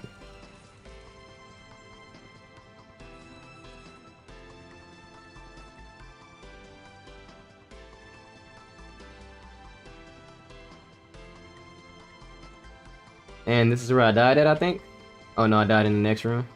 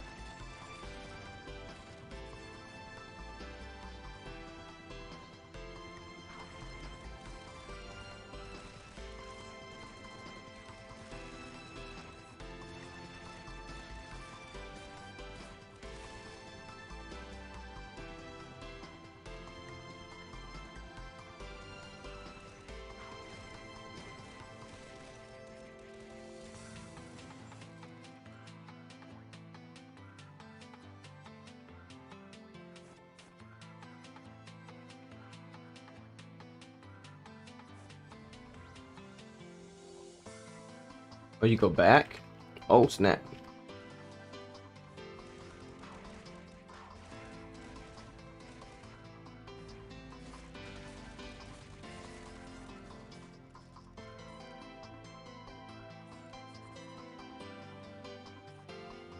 Oh, man.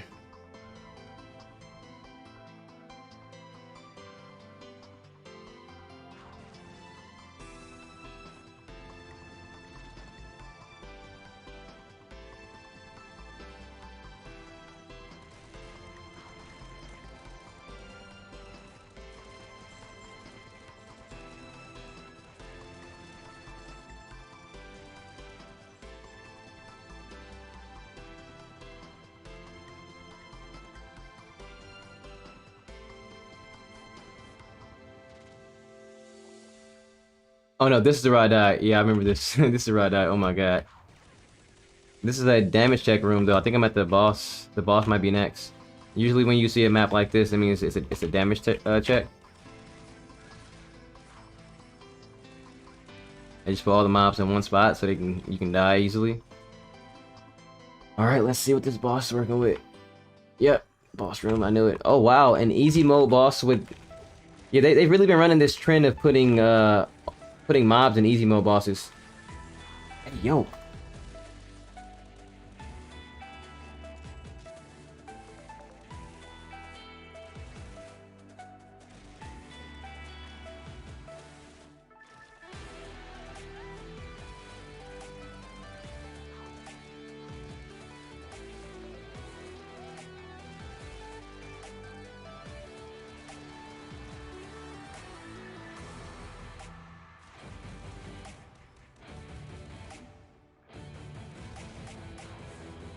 Yeah, it's easy mode. It's easy mode. I definitely cannot play normal. Or if I can play normal, it'll probably take me like 2 or 3 hours or something like that. I didn't. Yeah, you can join, bro. I didn't mind playing. I mean, I didn't plan on playing this dungeon again, but I think after I do this, I do want to. I think I want to try this on a normal mode. On stream, just to see how much of a difference it is, see how far I am from it. So I'll go on normal after this. Got the achievement. No gear, as expected.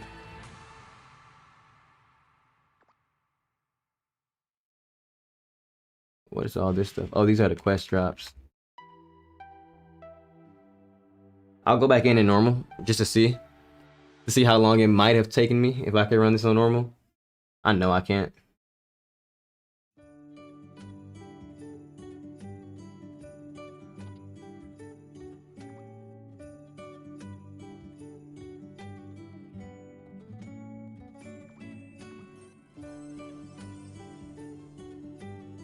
Storm pots and flask, nice. What all did they give me? I should have paid attention to the quest item list.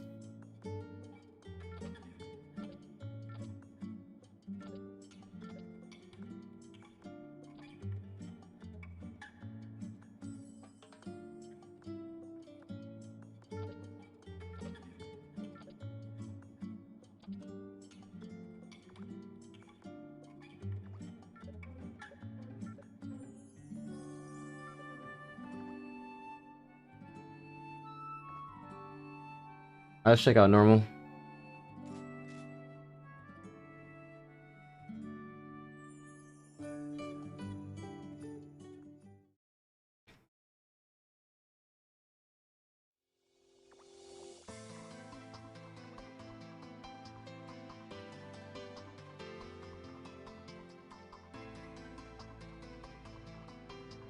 Say money want to join.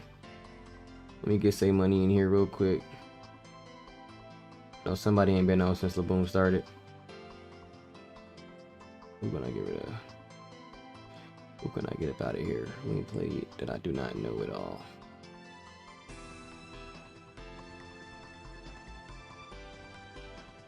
No idea who that is. Tough. Tough. All right, let's see how this goes. Let's see how this goes. Definitely need crit rate. Probably put this on anyways since I'm going to the next one. And I probably want to do the in-game mutant potions. Probably want to do a flask as well, an oil. Where's the oil? Crit damage oil, crit damage oil. Bro, all these changed icons are killing me. Crit damage oil. Put that on.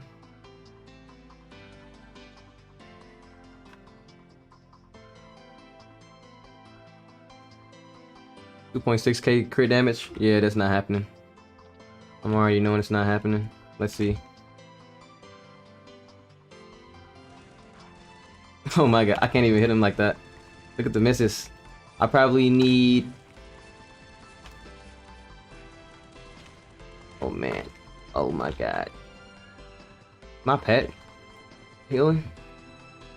Oh my god. Probably need like 350 accuracy to land hits in here consistently. This is stressful.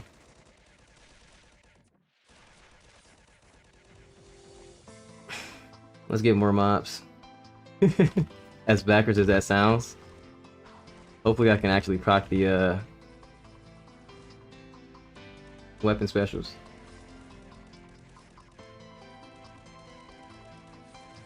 Oh my god. I cannot afford to get hit.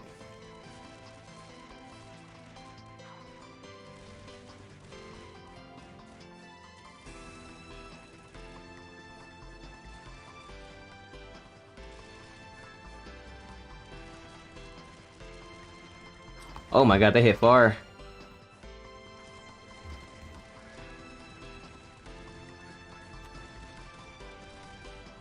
Yeah, this will easily take like easily an hour for sure, but probably like 2 hours to do this dungeon on normal for me right now. Which is fine. I'm not...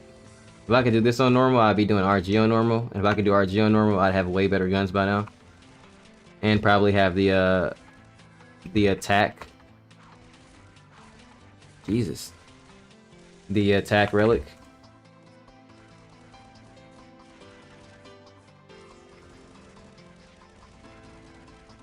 This is dead. I'm gonna go ahead and get up out of here. This is not happening right now. Let's go to Echo. That's super dead. That's super dead, bruh. So yeah, that's why you see where the goals are. That's where the goals are right now. Where you see, that's where I'm trying to get to. What's up with little mama right here? Let's see what she talking about. Madeline, kinda. Nah, she shaped like a she shaped like a can of soda.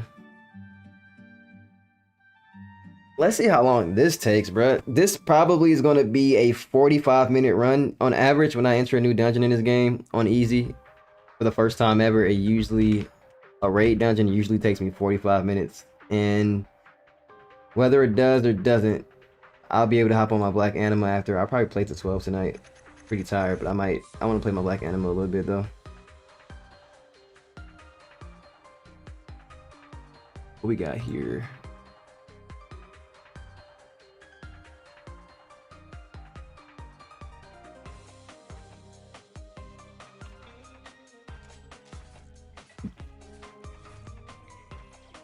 Oops. I need to switch over to I need to actually do a combo here. A Lustral into Unia so I can survive. So I gotta get the Lustral buff. This is like some in-game buffing tech. You get Lustral to do the buff on you, and when he does the buff on you, you go and use your champion skill to get the champion skill buff, and then you swap to, there it goes. Then you swap to an actual summon you're going to use.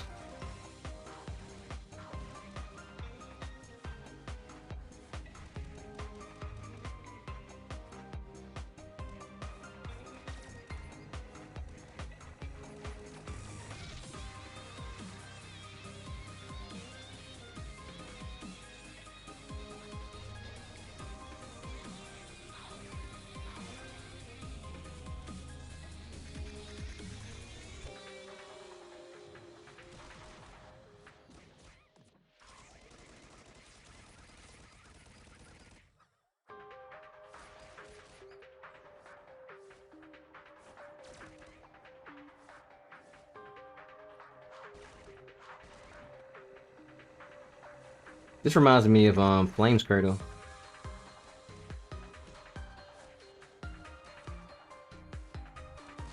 Oh my god, they hit hard. Hey yo.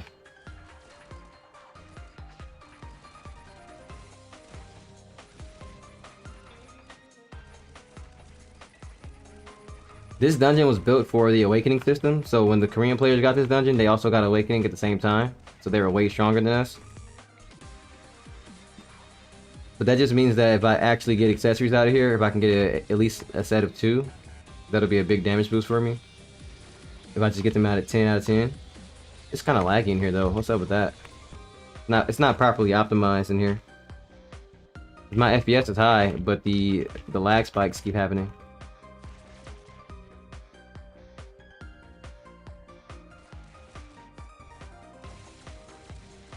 He said, yeah, why did they do this? Does the Lustro buff glitch out and stay permanent while they use the better pets like Beatrice, or did he do it because it's a better damage increase for your champ? So essentially when you open, whenever you pull out a summon, your summon is going to have the whatever stats that you have in that moment.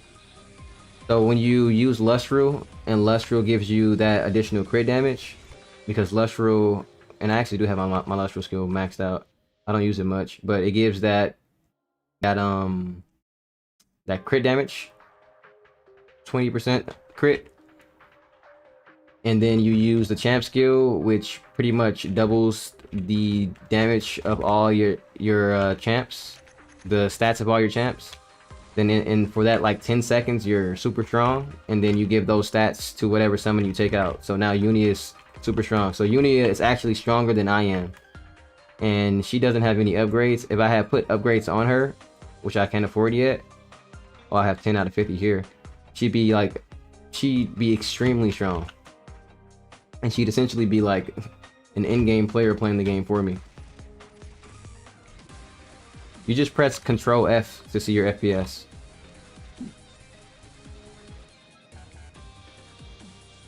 Appreciate that, King. Oh my god, I'm gonna die if I stand still too long. This is like RG on steroids, but I don't know which mobs are gonna start stunning me and start using CC. The rooms should get harder with each. I'm still in the room 1, and they have a lot of HP already. And I think there's like 10 rooms.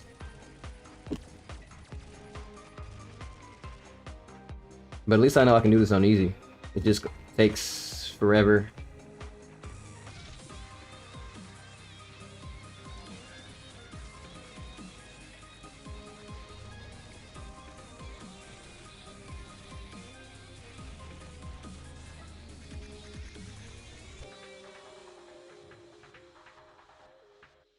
Histra, what's that you're saying, brother?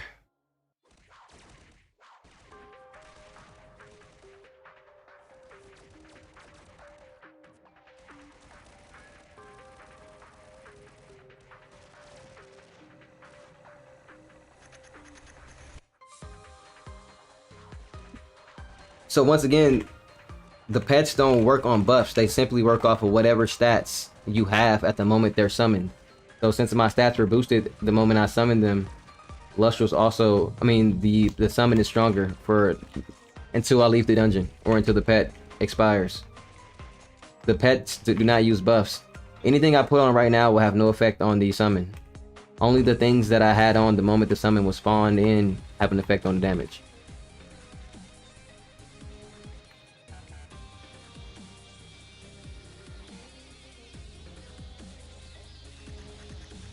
So Unia has an increase of 50 crit damage because of Lustro until she expires or until I leave the dungeon. If I leave the dungeon, the stats go away.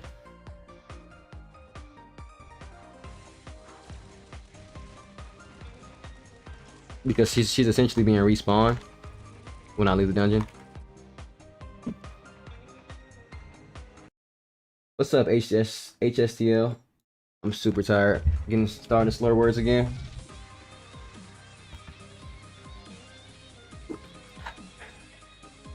Let's do this. Oh my god, this room is huge. Just like that. This is like the second RG room. Gross. I hate these. This room is huge, bruh. Should I just go up first? Oh my god. I turned the wrong way. I'm gonna get killed.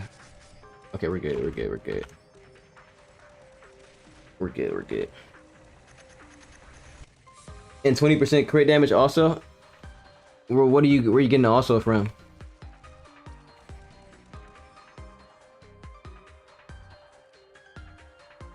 What's up, HSTO? Is it even worth to team up with the party and run this dungeon on normal for better loot odds?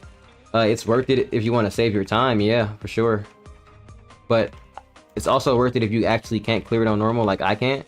So if I had a party of me, like if there were 8 people like me in the party, that would be great, because then we'd all just get more loot. And we'd complete the quest and more EXP.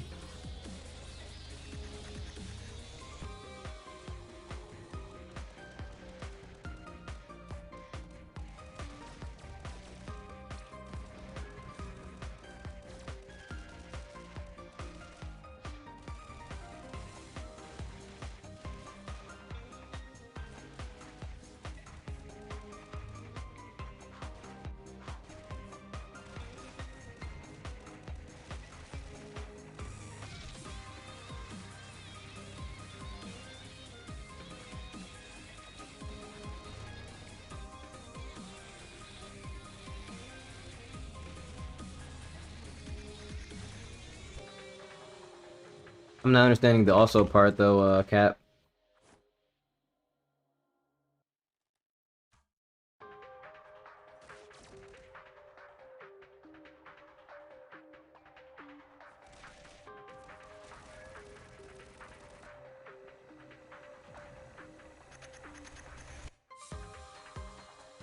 Oh, where's the portal?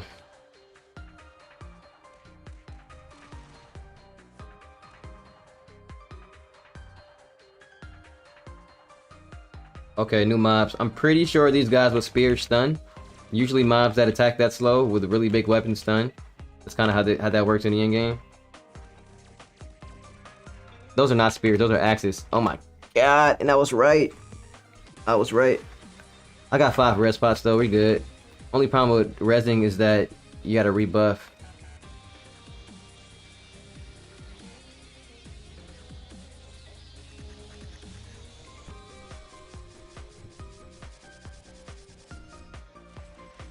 Lustral buff gives 50 crit damage and 20% more crit damage. So when you switch out, does it give it to Uni as well? Lustral buff gives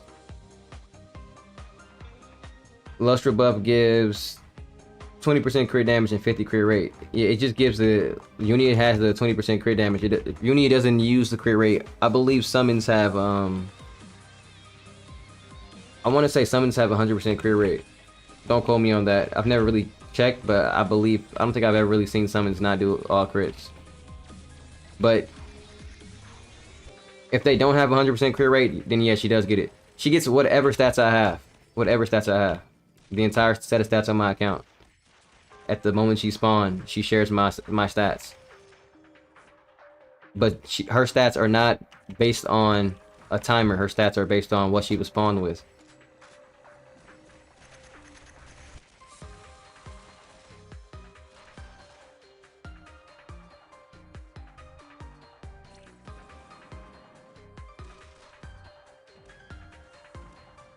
What do you mean, TJ? What is HS? What do you mean by HS has been going for 3 to 4 hours, 4 to 3 hours now?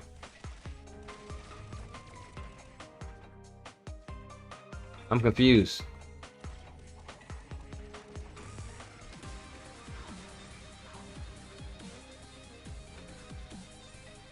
Oh, I thought you were talking about HSTL. You're talking about me. Appreciate it, bruh. XD. XD. Nah, this is nothing, bruh. This is really nothing. It's just every day, bro. But also, like, I could see why this could feel like something, but I don't play any other games, so this is the only game I play. I might play another game with a couple homies or something for an hour or 2 on a random day, but this is the only game I play, bro, so.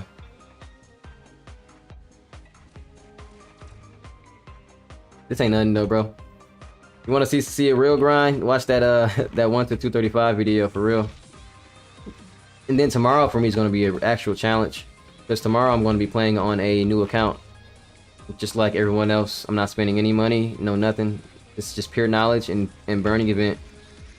Oh, bro. I'm probably... Oh, I got... Find it here. I am pretty strong for easy dungeons. So I'm still in the position where I can solo every dungeon in the game on easy. It's just I can't do them on normal, and I'll never know what she does because I'm stronger than her. I think the gap between easy and normal is a little too big. There needs to be a dungeon in between or something. Because as of right now, it's either I'm playing these dungeons where I can die if I make mistakes, but for the most part, I'm still stronger than them. And then there's normal dungeons where they're significantly stronger than me and they have way too much HP, and the only way I can do those dungeons is if I get my gear up or I decide to do them for whatever amount of hours it takes to do them. But I'm really praying that I get 2 accessories out of this run that are a set, because if I get 2 accessories that are a set, they will immediately be stronger than my DTR accessories.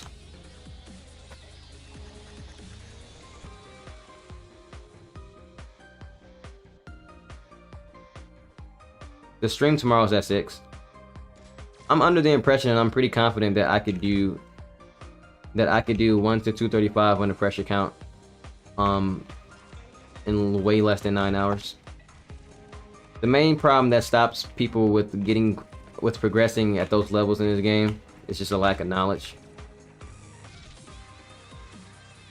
And the burning event gives 5 to 10 levels per. If I was playing a fresh account 1 to 235 with no burning, it would definitely take days. Definitely take days. 100%. Probably a week or something like that. With the EXP nerf, probably less time than what I expect. But with the burning account, you can get to 1 to 235 in 1 day. In 1 day. You just have to know what you're doing.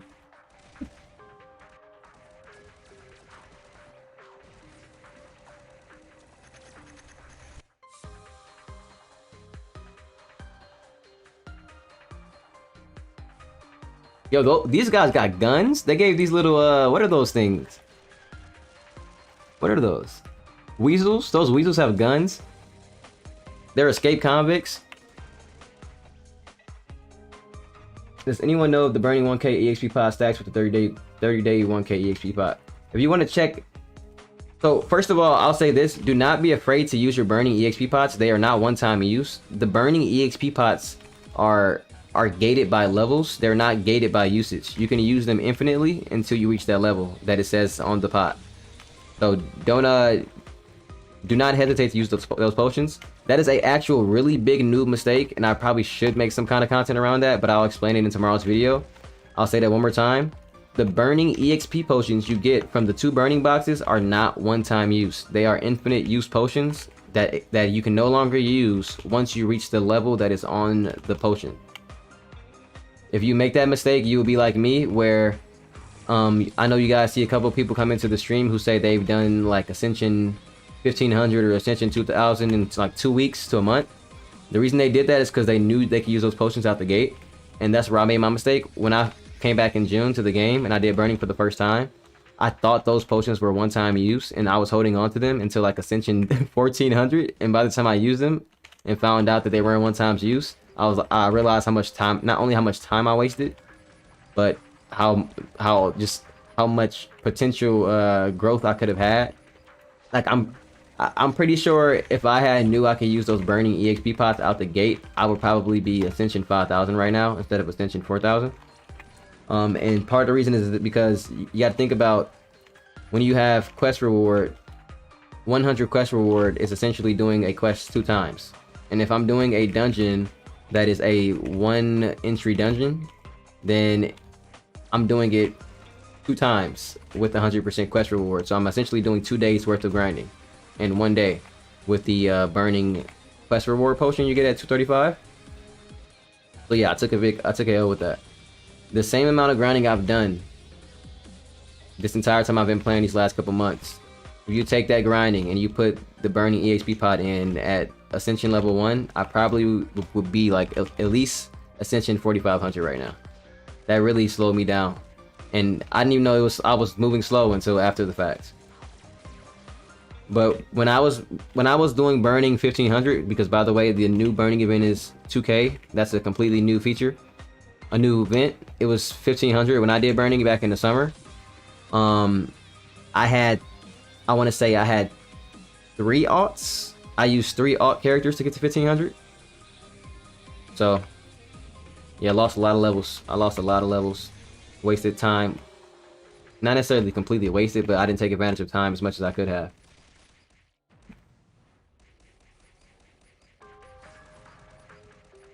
The 30-day 1K pot.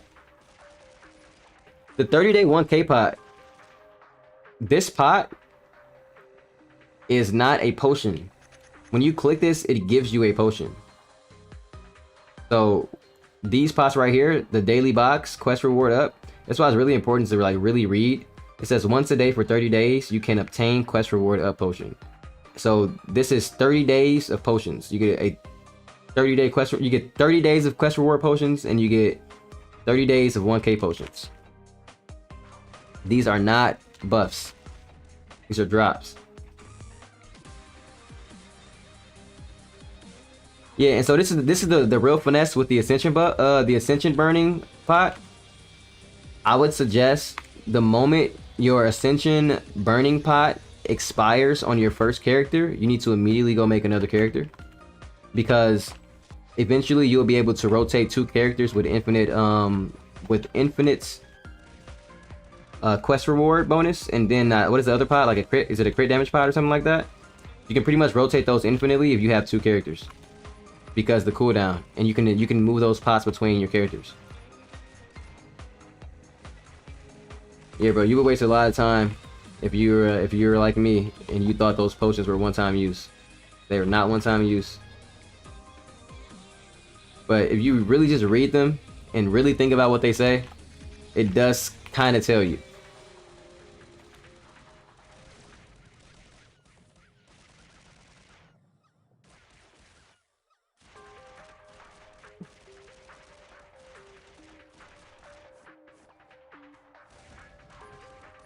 I don't know why the okay, nah, my FPS definitely dropped below 60 there. This dungeon is not properly optimized at all. They just threw it in here and just probably changed the names of the mobs and the gear. But yo, it's definitely long though. We're on room 8. It's 10:44, so I want to switch to my other character. And I only have 16 minutes to do my champs. Yikes. Hey yo, this is dangerous. We were watching the Awakening video the other day. Someone had used a Windstalker to shoot themselves up on a cannon to go up to those platforms. That was pretty cool. Actually putting that feature to use. Oh, these must be the mats that you use to upgrade the accessories. I got some stuff that expire here. Oh, look at this. There's some people outside my window going crazy right now. Hey, yo, I got the necklace. Look at that. Let's see how much my stats go up. Keep in mind, I have basic stats enchanted on this and attack enchanted on this. So it's going to drop my attack, but my dual crit is going up by 4. My stun resistance is going up, normal damage, dual static. This probably isn't worth for me, not going to lie, because it's going to drop my attack. But it didn't drop by much. Well, it dropped by like 90. If I need to enchant this and get it to 90 attack, I'll probably do that on stream. The durability is kind of low though. It gives more accuracy, gives more basic stat. It's 300 more basic stat, but I have 262 enchanted on my other piece. So it's not moving my stats enough for me to put it on right now, so I have to enchant this to make it valuable, make it useful. And then these are 2 different set pieces, it looks like. And they're for the basic stat build anyway, so I'm not going to use them. I play glass cannon.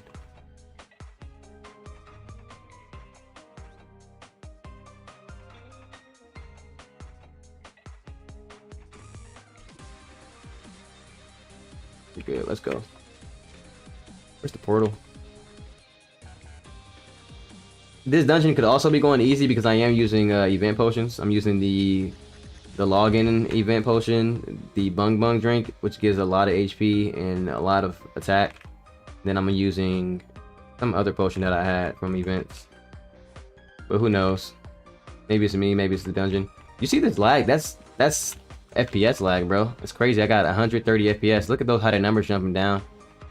It's going ballistic. Optimization is terrible.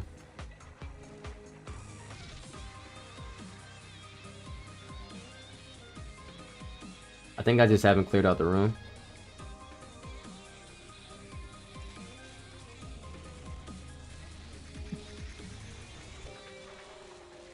Hey yo, HSTO having flashbacks.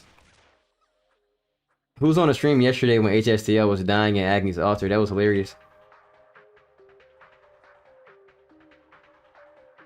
Oh my god, this dungeon is long.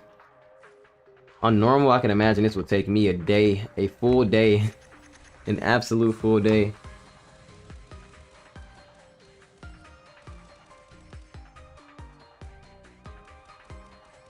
Yeah, definitely. Nah, for real, that 2k HP is probably giving me like 20k because I have percent HP stats. I got like from Ascension alone. Well, I have minus 15k HP, so it's probably giving me that 15k back, to be honest. Because I sacrificed some HP for normal damage here. I'm telling you, bro, every number adds up. This man got jokes. He said, wow, that 2k HP really coming in clutch with your 3.2 mil total. This man is funny. It all adds up, brother. Uh-oh, damage check room. They put all the CC and mobs in one room. That's sick. That's super sick. I can imagine the normal people die here like crazy. But this dungeon only has 11 rooms.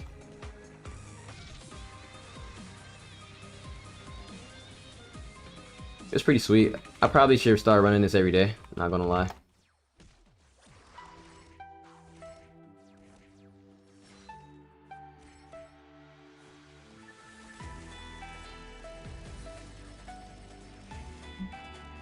I doubt she can.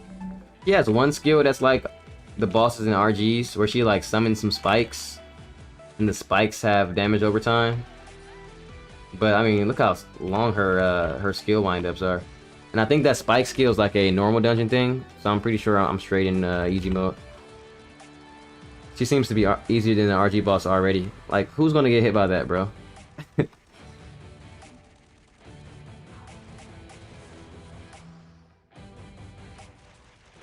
Then again, this is an accessory dungeon boss, not a weapon dungeon boss or an armor dungeon boss. I'm not gonna lie, the way they have Dio, the golem in Dio, I can't imagine. So Korean LaTale is supposed to be getting a new armor dungeon within like this month, actually. I can't imagine what they're gonna do for the armor dungeon boss, bro.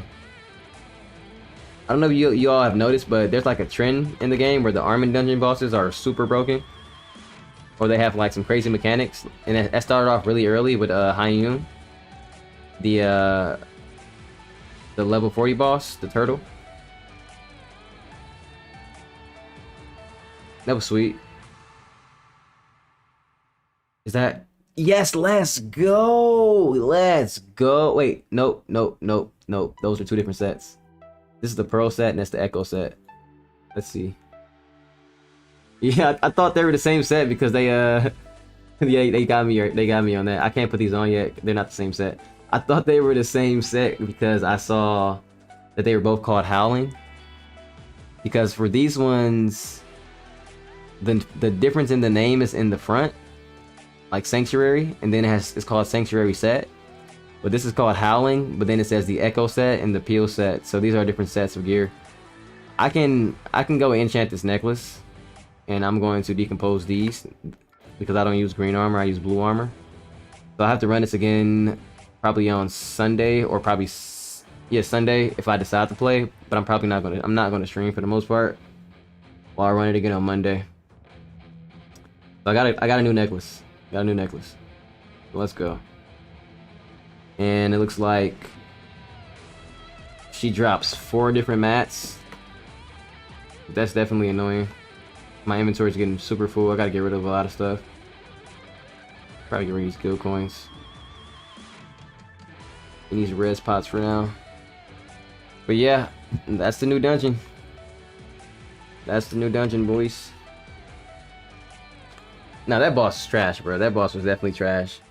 They need to. I understand it's easy mode and whatnot, but they need to give all the easy mode bosses all of their skills and just keep the damage reduced or whatever they do to them, because easy mode bosses are easy as long as you don't stand still.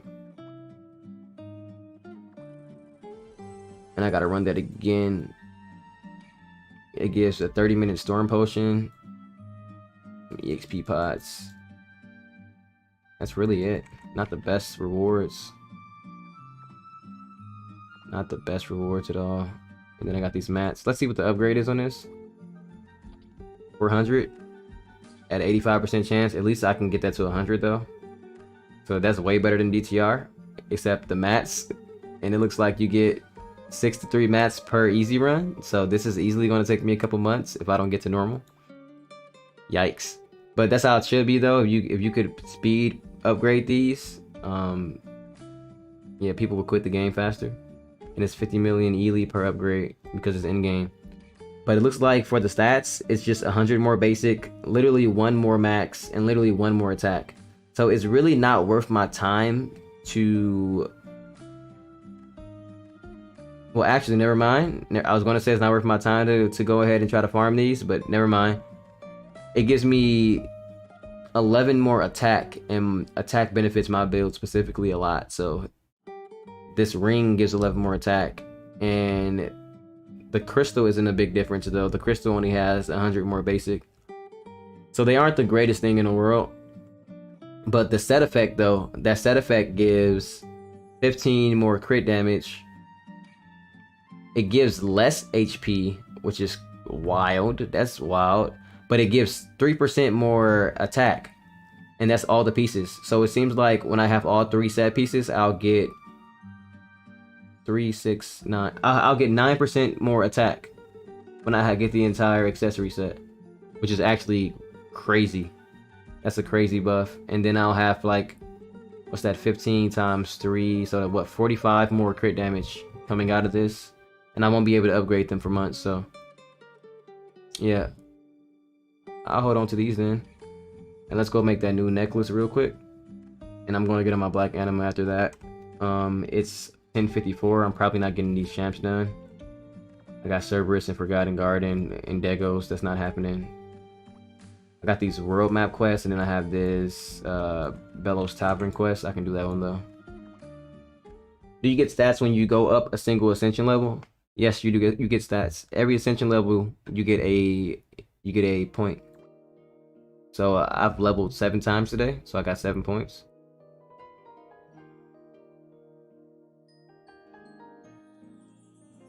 Cool.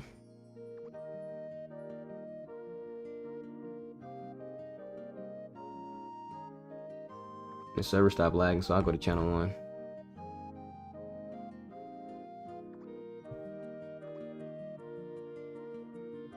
I'm gonna go this extra hour because I want to play the black anima. And that's really the only reason. It is Friday, but I actually need to go to sleep. I'm drained, bro. I'm super drained. But I want to play black anima. Especially since tomorrow I'm not going to play my main at all. Or if I do play it, it's going to be off stream.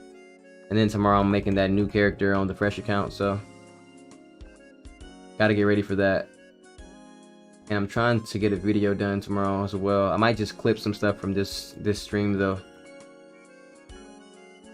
because a lot of new players asked some questions that pretty much answer what I was trying to do for the video. And honestly, my most recent video that I posted, which was just clips from the stream, that video is doing better than a lot of my other videos. So it seems like the stream videos are better.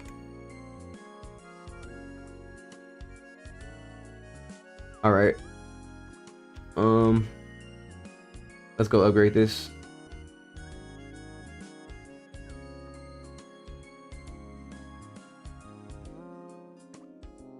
And I need to, what do I need? Not upgrade, but let's go enchant this. I need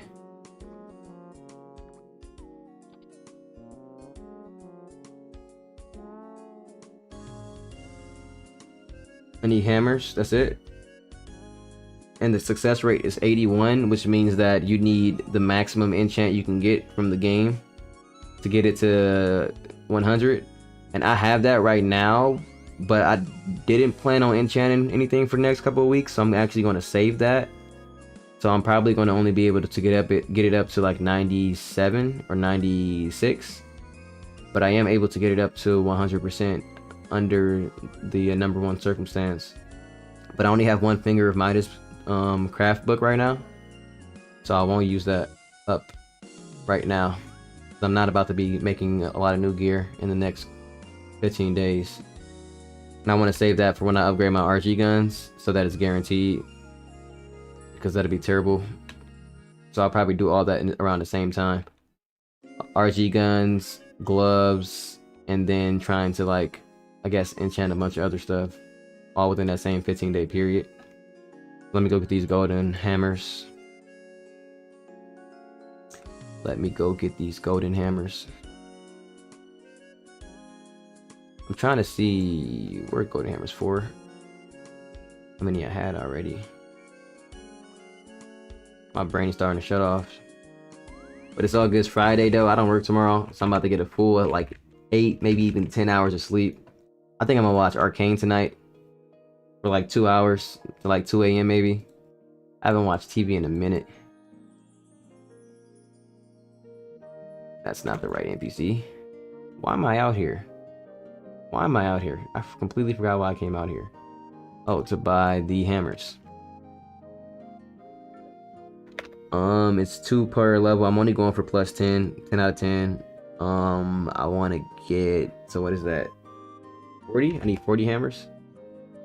And I have 4 or 8, so I need 38 just to be safe. Cool. That's expensive. Cool. Throw those. And there, 42. Okay, I had extra, and let's go over to the enchanting character.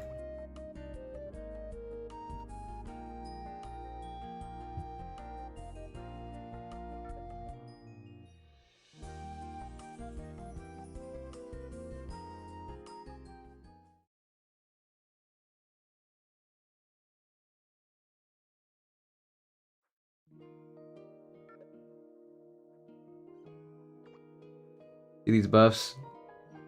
Pony's blessing, gotta keep that.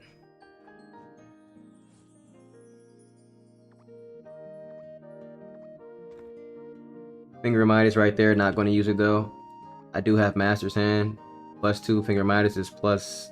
Oh, Finger of Midas is only +3, so I'm only going to be missing 1 enchant. I thought I'd be missing way more. Alright. Where am I? What am I doing? What am I doing? Brain off right now. Brain is off. Enchant.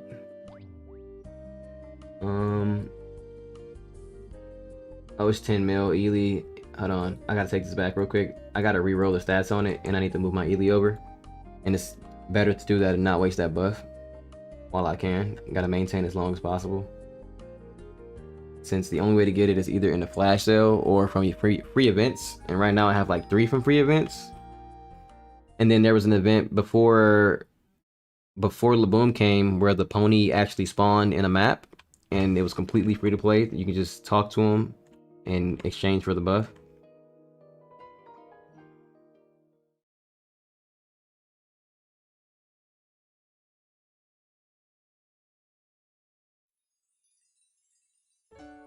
That reassign guy is around the corner.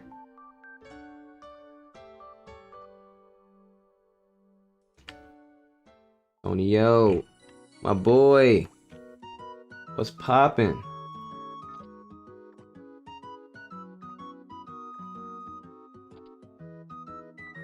I was about to say something real belligerent on something real belligerent on the stream right there, but I'm gonna hold it. I was about to be really belligerent for a second. All right, let's reroll that. I need to get. That's what I needed to get. And then it's 10 mil per enchant, so I need what? I'm going for 20 enchants, so I need the entire 200 mil I have left on here. Cool.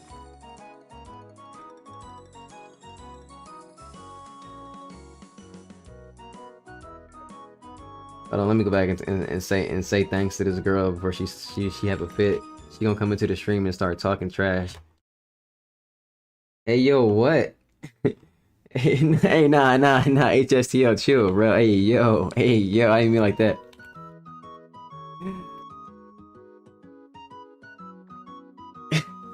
Hey, yo, HSTL, brother. What do you mean by that? What do you mean by that, brother?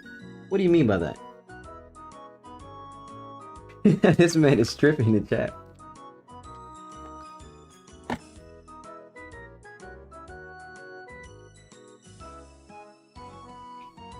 "58 minutes, come on. I want to get on Black Anima. Let's go. Let's go.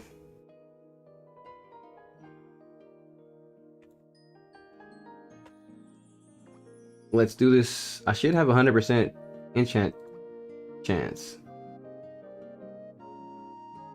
Basic stats, and then I'm going for attack. So that's 10 mil each. It's at 92. Oh, I have 5 Pony's Blessings. I got all of these from Burning. The Burning event gave out all these. Not Burning, all the current events going on right now gave me all of these. Enchant rate. Throw them to the side. I wonder why they changed these icons, but then they just made that one look darker. Well, I guess it does make it easier to tell what it is, though. All right, let's go. That should be 98%. What am I missing? I'm missing 1% for Finger of Midas, but I'm missing something else here, too. 98%. What's missing here? Finger of Midas. I could have sworn I had 19% enchant rate without Finger of Midas. Finger of Midas gives 3 enchant rate. Master Hand gives 2. I'm missing something though. I got the mask on. Enchant Styles, I got Pony's Blessing. Bruh. I got Hoot on too. Hoot right there. Maybe the stat was something else. I don't know. Maybe it was lower than that. I don't know. Maybe you can only get it up to 99. Whatever. It's still better than DTR. Still stressful. This is stressful though. My rune is +2.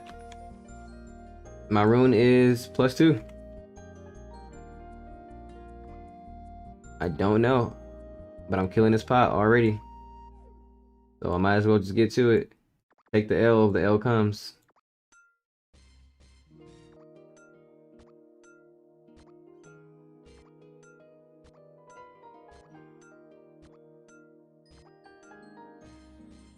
That's about 100 lower than I think my other necklace size.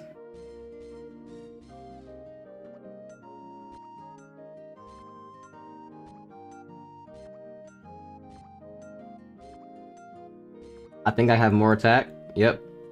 I got more attack though. Cool. Clean. Decent. I think my necklace, I have it at, my other necklace is like 10, 12 though, 10, 13.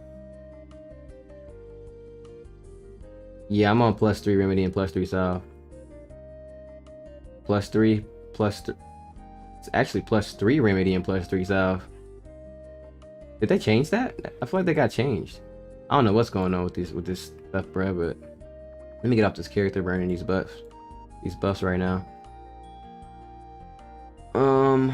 Whatever. Let's see what the difference is.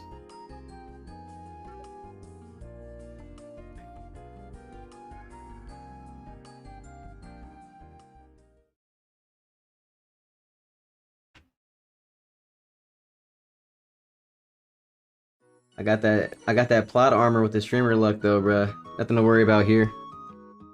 Plot armor doesn't lose. I probably could have gone for 15-15 on these, to be honest. The enchant limit is level 20 on these. That's crazy. You can get super strong off of these, but I need to make sure I have the general rule with enchanting. You want to make sure you have at least two pieces before you start going for higher stats.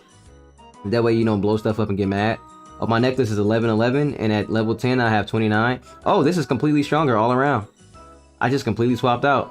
And so what that means is when I get this to Lucent, I can go ahead and take that to Ignite and get that. I can take it to Ignite and get the illustration off of it. I completely at 10-10 I rolled better stats than I rolled at 11-11. That's crazy. I had a +3 solve and I had a +3 remedy.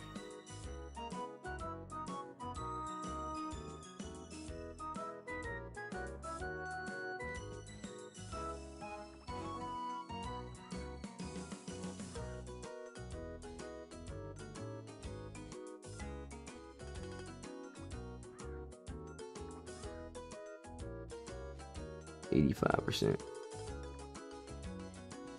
What am I looking for here? Brain is off right now.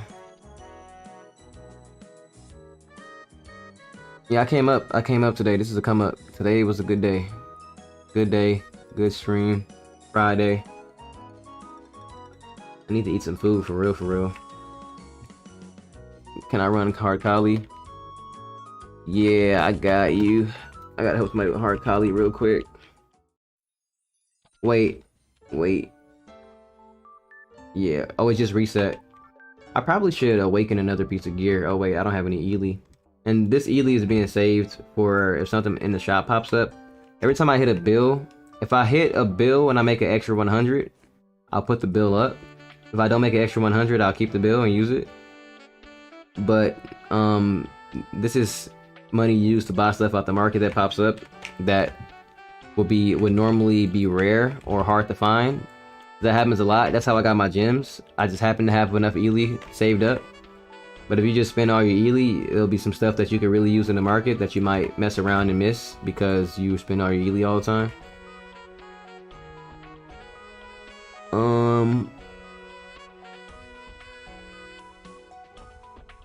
Brain off right now. Brain is off. I am tired. I gotta help these guys in this Sky Collie real quick, and then after that, I'm gonna get on my Black Anima. Oh, my stats went up to 6.10k, but then again, I'm using some cash pots. I don't know what these do, because I never use them. This gives basic stats 100, so this is probably actually like 1k for me. And this gives my attack up, so these whatever I hit right now is gonna be higher than it should be. But I'll take it for now. We got a new necklace. It's new necklace gang out here. New drip. What's up? Really out here flexing in the streets. I wish my necklace could be on my neck. I'd really be out here flexing.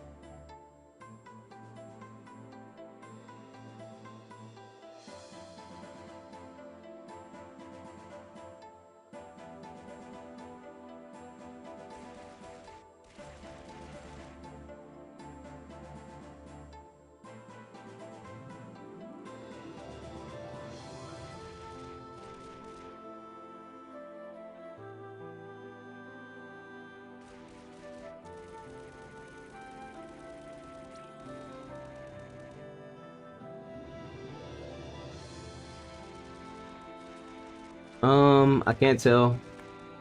Can't tell. Can't tell what's different.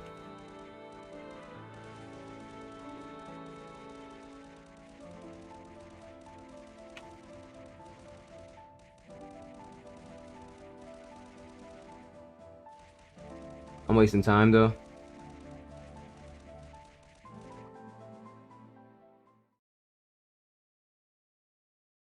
Hoop plus 3 solve plus remedy master hand rune elixir is 18.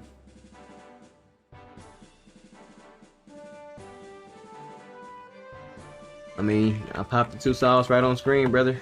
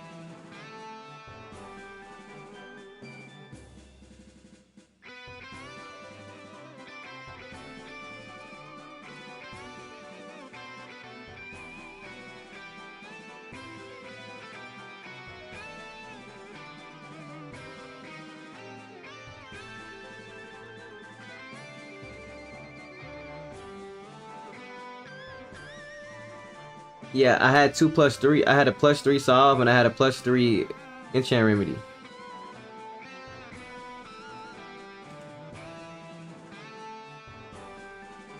I'll show you right now.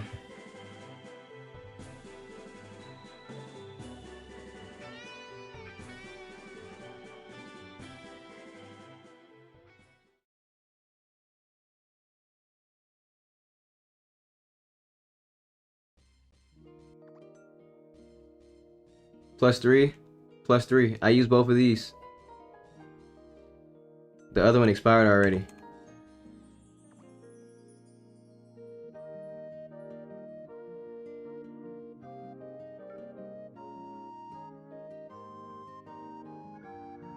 I think I just maybe I read the enchant rate wrong on the necklace. It might only have been 80%. Yeah, I think it was 80%. It's just that since I already had the hoot hoot on already, maybe when I was looking at it, I was looking at it in increased enchant rate or something like that. I'm getting drained and these guys are taking forever. Let's go, brothers.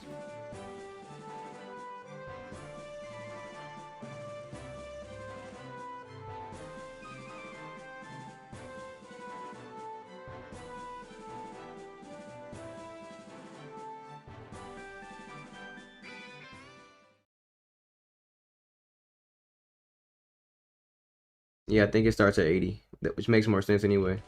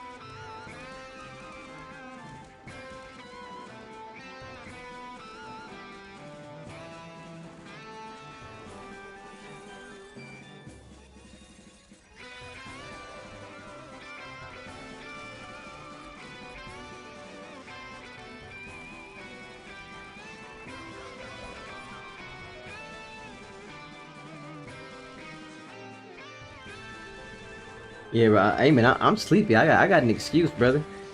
I'm tired. I'm pretty tired, bro. Oh my god, I almost killed the boss. Oh, that's good. They actually buffed the boss, the mini boss, so it doesn't die in one hit. Probably because it was ruining people's event experience.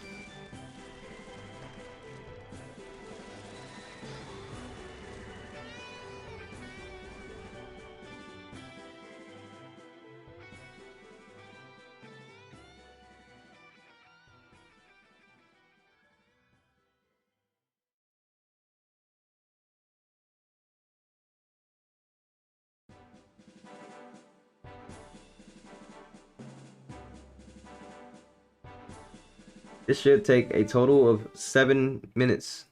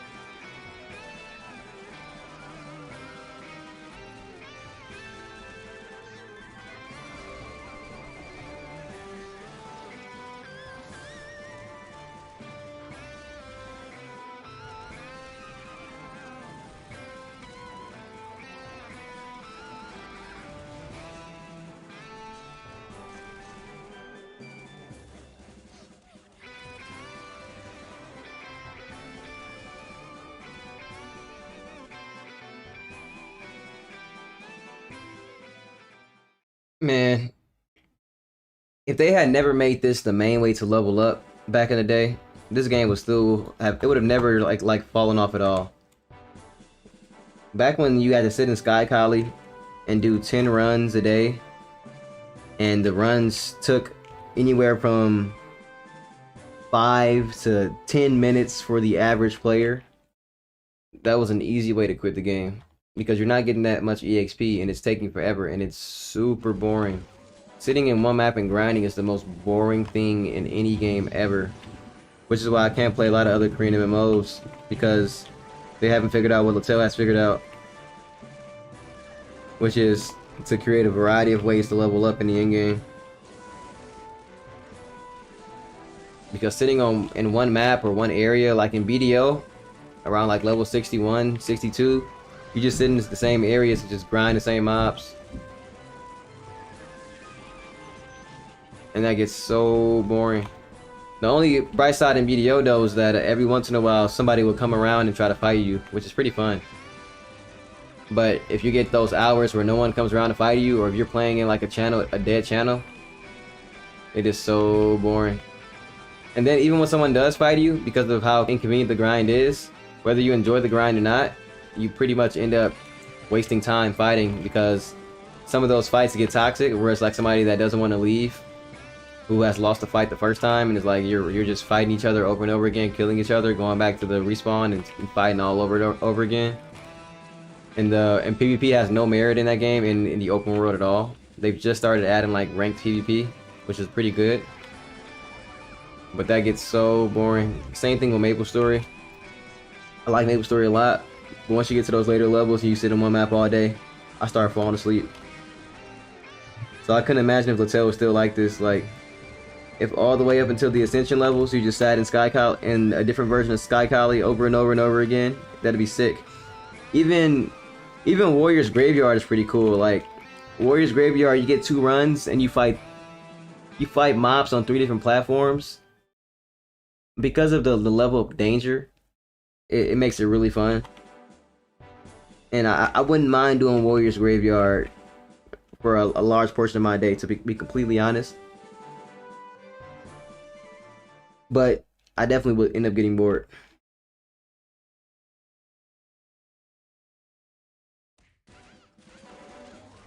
Yeah, I got you.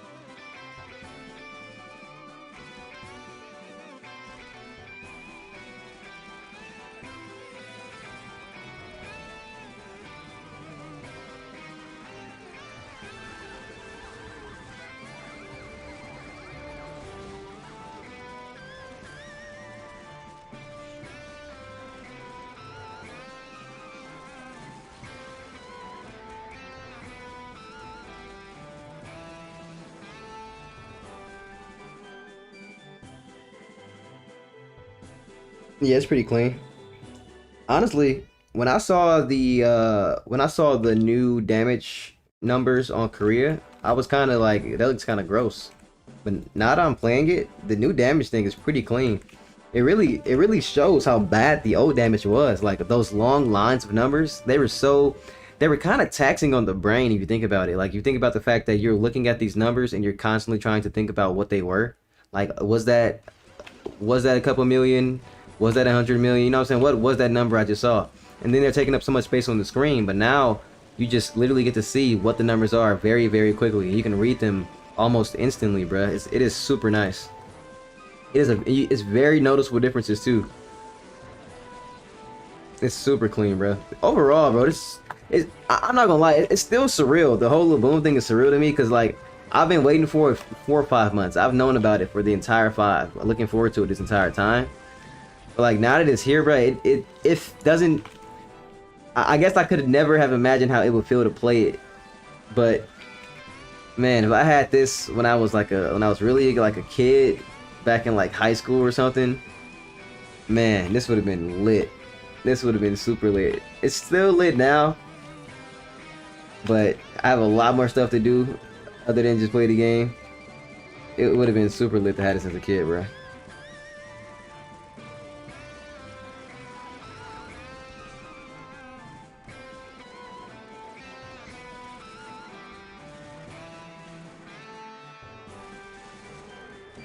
Oh, they have 4 numbers.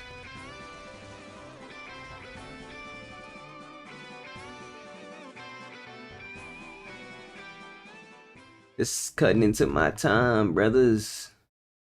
Cutting into my time, brothers. We got one more run. Let's do it.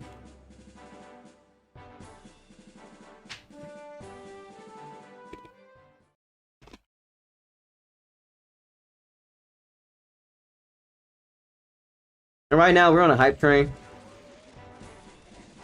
And this hype train, I'm predicting it will last until February, mid-February. Like, it's going to fall off a little bit in the next 2 weeks, but the thing is, because so many people are going on breaks, like college kids, like this is peak LaTale season, whether LaBOOM came around or not, because we're going into winter break season. But even after the fall off that's coming very soon, the relative fall off, it's just people are just gonna come back for Awakening anyway, even harder than they did the first time, because Awakening looks super good. Awakening makes the game seem like the game is already complex, but Awakening makes the game look cooler. Like it makes LaTale is a very cool game already, right? But I just can't believe they actually pulled that off with the Awakening though, where just the system itself, interacting with it, getting those evolving skills, how they play in the game, how much stronger they make your character. I'm pretty sure when Awakening comes out, I'll probably be able to solo normal everything in the game. Probably but the latest dungeon. And the latest dungeon might take me some hours on normal. Because the Awakening stats make people really strong. There are people hitting like 5 bills. I've seen like 5 bills up to maybe even like 6 bills in Korea. So that means like someone like me would probably start getting up to like 3 bills by the time I'm like Awakening 60 or 60 to 80.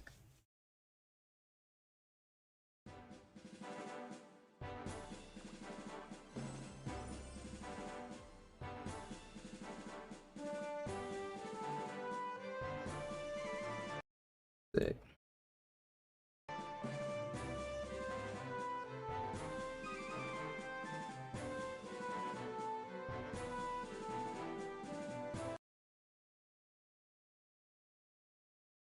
Alright, let's go on to Black Anima.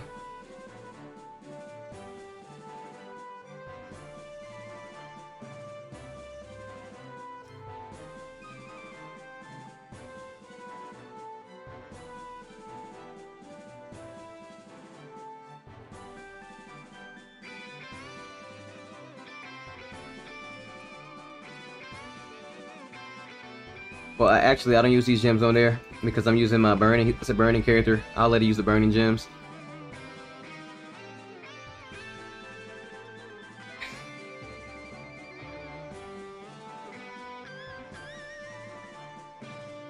Last check, last check. So I don't have to come back.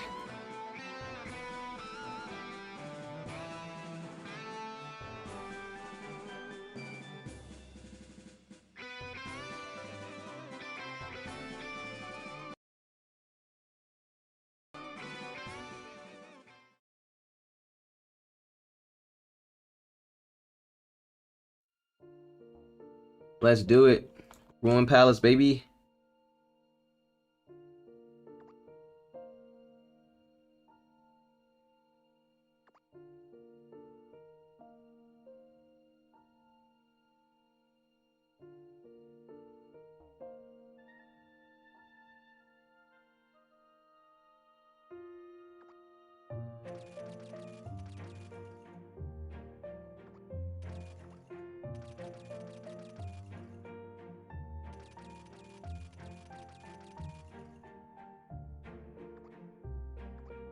Hope I didn't sell anything crazy. I probably sold my glasses, didn't I? Oh my god. Cannot stop doing that. Looks like I sold my glasses. Nope, I didn't sell them right there. I was about to say, bruh.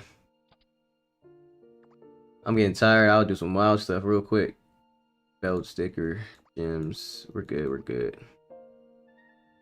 Throwing that Halloween.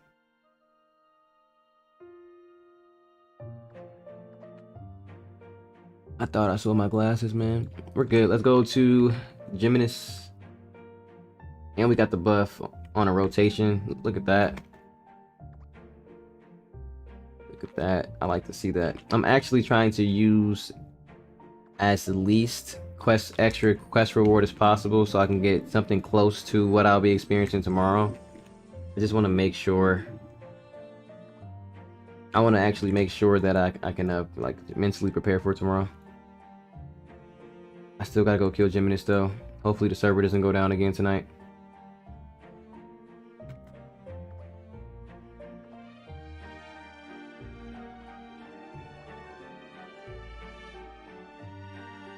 Hopefully the server is not going down. Guess who's going to jail tonight?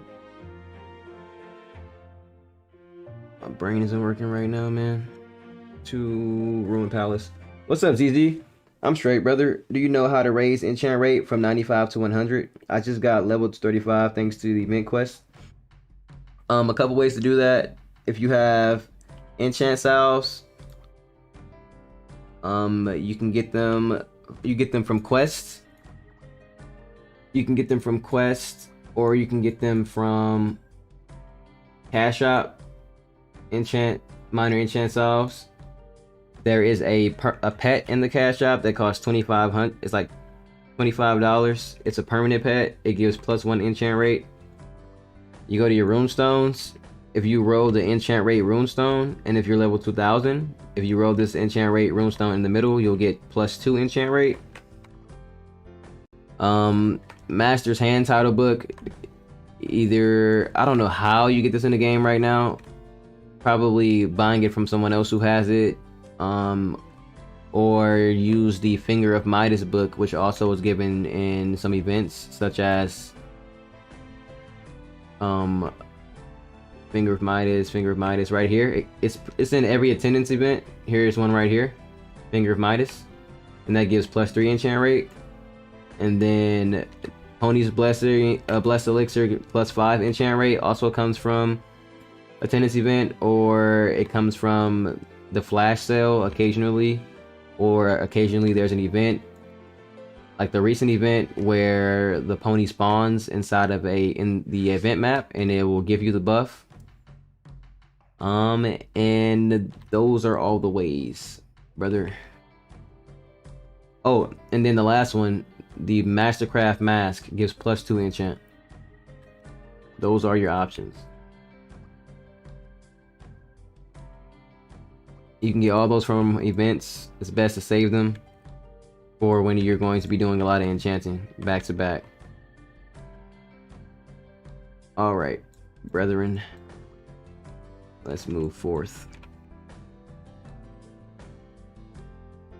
in the journey that is the Lantern Agony.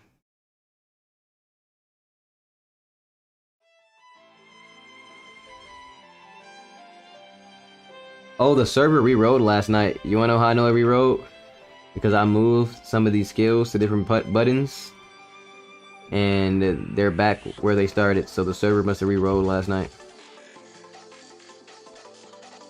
And I think I did this in the dungeon, something like that. It just rewrote a couple moments though, because I still have my Ruined Palace quest done.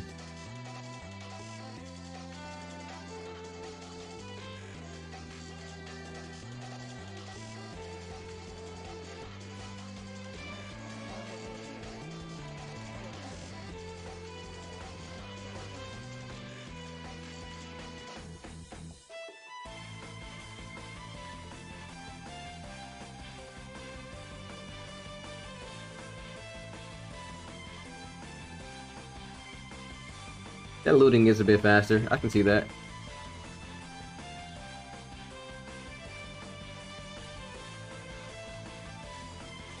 Yeah, yeah. Don't especially if what you're enchanting isn't an absolute in-game item. It's probably not that worth. Unless you're enchanting crit on gloves.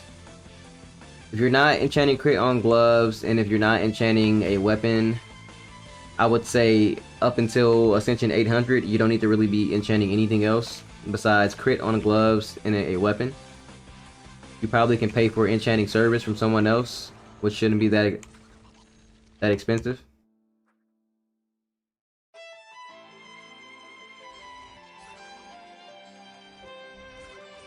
I actually do enchant service as well.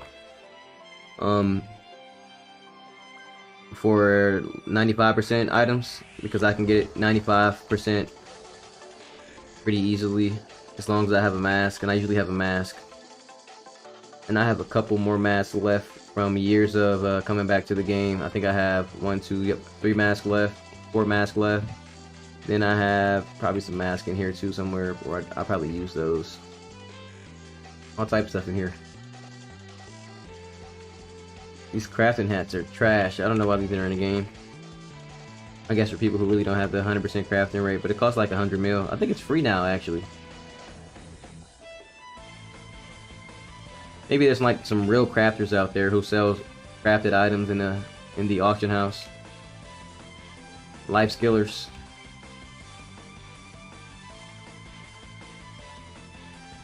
That's a good way to secure the bag. If you ask me, I have a theory that that part of the Ely balance is it's actually so that people can start selling other items in the auction house again, because since people found out you can just make 100 DBs or 100 Blade Masters and just farm on multiple characters, people are selling less items in the auction house, which isn't good for the overall economy of the game. But last night I did Nori, and I got 30 Nori books, and I put them in the auction house this morning, which is arguably one of the most dead times in the game, and they sold in under 2 minutes. So I think that speaks to something. That's a real little side hustle right there for anyone that wants to start a side hustle. If you got some decent ping, or if you know how to clear Nori Season 2, start farming Nori Season 2 books. I can get about 100 books in about 30 minutes. Well, I probably can get more in 30 minutes if I just do one map over and over again after I start get a flow going. But you can make some serious money. I sold the books at 10 books for 15 mil each.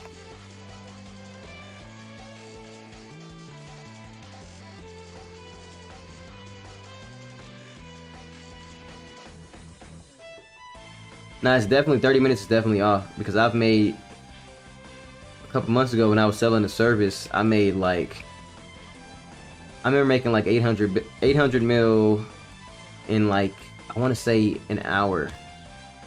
Yeah, I made 800 mil in an hour selling those books once I got a flow going. And I had sold them to 2 different people, and they both needed all 4 book sets.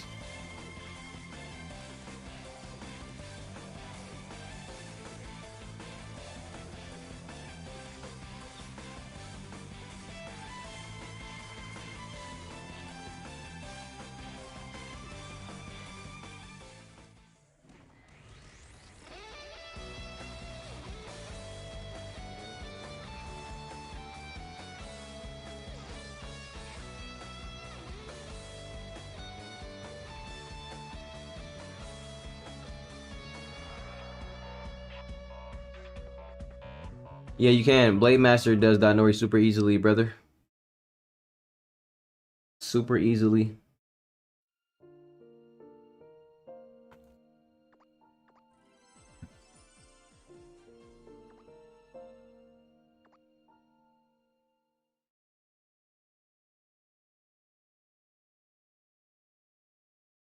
And Nori is a character based, so you have to unlock it on each character you do separately.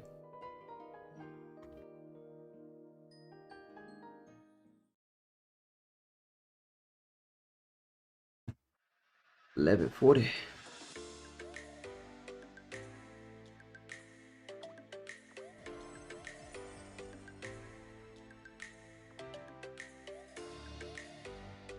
Gross.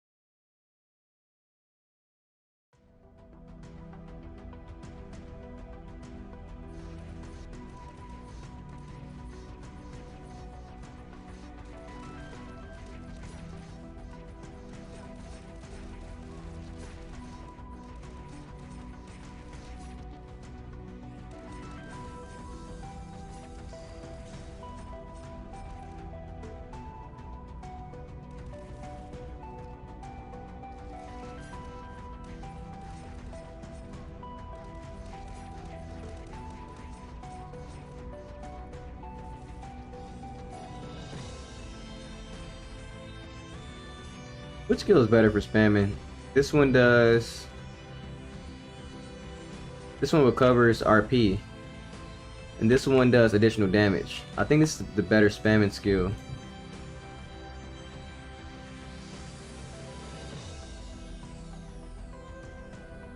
Yeah, that one has a longer animation. I forgot to buff up. You gotta buff up this class every time you go in dungeons.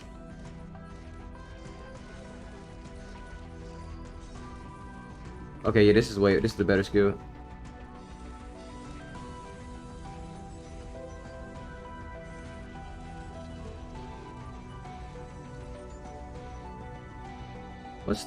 What does this do? This binds enemies broken. This one shields. No, this one knockback resistance. This one shields.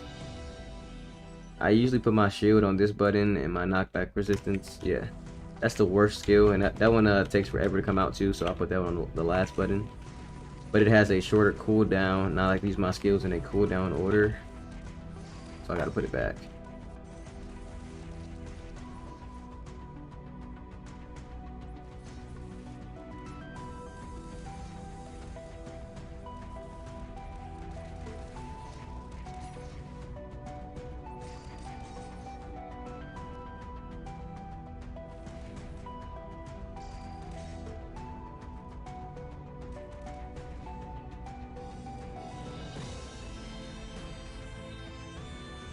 Class is pretty cool. All of the classes that do physical damage, but they don't actually use weapons that they attack with, like select Star Seeker, this class, which other ones are there like that? All those classes are like really cool to me for some reason. Like the physical summoners.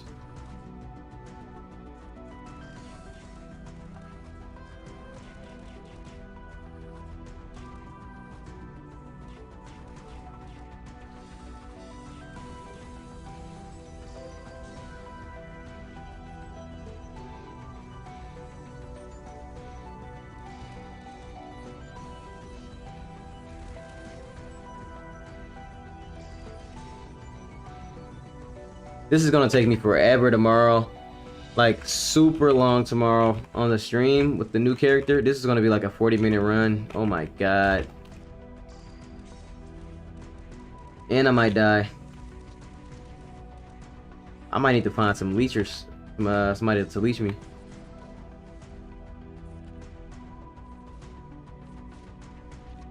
Cause I'm rocking 200k strength. And this is not going the fastest. I'm not one-shotting anything. Well, I'm one-shotting. Maybe it's the class though.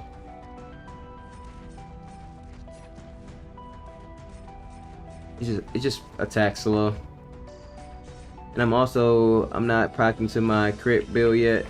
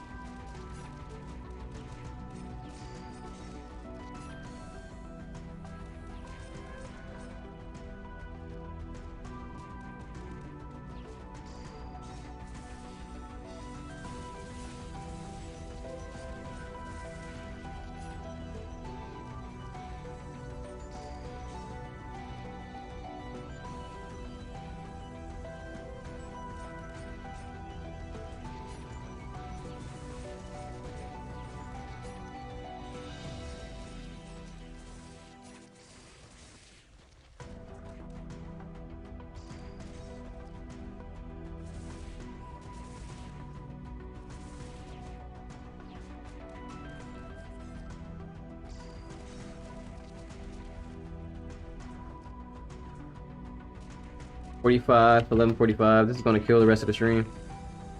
It's one dungeon.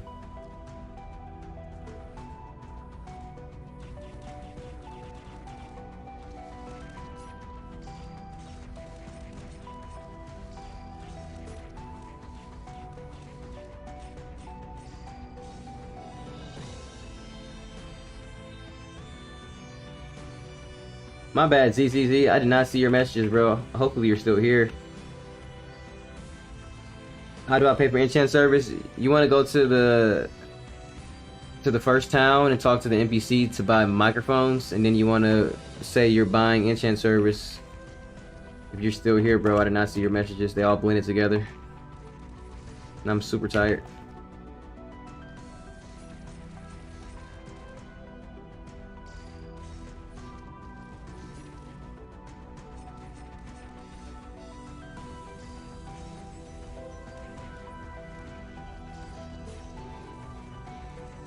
I'm about to KO. Sleeping hard tonight, not gonna lie. And I think I can just clip some of the stuff from this stream to make my next video about the guidebook. I think I gave someone a really good guidebook explanation earlier.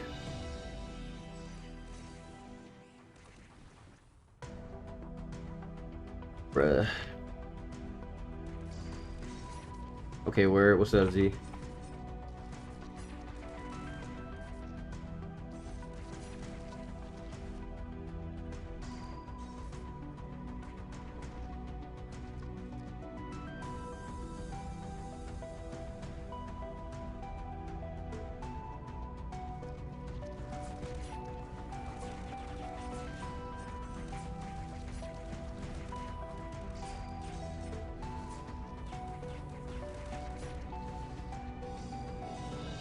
I feel like all the other long dungeons have some real dramatic music too, while this one just has like this mysterious, there's something creepy going on music.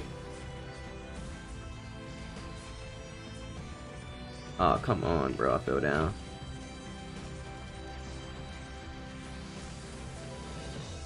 Accessory dungeons are just notoriously long, bro. I don't know why they... Oh my gosh, this dungeon... Actually, Illusion Mist Swamp is pretty decent compared to all the other ones.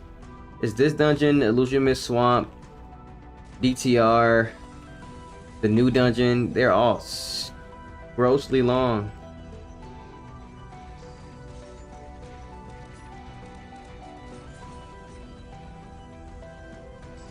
Man, people talk about, before LABOOM at least, when people are like, I'm surprised this game is alive, people still play LaTale. If they saw this chat box and the way this chat box floods up with those gacha boxes, bruh, this game looking like Genshin Impact right now. Like, can I turn that off? People spamming the cash boxes, bro. There's so many people spending their whole life savings on those boxes, and those pets are, I guess, actually the pets in the box right now are pretty good. I just have most of them. That's what the problem is. But Patchwork Kitty, Patchwork Lion, Patchwork Dog, all three of those patchworks in one box. That's pretty good. That's really good actually. And the Patchwork Dog is the newest one. And then they got Chucky with the icing on the cake.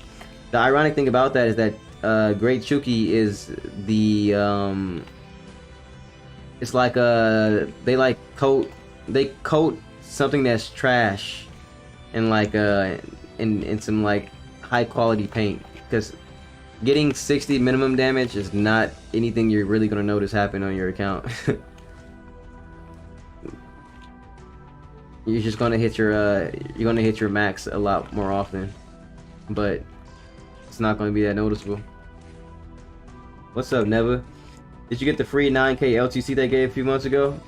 Yeah, when Lost Saga was supposed to come out. Crazy story about that, bro. I was actually planning on playing Lost Saga, and if Lost Saga had came out, I would definitely not be playing LaTale right now. And what's funny about that is that Lost Saga giving me that 9K, and I had a couple friends that had some accounts. I think I ended up getting like 21K. That played a role in me coming back to LaTale, not gonna lie. I got like 21K LTC from the Lost Saga failed transfer, or the Lost Saga failed revival. And that definitely played a role in me coming back. I don't know what I bought with that. I think I bought like all gamble boxes. But I think I got some decent stuff, or at least some stuff like some time savers.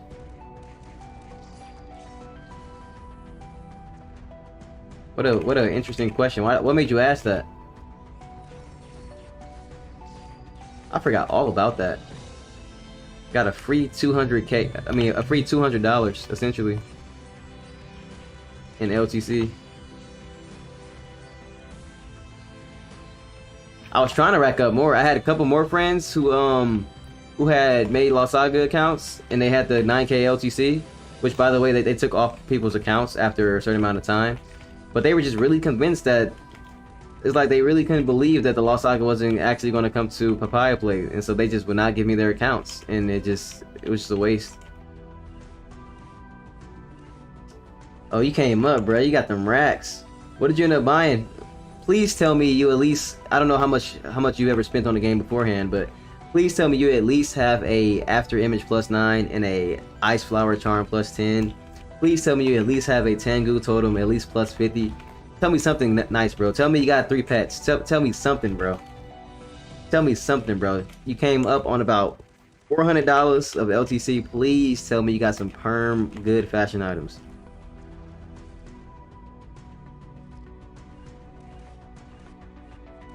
All boxes? Oh my god!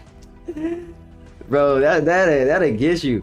The funny thing about LaTale's boxes, when you look at a gacha game, if you played any gacha games, LaTale's boxes make gacha games not seem so bad.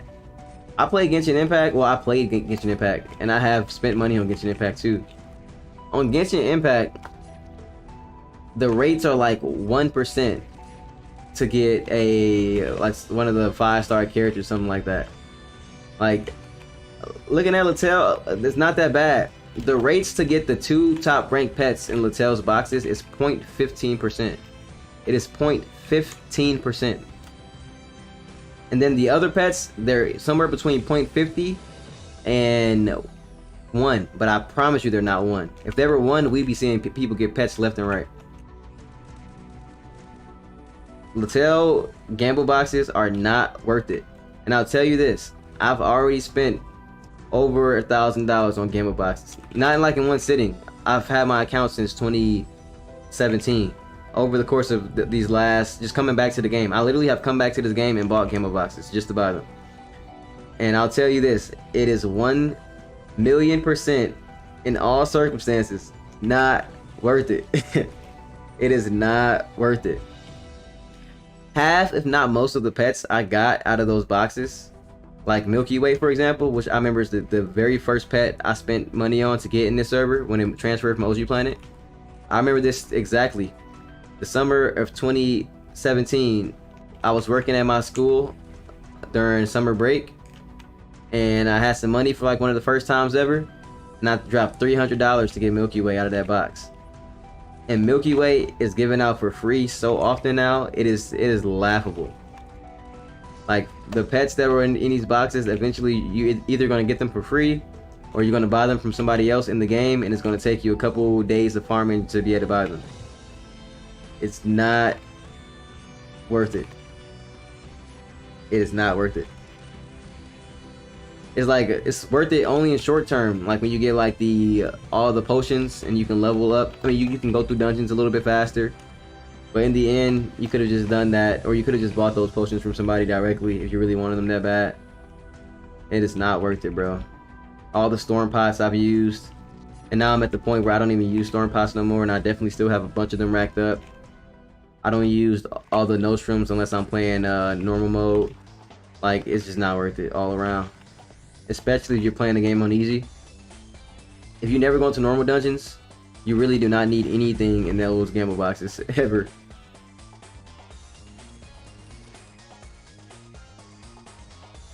Bro, but you want me to buy 300 boxes? So here's the thing. For those of you who have been on the stream and pretty actively, I'm pretty sure you've seen how much LTC I have. And I've been looking at the flash sale. I have nothing to buy in there. The number one thing I can buy from the fashion shop right now from where I am in the game, I could try to max out like a line on my Tengu totem, which sure will be beneficial. I can boost up to like 100 additional crit damage. But my problem with that, right, is that I don't think it will put me into the bracket to do normal dungeons immediately, because once again, as pay to win as this game may be, right, quote unquote, I can swipe right now and max this out, and I promise you I still can't run those normal dungeons in a fair enough time where I actually want to do it. And it costs $450 to max one of those lines. Any of the lines you see on there, it costs $450. I think, no, my bad. The dual crit damage is $450. I think all the other lines are, it's half that. The dual crit damage takes 100 totem fragments to level up, and I got mine to +3 off of free events already. So at this rate, I can get it to level 50 in like, maybe like 2 years or something like that. For completely free. Or I can spend the last of my LTC, because by the way, I do not plan on buying LTC after this. If I buy LTC after this, it'll be like in March. And because I feel like, because the Black Friday sale that just passed, it allows you to buy LTC at essentially, if you bought $200 of LTC, you got $400 worth. And so at that rate, I was like, okay, yeah, I'm so ahead on how much LTC I would have bought anyway, because generally speaking, I spend at least $60 a month because of the current LaTale's fashion shop. The spinners event, the spinners bonus only has 6 levels. So minimum every month I was spending at least $60. So that gives some kind of insight on how much money I spent on this game. But I racked up on the I'm going to use this later. I'm going to use this at Ascension 235. I mean at Ascension levels. But I racked up on LTC, and I'm planning on holding it literally for like the next half a year. But this man Keem wants me to go into the fashion shop and buy 300 boxes to get a damn a dog, a virtual dog, essentially. Like that. As much money as I've wasted on this game, that is stupid. To add a chance to get a dog. What stats does it even give? Is it like, isn't it basic stats? Oh, it's a whole new bracket? No, it's not. It's just better than these pretty trash ones. How did it end up in the same bracket as these guys? Basic stats B? This is in a completely wrong section. What is going on here? What are they doing in this section? That's misleading. 13% basic stats. That's a lot of basic stats. You know what? I'm about to buy that right now. No, exactly. No, I'm not about to buy that. Stop it. Not happening. Not happening. 300 boxes for a virtual dog. That's not gonna have any effect on my account, bro. Any effect. I have nothing to gain from it but pain, misery. I have one video on my page called "Opening 200 Premium Boxes," and that really broke my heart. I'm not gonna lie, because I bought such a variety of boxes. I was under a strong impression I get one nice thing minimum, and I got nothing. I got absolutely nothing. $200 gone. Waste of money. Not worth it. All right, where we at? We at 221. I got the Elrian weapon by now. Let's go. Elrian whip. Let's go. It's mythic. Mythic is the max level for these gears. Nah, they upgrade again. Elvian rip coupon. How many do I need? Materials. And then I need a stone too. That pouch gives 40. I need one more. Bada bang, bada boom. Man, Keem is tripping, bro. You got me itching though, not gonna lie. I'm itching to waste the money. I'm gonna hold out to the next flash sale, see what they got in there.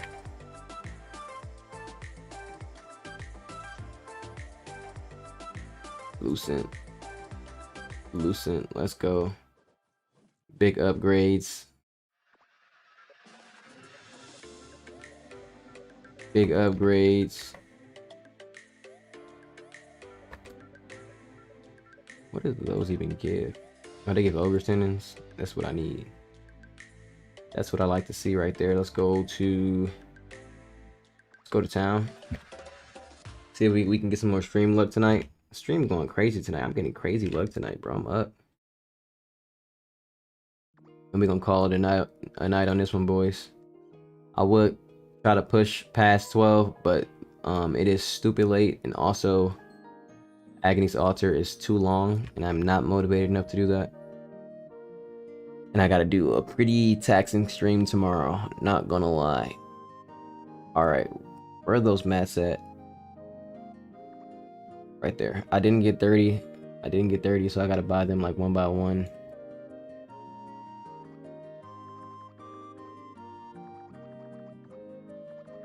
What else we got? What else we got? We got Ogre's Tendons. Let's see. I think this is like the lucky spot right here.